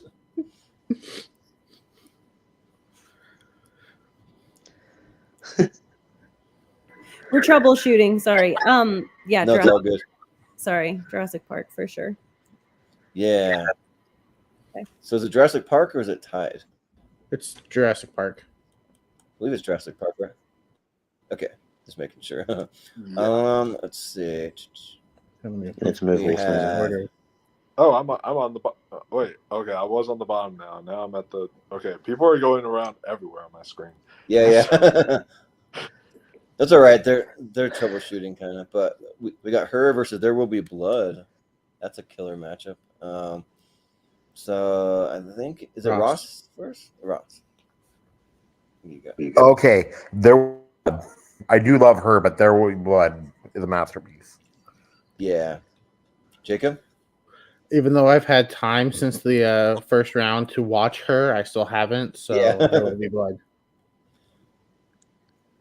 Yeah, I want to see somebody do that one of these days. Like have a second screen and like watch an entire movie, like in the length of one of these shows. But I still haven't seen There Will Be Blood. I could have also watched it, but I'll vote her because I've seen it. Richie. There will be blood. Anyway, there will be blood. Yeah. Are you coming up with There Will Be Blood, the musical now? Yeah. I drink your milkshake. Yeah. Song's written by Maroon 5. Yeah, right. Yeah. I drink your milkshake by Kaelee. Yeah. But Ashton, what do you think? There Will Be Blood. So good, for sure. Yeah. But yeah, that always reminds me of the time that Austin came up with Inglourious Bastards musical, and they started singing songs about that. And that's pretty good. But Wolfman, what do you say? You there? So yeah, my favorite actor versus the greatest performance ever. But I gotta say, There Will Be Blood. That's just, to me, one of the greatest movies, just period. So yeah. Yeah, I think I might have to watch There Will Be Blood like when we're done here because I don't have anything I got to be up for it tomorrow. So yeah, but we got Toy Story 3 up against What's Eating Gilbert Grape. All right, and it's Jacob first. You got Justice for the Godfather. What's Eating Gilbert Grape? Oh, I think I like Toy Story 3 way better. So T3. Richie. Toy Story 3. Yeah. Ashton. Toy Story 3 for sure. Yeah. Wolfman. Toy Story 3. Yeah. And Ross. Toy Story 3. All right. Toy Story 3 it is. I'm not right. surprised. Cool. flying through these. Yeah. Yeah. With this panel, yeah. We got the Rocketeer up against the Man Without a Face. Okay. And it's me first.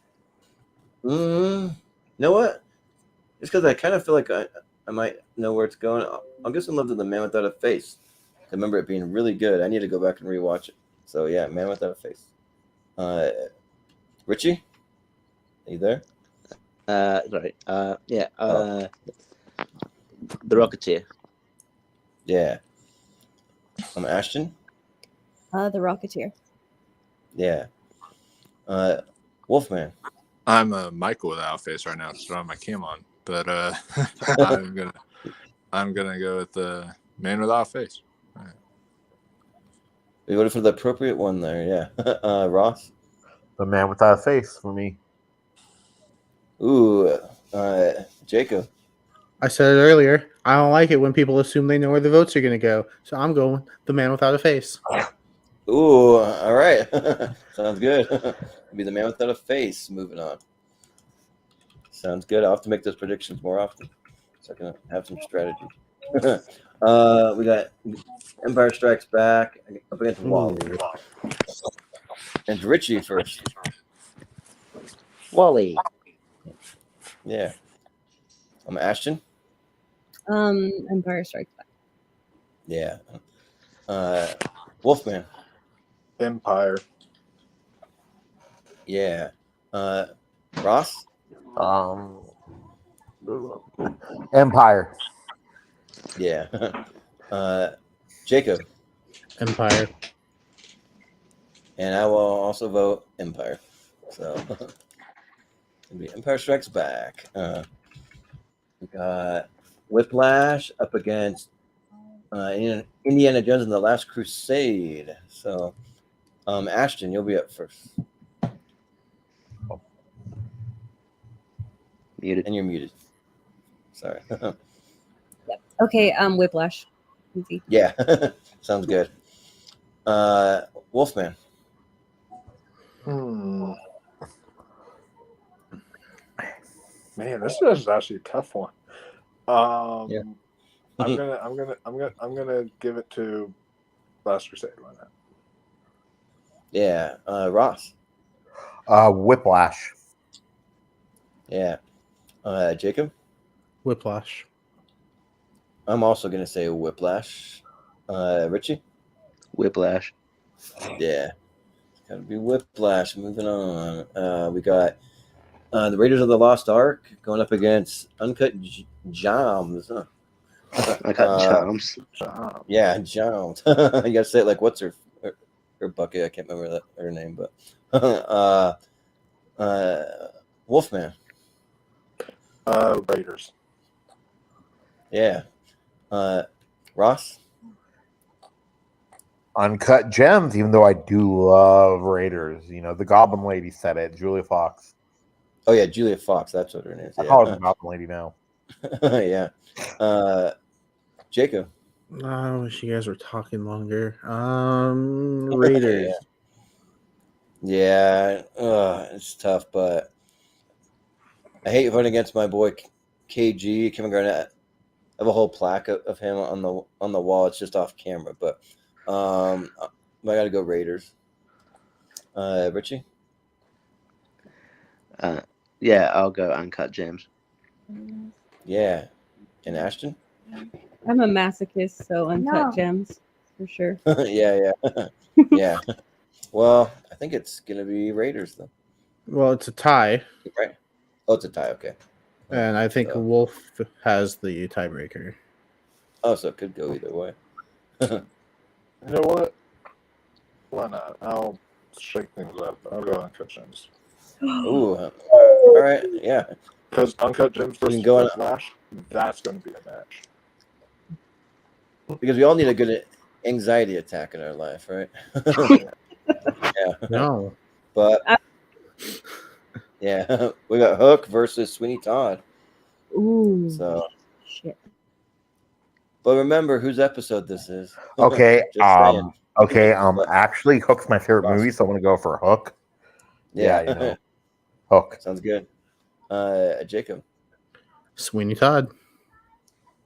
Yeah, like I say that, but like I think I gotta go Sweeney Todd just by a little bit. So yeah. Richie. Sweeney Todd. Oh yeah. I think I'm getting the echo now. It's like rotating to each one of us. We each get a turn with the echo. It is that. Yeah. Ashton.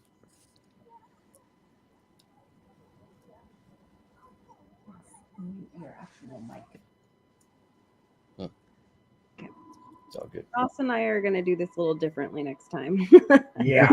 We are That's literally. fine. Right, there's Ross. Look, see? There's Ross. See? Oh yeah.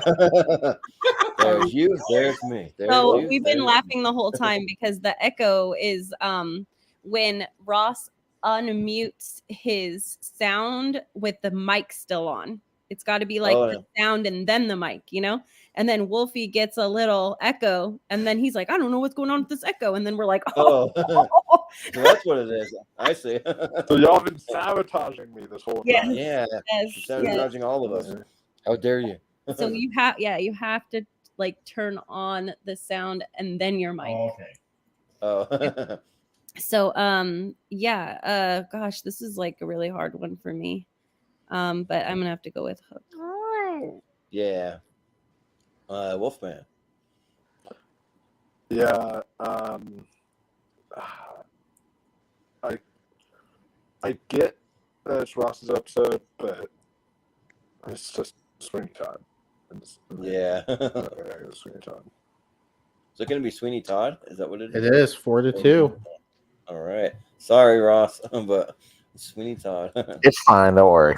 But they're all movies that you like, so you know. So I, for one, am ecstatic. Yeah, right. It's one Jacob Yeah, loves. Jacob's but we got The Thing versus Dogma. So, and it's Jacob first. Yeah, me first. I'm gonna go with The Thing. Yeah, I gotta go with a movie where I cannot find a single flaw, and I've tried to look hard for it. The Thing. So yeah. Richie. The Thing. Yeah. Ashton. Dogma. Yeah. Wolfman. You're right, Jordan. It is a flawless masterpiece. The Thing. Yeah. Ross. The Thing. I love The Thing. And actually, you'd really dig The Thing. Yeah. It's so good. Yeah. We got Mission Impossible Fallout up against Beating the Beast. Right. And it's me first. Yeah. Oh man. This one's tough because this is like my top 3 like favorite animated movies. But I think you know what? I'm gonna give some love to Beauty and the Beast just because Fallout isn't like one of my favorites, but it's still great. But I'll go Beauty and the Beast. Richie. Fallout. Yeah. I'm Ashton. Beauty and the Beast. There you go. That might be an easier way. Wolfman. I'm gonna go with Beauty and the Beast. Yeah. Ross. Okay. I'm going to go with Beauty and the Beast. Yeah. And Jacob. Move on over Beauty and the Beast. Yeah, Beauty and the Beast. I was just thinking one way that I feel like Ross and Ashton that you could solve it. You can't appear on the same screen. That if you want to like do that next time, maybe you could do that. Yeah, I know. Yeah. We were in separate rooms, and that's how we were gonna do it. And now we're like, it's going so long, we want to hang out. Yeah. Yeah, right. Hey, Sure, yeah. That's Totally cool. That one, guess what? What? It actually has like one of the best villains deaths ever too. Yeah. You see those giant hooks, right? Mm-hmm. He gets hit in the eye with it, and he falls down a mountain. Oh man, and it's gonna pop up on my screen. Okay, Heat versus The Godfather Part 2. So 2 Al Pacino movies. See, so it's perfect. Godfather Part 2 went through, so we could have this matchup. Yeah. So it'll be Richie first, I think. So what do you got? Godfather Part 2. Yeah. Ashton. Godfather Part 2. Yeah. Wolfman. Heat. Yeah. Ross. Heat. Yeah. Jacob. Godfather Part 2. You know what? Like, believe it or not, I'm not a huge Godfather like person. Like, I think they're okay, but I'm not like thrilled from beginning to end with Heat either. So I'll vote Godfather Part 2. So, so I believe it's gonna be Godfather, right? Is that right? I think it was a tie. I think it was a tie, yeah, because And I think the tiebreaker goes to Ross now. So it could change. Oh, so it could change actually. All right. Yeah, Heat. What are you gonna go with? Ooh, all right, Heat. That's fine. I love Heat. Nice. So good. Yeah. Nice. All right, so we're getting down to it. So I believe the winner's next one will be in our poll. So, yep. So yeah, let's see what we can come up with here. Schindler's List going up against Everything Everywhere All at Once. Oh dang, frick! Pass. Oh man. And it'll be Ashton first. So, what do you got? Yeah, I'm gonna. I haven't even seen Everything Everywhere, although I assume I'm gonna love it. But Schindler's List, you guys, it took me like 10 years to get through because it was so emotional. I really started watching it, and then eventually I did get through the whole thing and could appreciate like the red code and all the stuff. It's such a fantastic film that it's an easy one. Yeah, sounds good. Wolfman. If you go off rewatchability, Everything Everywhere All at Once takes the cake because I could rewatch that so much more than I can rewatch Schindler's List. But Schindler's List is one of the greatest movies ever made. So Schindler's List. It's kind of like an Uncut Gems situation, It's like almost kind of torturous to watch Schindler's List, Yeah. Yeah, right. Well, Ross, what do you think?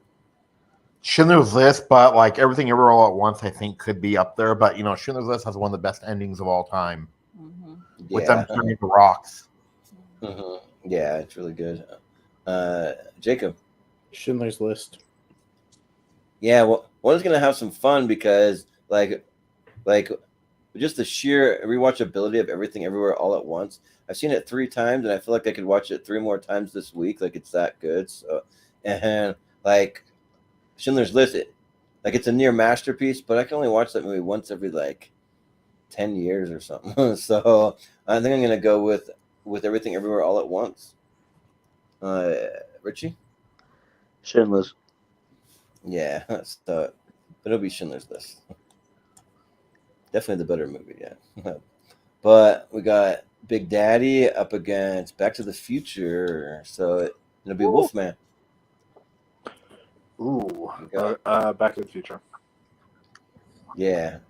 Ross, what do you think? Back to the Future. Yeah.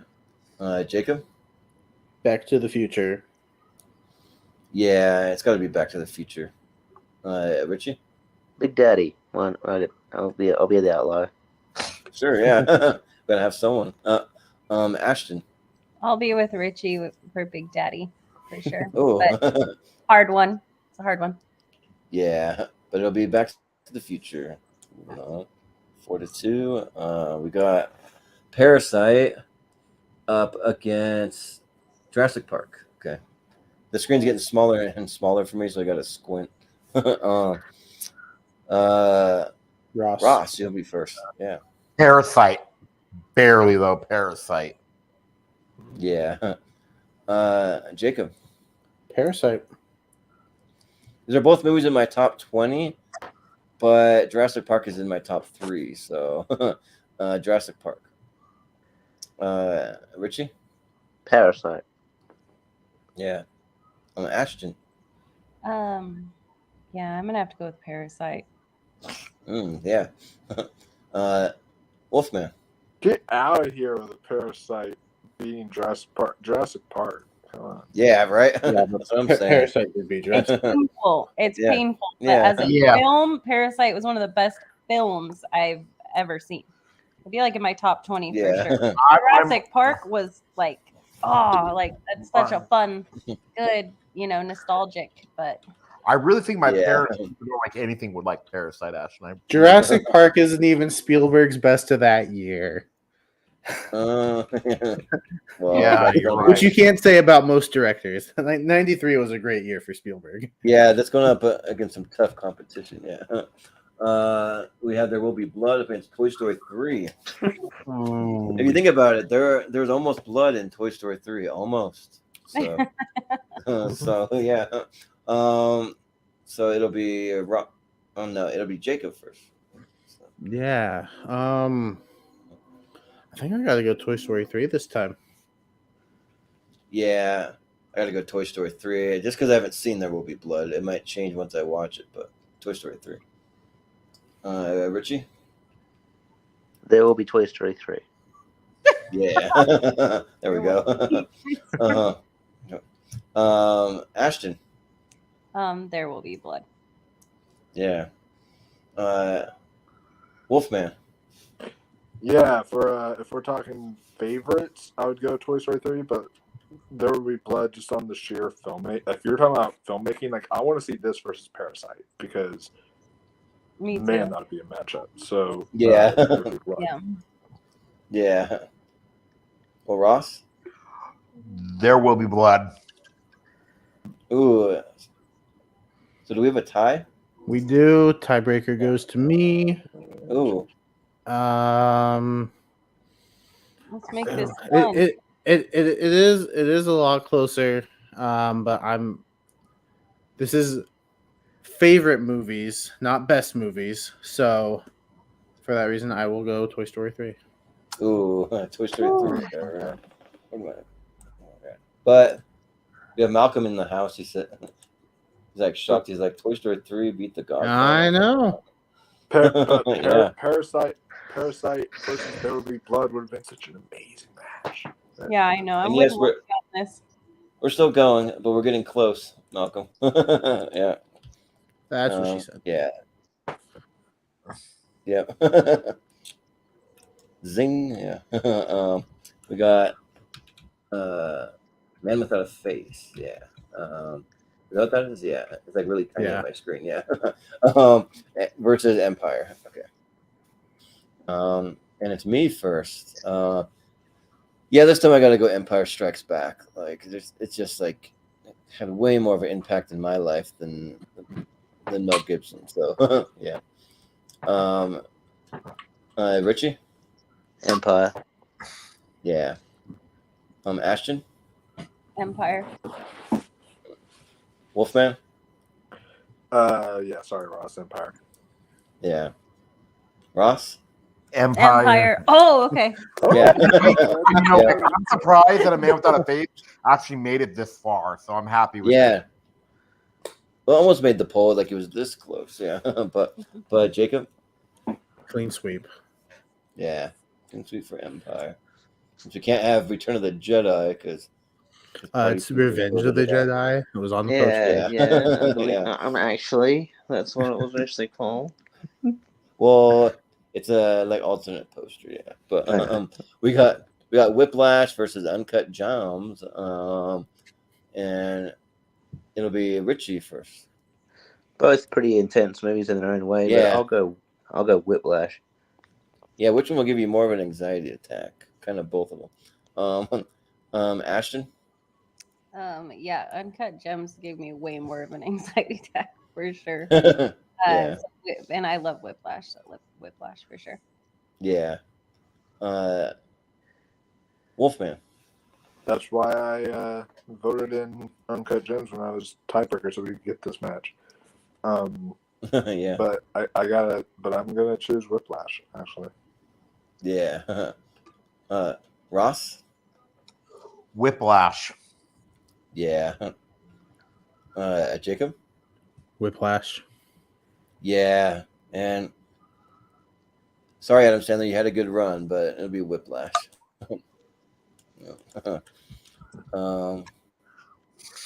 Then we have Sweeney Todd up into the Thing. No. Ooh, yeah. And it's Richie first. It's Ashton. Oh yeah, that's right. You went first last time, Ashton. Yeah, I'll kick this off with Sweeney Todd. Might be a hope for it. Wolfman. Jacob, I'm sorry. I had a nice run, but The Thing. Yeah. Ross. The Thing. Oh, Yeah. Jacob. Sweeney Todd. Yeah, I can't do it. I gotta go with The Thing. cheers, Jacob. The Thing goes really good. Richie. The Thing. Yeah. You could have at least tied it up, Richie. Yeah. Well, right. you know, don't tell him to do it, okay? You could have made Jordan waste his tiebreaker vote. It's all right. Richie, there's some strategy. Vegemite's gross. Richie, Vegemite's gross. Vegemite. I'm not saying I never defended Vegemite. I'm like, Vegemite is gross. It's very acidic. It gets, it's weird. I don't defend Vegemite, but like we have Yes, for Marmite. a snack called Vegemite shapes. They're dope. Oh. So, but okay. Vegemite on its own I was disgusting. gonna say. Okay, I was gonna say you go the other way and go Marmite. We have Beauty and the Beast versus Heat. Like two kind of opposite movies. Oh yeah. Two very similar movies. Yeah, right. Same movie if you think about it. Yeah, if you think about it, yeah, that Gaston robbing that bank, yeah. Yes, that would be amazing. That Wolfman. would Yeah, Heat follows Beauty. I'm going with Heat. yeah, sounds good. Ross. bots are here. Heat. I know, yeah. I don't know what that even means. They're back. Superman Omega. Tinder, our girls right first. Okay. Whatever Tinder. that means. Yeah. They're girls right no first, guys. So Yeah. You know We what don't else? know what that means. You know, Wink, there's wink. another app where girls write first. It's called Bumble. Get in. Yeah, right. Yeah, the Bumble. Yeah, yeah, but you vote Ross. Sorry. Yeah, I did. I voted for Heat. Okay. Jacob. Beauty and the Beast. Yeah, I gotta go. Beauty and the Beast. Yeah. I think I'm also gonna go Beauty and the Beast. Yeah. Ashton. I'm so happy to get a chance to vote for Beauty and the Beast. Because her little Yeah. Love it so much, and it couldn't beat Beauty the and the last. Beast. It beats this one. Did you, Yeah. Amelia? Bonjour, bonjour, bonjour, bonjour, bonjour. Yeah. Right. So we have the lead eight. So all the ones that How was your walk? yes, all the ones that are here will be in a poll tomorrow. Right? I need 6 eggs. Yeah. Yeah.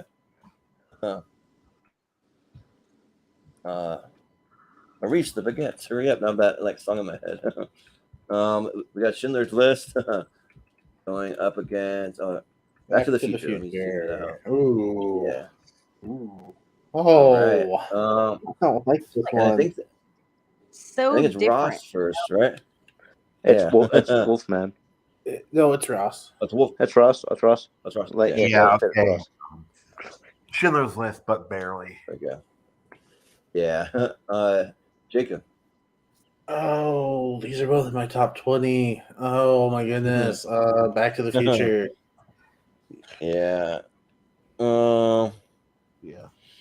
I mean, if I were making a like top like 128 of like the greatest movies of all time that I think are great, it'd be a whole different list. But it's about my favorite list when I come to that, and that's usually how I vote on tournament fights. Now, if this were tier ranker, I'd probably vote different. But it's tournament fights, so Back to the Future. Richie. Keep it interesting. Schindler. Yeah. Ashton. Oh man, I want to say Schindler, but I think I'm gonna go with Jordan. In like, if I want to put on a movie right now and enjoy it, it's not gonna be Schindler's List. No. No. No. So I'm gonna throw one for Back to the Future. Yeah. Hey, Rich, I don't know if you knew this, but like when Back to the Future was coming out, they actually like had this like PSA, Richie, of Michael J. Fox saying, "Kids, do not ride your skateboard in the back of trucks." And then like Australian kids didn't even know, so then they started copying it after Michael J. Fox said not to do it. Oh, Look, every country has their fucking idiots. I'm just saying. Yeah. Yeah. It's true. Yeah. Yeah, we vote ours into office. What? Yeah. Right. Huh? Yeah. untrue. Like multiple times in a row, probably. Yeah. But is it Wolfman? Is that where we're at? Okay. What do you got? Oh man, this is the hardest one yet. But as much as I love Back to the Future, Schindler's List. Yeah. Now, correct me if I'm wrong. Is Schindler's List one they watch for Hanukkah? Probably not, right? Probably not for this time of year. I mean, I'm not Jewish or anything, but Hold on, but you have a tie, and Jordan, the tiebreaker goes to you. Goes to me. Yeah, I got to go with Back to the Future. Ooh. Back to the Future, yeah. Whenever I do my top 64, there's 2 movies I would love to see go head to head. Yeah, nice. We got Parasite versus Toy Story 3. And who's up first now? You got a tiebreaker and it threw me off. Oh, who voted last? Wolf voted last, so that means it's my turn to go first. Okay. Parasite. Okay. Shoot. Yeah, Parasite. It's not easy, but Richie. Parasite. Yeah. Ashton. Parasite. Yeah. Wolfman. Wow, am I gonna be a lone wolf picking Toy Story 3? All right. Yeah, you might. Maybe. Do it. Do it, man. Come on, Ross. Stick together. Yeah, you are. Parasite. I love Parasite. I watched. Parasite's I remember great. I bought Parasite the day it came out, and then I watched like 5 more times that weekend. Oh man, a Parasite Schindler's List matchup would have been a lot better than Parasite. Yeah. But the rule is for Ashton and Ross, just so you know, we let people do a 128 roughly about a year after, so you can expand and do more than 64. We'll do a 3-part series, but we're not going to do it until you at least watch whatever wins tonight. So you have a whole probably like a year to watch it if you want, but we're not going to do it till you watch it. So whatever movie wins, you gotta watch it. So let's see. What is that now? I'm like Empire and Whiplash. Okay, Empire and Whiplash. They're like this big on my screen. Yeah, and it starts with you, Jordan. Ooh, Empire and Whiplash. Yeah. Empire's really great. It's not my favorite Star Wars, but it's up there. But I gotta go Whiplash, I think. Richie? Yeah, I'm also gonna go Whiplash. Yeah. Ashton? It's like it's the hypocrisy of being like, "Oh, go for Star Wars every time," you know. And then, yeah. I mean, this particular one, you know, Whiplash. Yeah. Well, sometimes it just depends on the matchup. Yeah. So this one, you know, I'm actually a huge Rogue One fan. Rogue One is one of my favorite Star Wars. Same here. Yeah, I love Rogue One. And then Andor's really good. Yeah, Andor's good, but I have thoughts about it for another time. But they're back. Wolfman. They're back. Yeah. Man, I'm tempted because if I vote in Whiplash, then there's a potential we could get Parasite versus Whiplash, and that would be a match. Yeah, that actually would be. Yeah, that's a good match. But then with Empire, because of how things are going, no one else has voted Empire. I guess I'll vote for Empire. Yeah. Well, Ross, You think? I actually love Whiplash, so yeah, Whiplash. Yeah. And Jacob. I would have went Empire, but Whiplash takes it. Cool. It'll be Whiplash. Moving on. All right. We still have The Thing against Beauty and the Beast. Oh wow. You call the Beast The Thing, maybe. Like he could do that, maybe. But Richie. so it'll be Richie first. Okay. Yeah, I don't know why, but I don't know. Just maybe because it's just something new that hasn't been out up the top there before. I'm gonna go Beauty and the Beast. Yeah. Ashton. I'm gonna go with Richie on Beauty and the Beast. Yeah, The Thing's usually a pretty heavy favorite on tournament fights. So, but Wolfman. Pretty heavy favorite of mine. The Thing. Yeah. Well, Ross. The Thing. Ooh. Jacob. Beauty and the Beast. Man, this is tough because I love both of these for very different reasons. Man, yeah, let's just do it. Let's go Beauty and the Beast. So I think it'll be Beauty and the Beast in the final four. Nice. So we have our final four. We're down to 4. So this is it here. So we're about down to it. We got Parasite versus Back to the Future. And it is Ashton first. Parasite. Yeah. Wolfman. Just so we can get the Parasite versus Whiplash. Parasite. Yeah. Ross. Parasite. Yeah. Jacob. Back to the Future. Yeah. Well, I have Back to the Future rated not way higher, but slightly higher on my personal favorite list. But yeah, like I actually like that idea of Parasite versus Whiplash. So I got to go Parasite. Richie. Parasite. Yeah. So it'll be Parasite. Bong Joon-ho. Let's go. So we got Whiplash v Beauty and the Beast. So Wolfman, you'll be first. Whiplash. Ross. Whiplash. Yeah. Jacob. Beauty and the Beast. Ooh. I think I gotta go Whiplash. Jacob loves his Beauty and the Beast. I've seen this. Yeah, right. He really Well, he's a does. big animation guy, so yeah, it's kind of par for him. Yeah. Richie. I'm just going based on what's higher on my personal list. Yeah, It was actually really close between those two. Yeah, I'm gonna go Beauty and the Beast as well. But if you want the power, if you want that match, that's fine. I'll go Beauty and the Beast. Yeah. Well, Ashton. Yeah, that's really hard, but I'm gonna have to go Whiplash. Yeah. Ooh, close. So close, but it'll be Whiplash. All right. So we got this matchup for our final, which actually makes it a lot tougher for me than it would have been for anything else. So Parasite versus Whiplash, and Ross, you get the first vote for decide your fate here. Your new champion. As much as I love Parasite, Mm-hmm.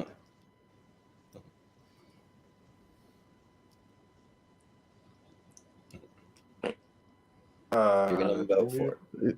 It somehow got muted. Okay. Yeah. Okay. Okay, sorry. I'm going to go with by a hair. Whiplash spoke to me just a little bit more than Parasite, but Parasite is still a phenomenal film. So Whiplash, barely.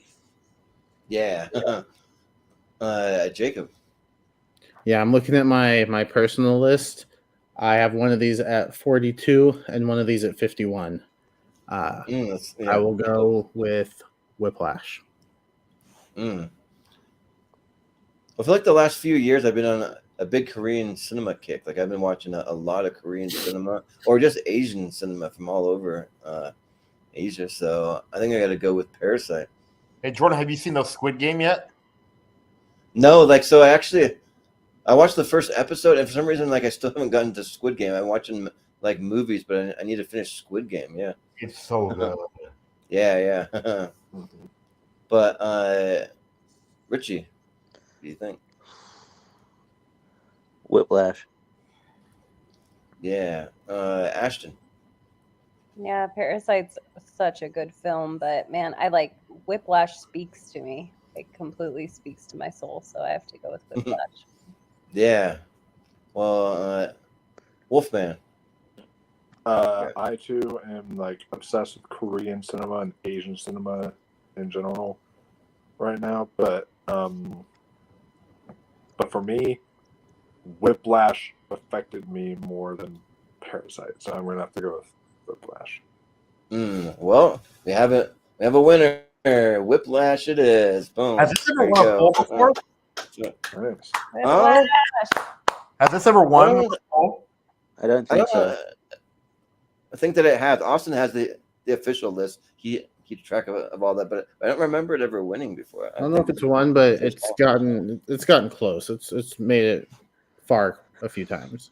Yeah, and my top 10 of what I thought could win tonight when I looked at your list for sure. But yeah, and for 100th episode, we'll be doing our first 64 unique winners from tournament fights, but for our 200th episode, we're going to keep it going, and it'll be the next 64 unique ones. So this will probably make that one because we just really filled up all the spots for the first one. So yeah. But yeah, that was a lot of fun, guys. So yeah, these are big, long tournaments, but we didn't quite make it. The longest episode. No, we actually had a 5-hour one once. I can't remember what it was. Ross, isn't it true that you actually didn't used to not like Whiplash, and then you like? No. I've always liked Whiplash. Okay, it was somebody I know who like didn't like it, and then they rewatched it like after, and it took them like 3 times to like love it. No, because I remember like I rented like the day it came out, and then I showed it to Ashton, and Ashton loved it. Remember Ashton? I saw Whiplash in the theater. Yeah. Did we see it in the theater together? I think we did. Oh, did we? I don't know. Ross and I have been watching movies together for 10 years now, so I don't. See this? I don't know. Yeah. But I know I saw it in the theater though because it was such a cool experience with the drums so loud, and it's a good one in the theater.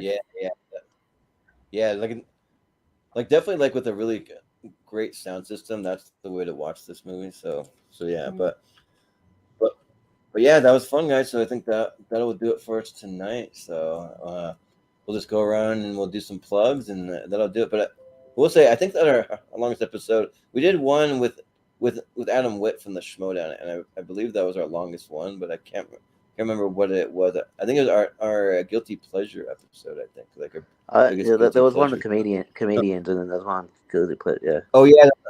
There was a comedian ones too that went pretty long. That had Adam Witt and Paul Preston on the comedian one. So yeah. But yeah, so you just tell us where we can find you if you have anything you want to plug or say or anything. So we'll start with the Richie now that he just went off screen. Yeah, cool. I'm good. Again, find me on Toiurnament 5, Tier Anchor. I've signed up for a lot. I'm sure John will tell me what the next one is that I'm on. I'll find it. And then I do like I'm on a wrestling trivia tournament called on a combat wrestling trivia on Cass's Twitch channel. I'm in a tournament called Clash of the Combatants, doing pretty well there. Last time I was on there, I think I was winning the tournament. I don't think it's the case now because how people have been heavy matches, but I'm still in for quite a big chance here. I've got a lot of points, so check that out. And then me and my friend Robert Cameron do a podcast about Tubi on Tubi. It's called Tell Them They're Streaming, which is a kind of a pun on a movie called The Castle, Australian movie called The Castle, and they tell them they're dreaming. And so we just do that. I think the next the next thing we're going to that's going to drop is Black Christmas, and that's not really a Tubi-rific movie. It's a pretty good movie, but it was just we tape things in bulk, and so that'd be the Christmas one, and in Black Christmas was a lot of mine and Robert's sort of blind spot. So we watched that. Spoiler alert, very good movie. And better than this 2019, whatever that was. And then I do trivia with on joining Pez Howell's channel on PS Wrestling. Do wrestling trivia, and I do just general movie trivia. I did just trivia before coming on here. Chris Diaz was the host, and you can see me get frustrated. That'll be fun. It's fun. I did pretty well. I can't imagine Chris hosting that. Sorry, I just can't. But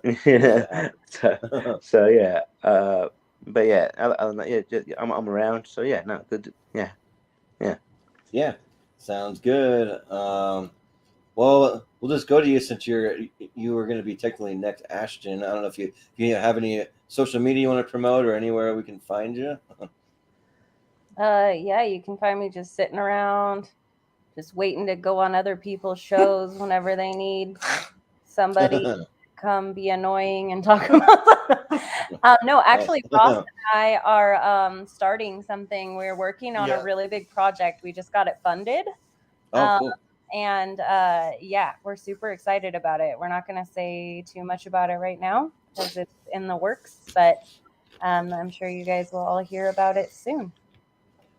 Cool. Well, we'll keep our eyes and our ears and all that open for that. So yeah, we'll look forward to it. So and we'll be talking to you a little bit about that soon as well. Cool. Sounds good. And Wolfman, where can we find you? I can't wait to hear it. I'll have to definitely advertise whatever it is whenever you get a chance to talk about it. But you can find me on my on our YouTube channel, Ross's and I's Mega Movies. We run it together. I'm doing some holiday themed reviews this month, so there will be some stuff there that I'll be doing. Plus, also the Awards Roundtable show that we do. We're going to predict the Golden Globes this weekend. And then with the Golden Globe nominations coming out Monday, we're going to do a reaction to that.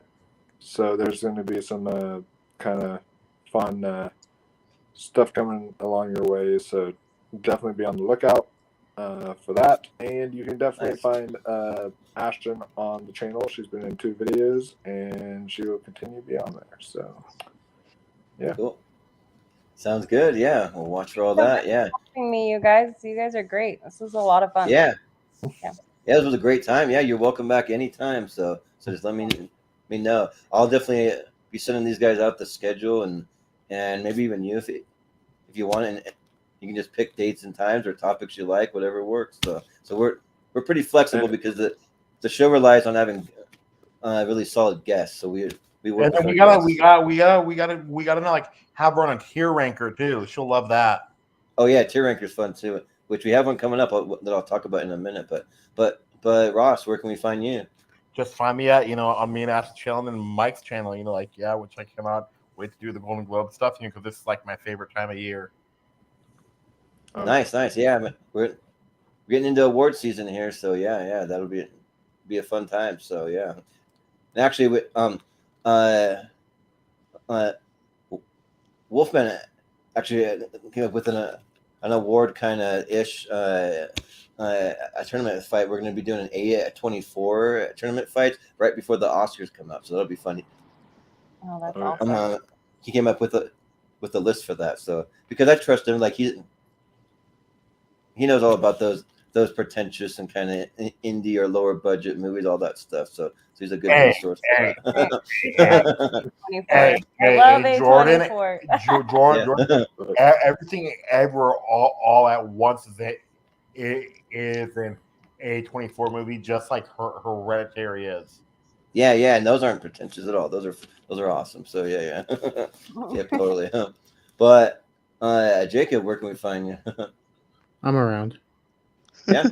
All right, we're starting Lonely Marks next year. Check us out there.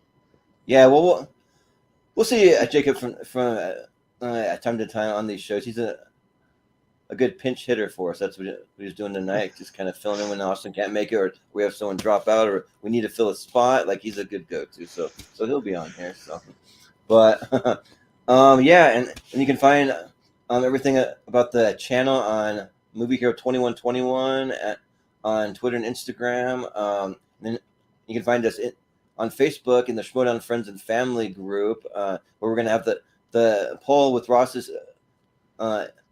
Elite 8 from this episode. That'll be up tomorrow, so you can watch for that. You can see how the community votes. You can voice your opinions and let us know if you agree or you disagree with this list. So, and then let's see. I also do a show called Snack Hero on the channel. I'm hoping to do one this weekend, either tomorrow or Sunday. So I just try all kinds of wacky and crazy off the wall snacks. Yes, and I've had the one you had now, Jordan.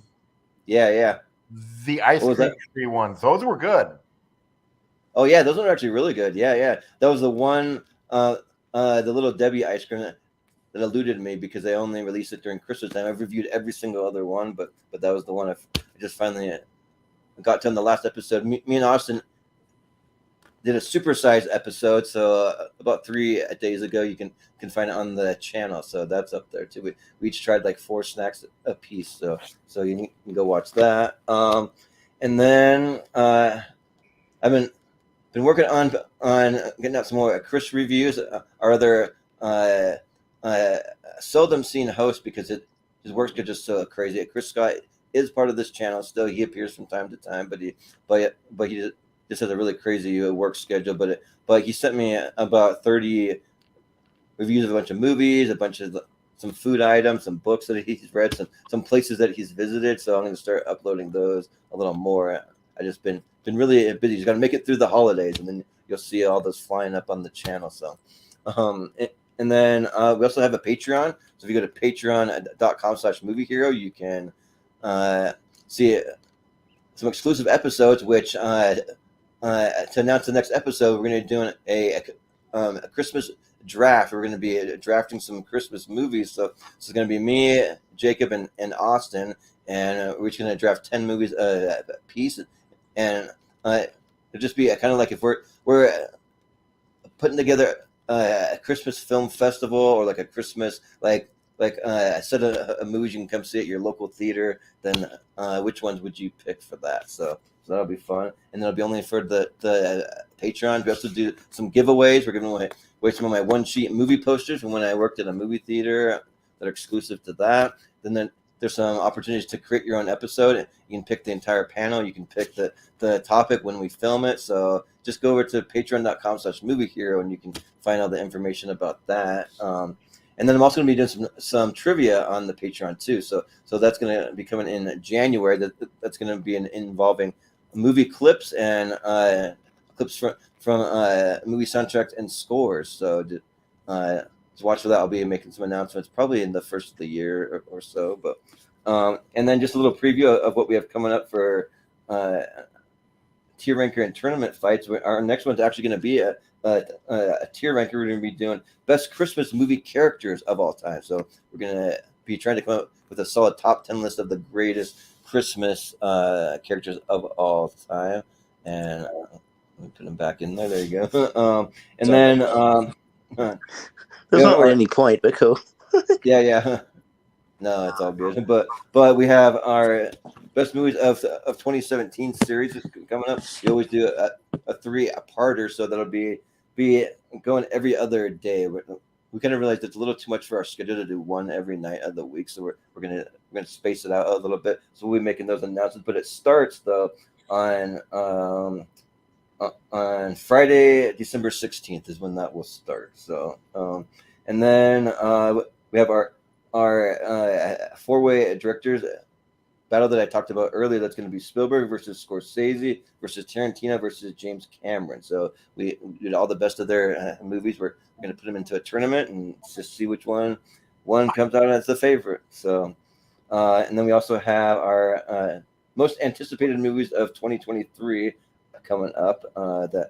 And then we had to push by 1 week because we did the math, because we decided to make our favorite or our top Christmas characters of all time a tier ranker. We have our 100th episode. We had to push it back by 1, so it's going to be on January 3rd, and it'll just be 64 unique movies. The very first 64 to ever win tournament fights episode. So we got that, and then we also had to push back. So for Jacob and Richie, since you're going to be on the episode, are movies that have never been on tournament fights before. We had to push it back a little bit because of this our current schedule. It's going to be on it's scheduled for Monday, January 9th for right now, but we are a little flexible on the date. If Monday doesn't work, we can kind of play around with it a little bit, but that's basically when it's going to be. So you can start coming up with some lists of movies that have never been on tournament fights. If you have any questions, you can ask me or Austin. I think Austin probably knows a little more than me because he actually writes all this stuff down and I don't. So yeah, but that'll be a little preview of what's coming up on the channel. So yeah, that will do it for us tonight, though. So that was a lot of fun to just see what kind of movies Ross has on his list, his favorite movies. So yeah, we'll do it again in about a year. If you want to come up with a 128, you can have a year to kind of think about it. So I will. I know these things aren't easy. And then pretty soon, I know that the Wolfman, you just gave me your top 64. So we'll be doing that as soon as we can fit it in. Probably may not be till like March because we have so much on the schedule, but it'll be soon. It'll be around awards season for you, around the Oscars. So yeah, that'll going to be the fitting for you since you're into that all that stuff. So, but yeah, that'll do it. So thanks again, guys. So for Wolfman, for Richie, for Ashton, for Ross, for Jacob, I've been Jordan, the movie hero Anderson, and we will see you next time.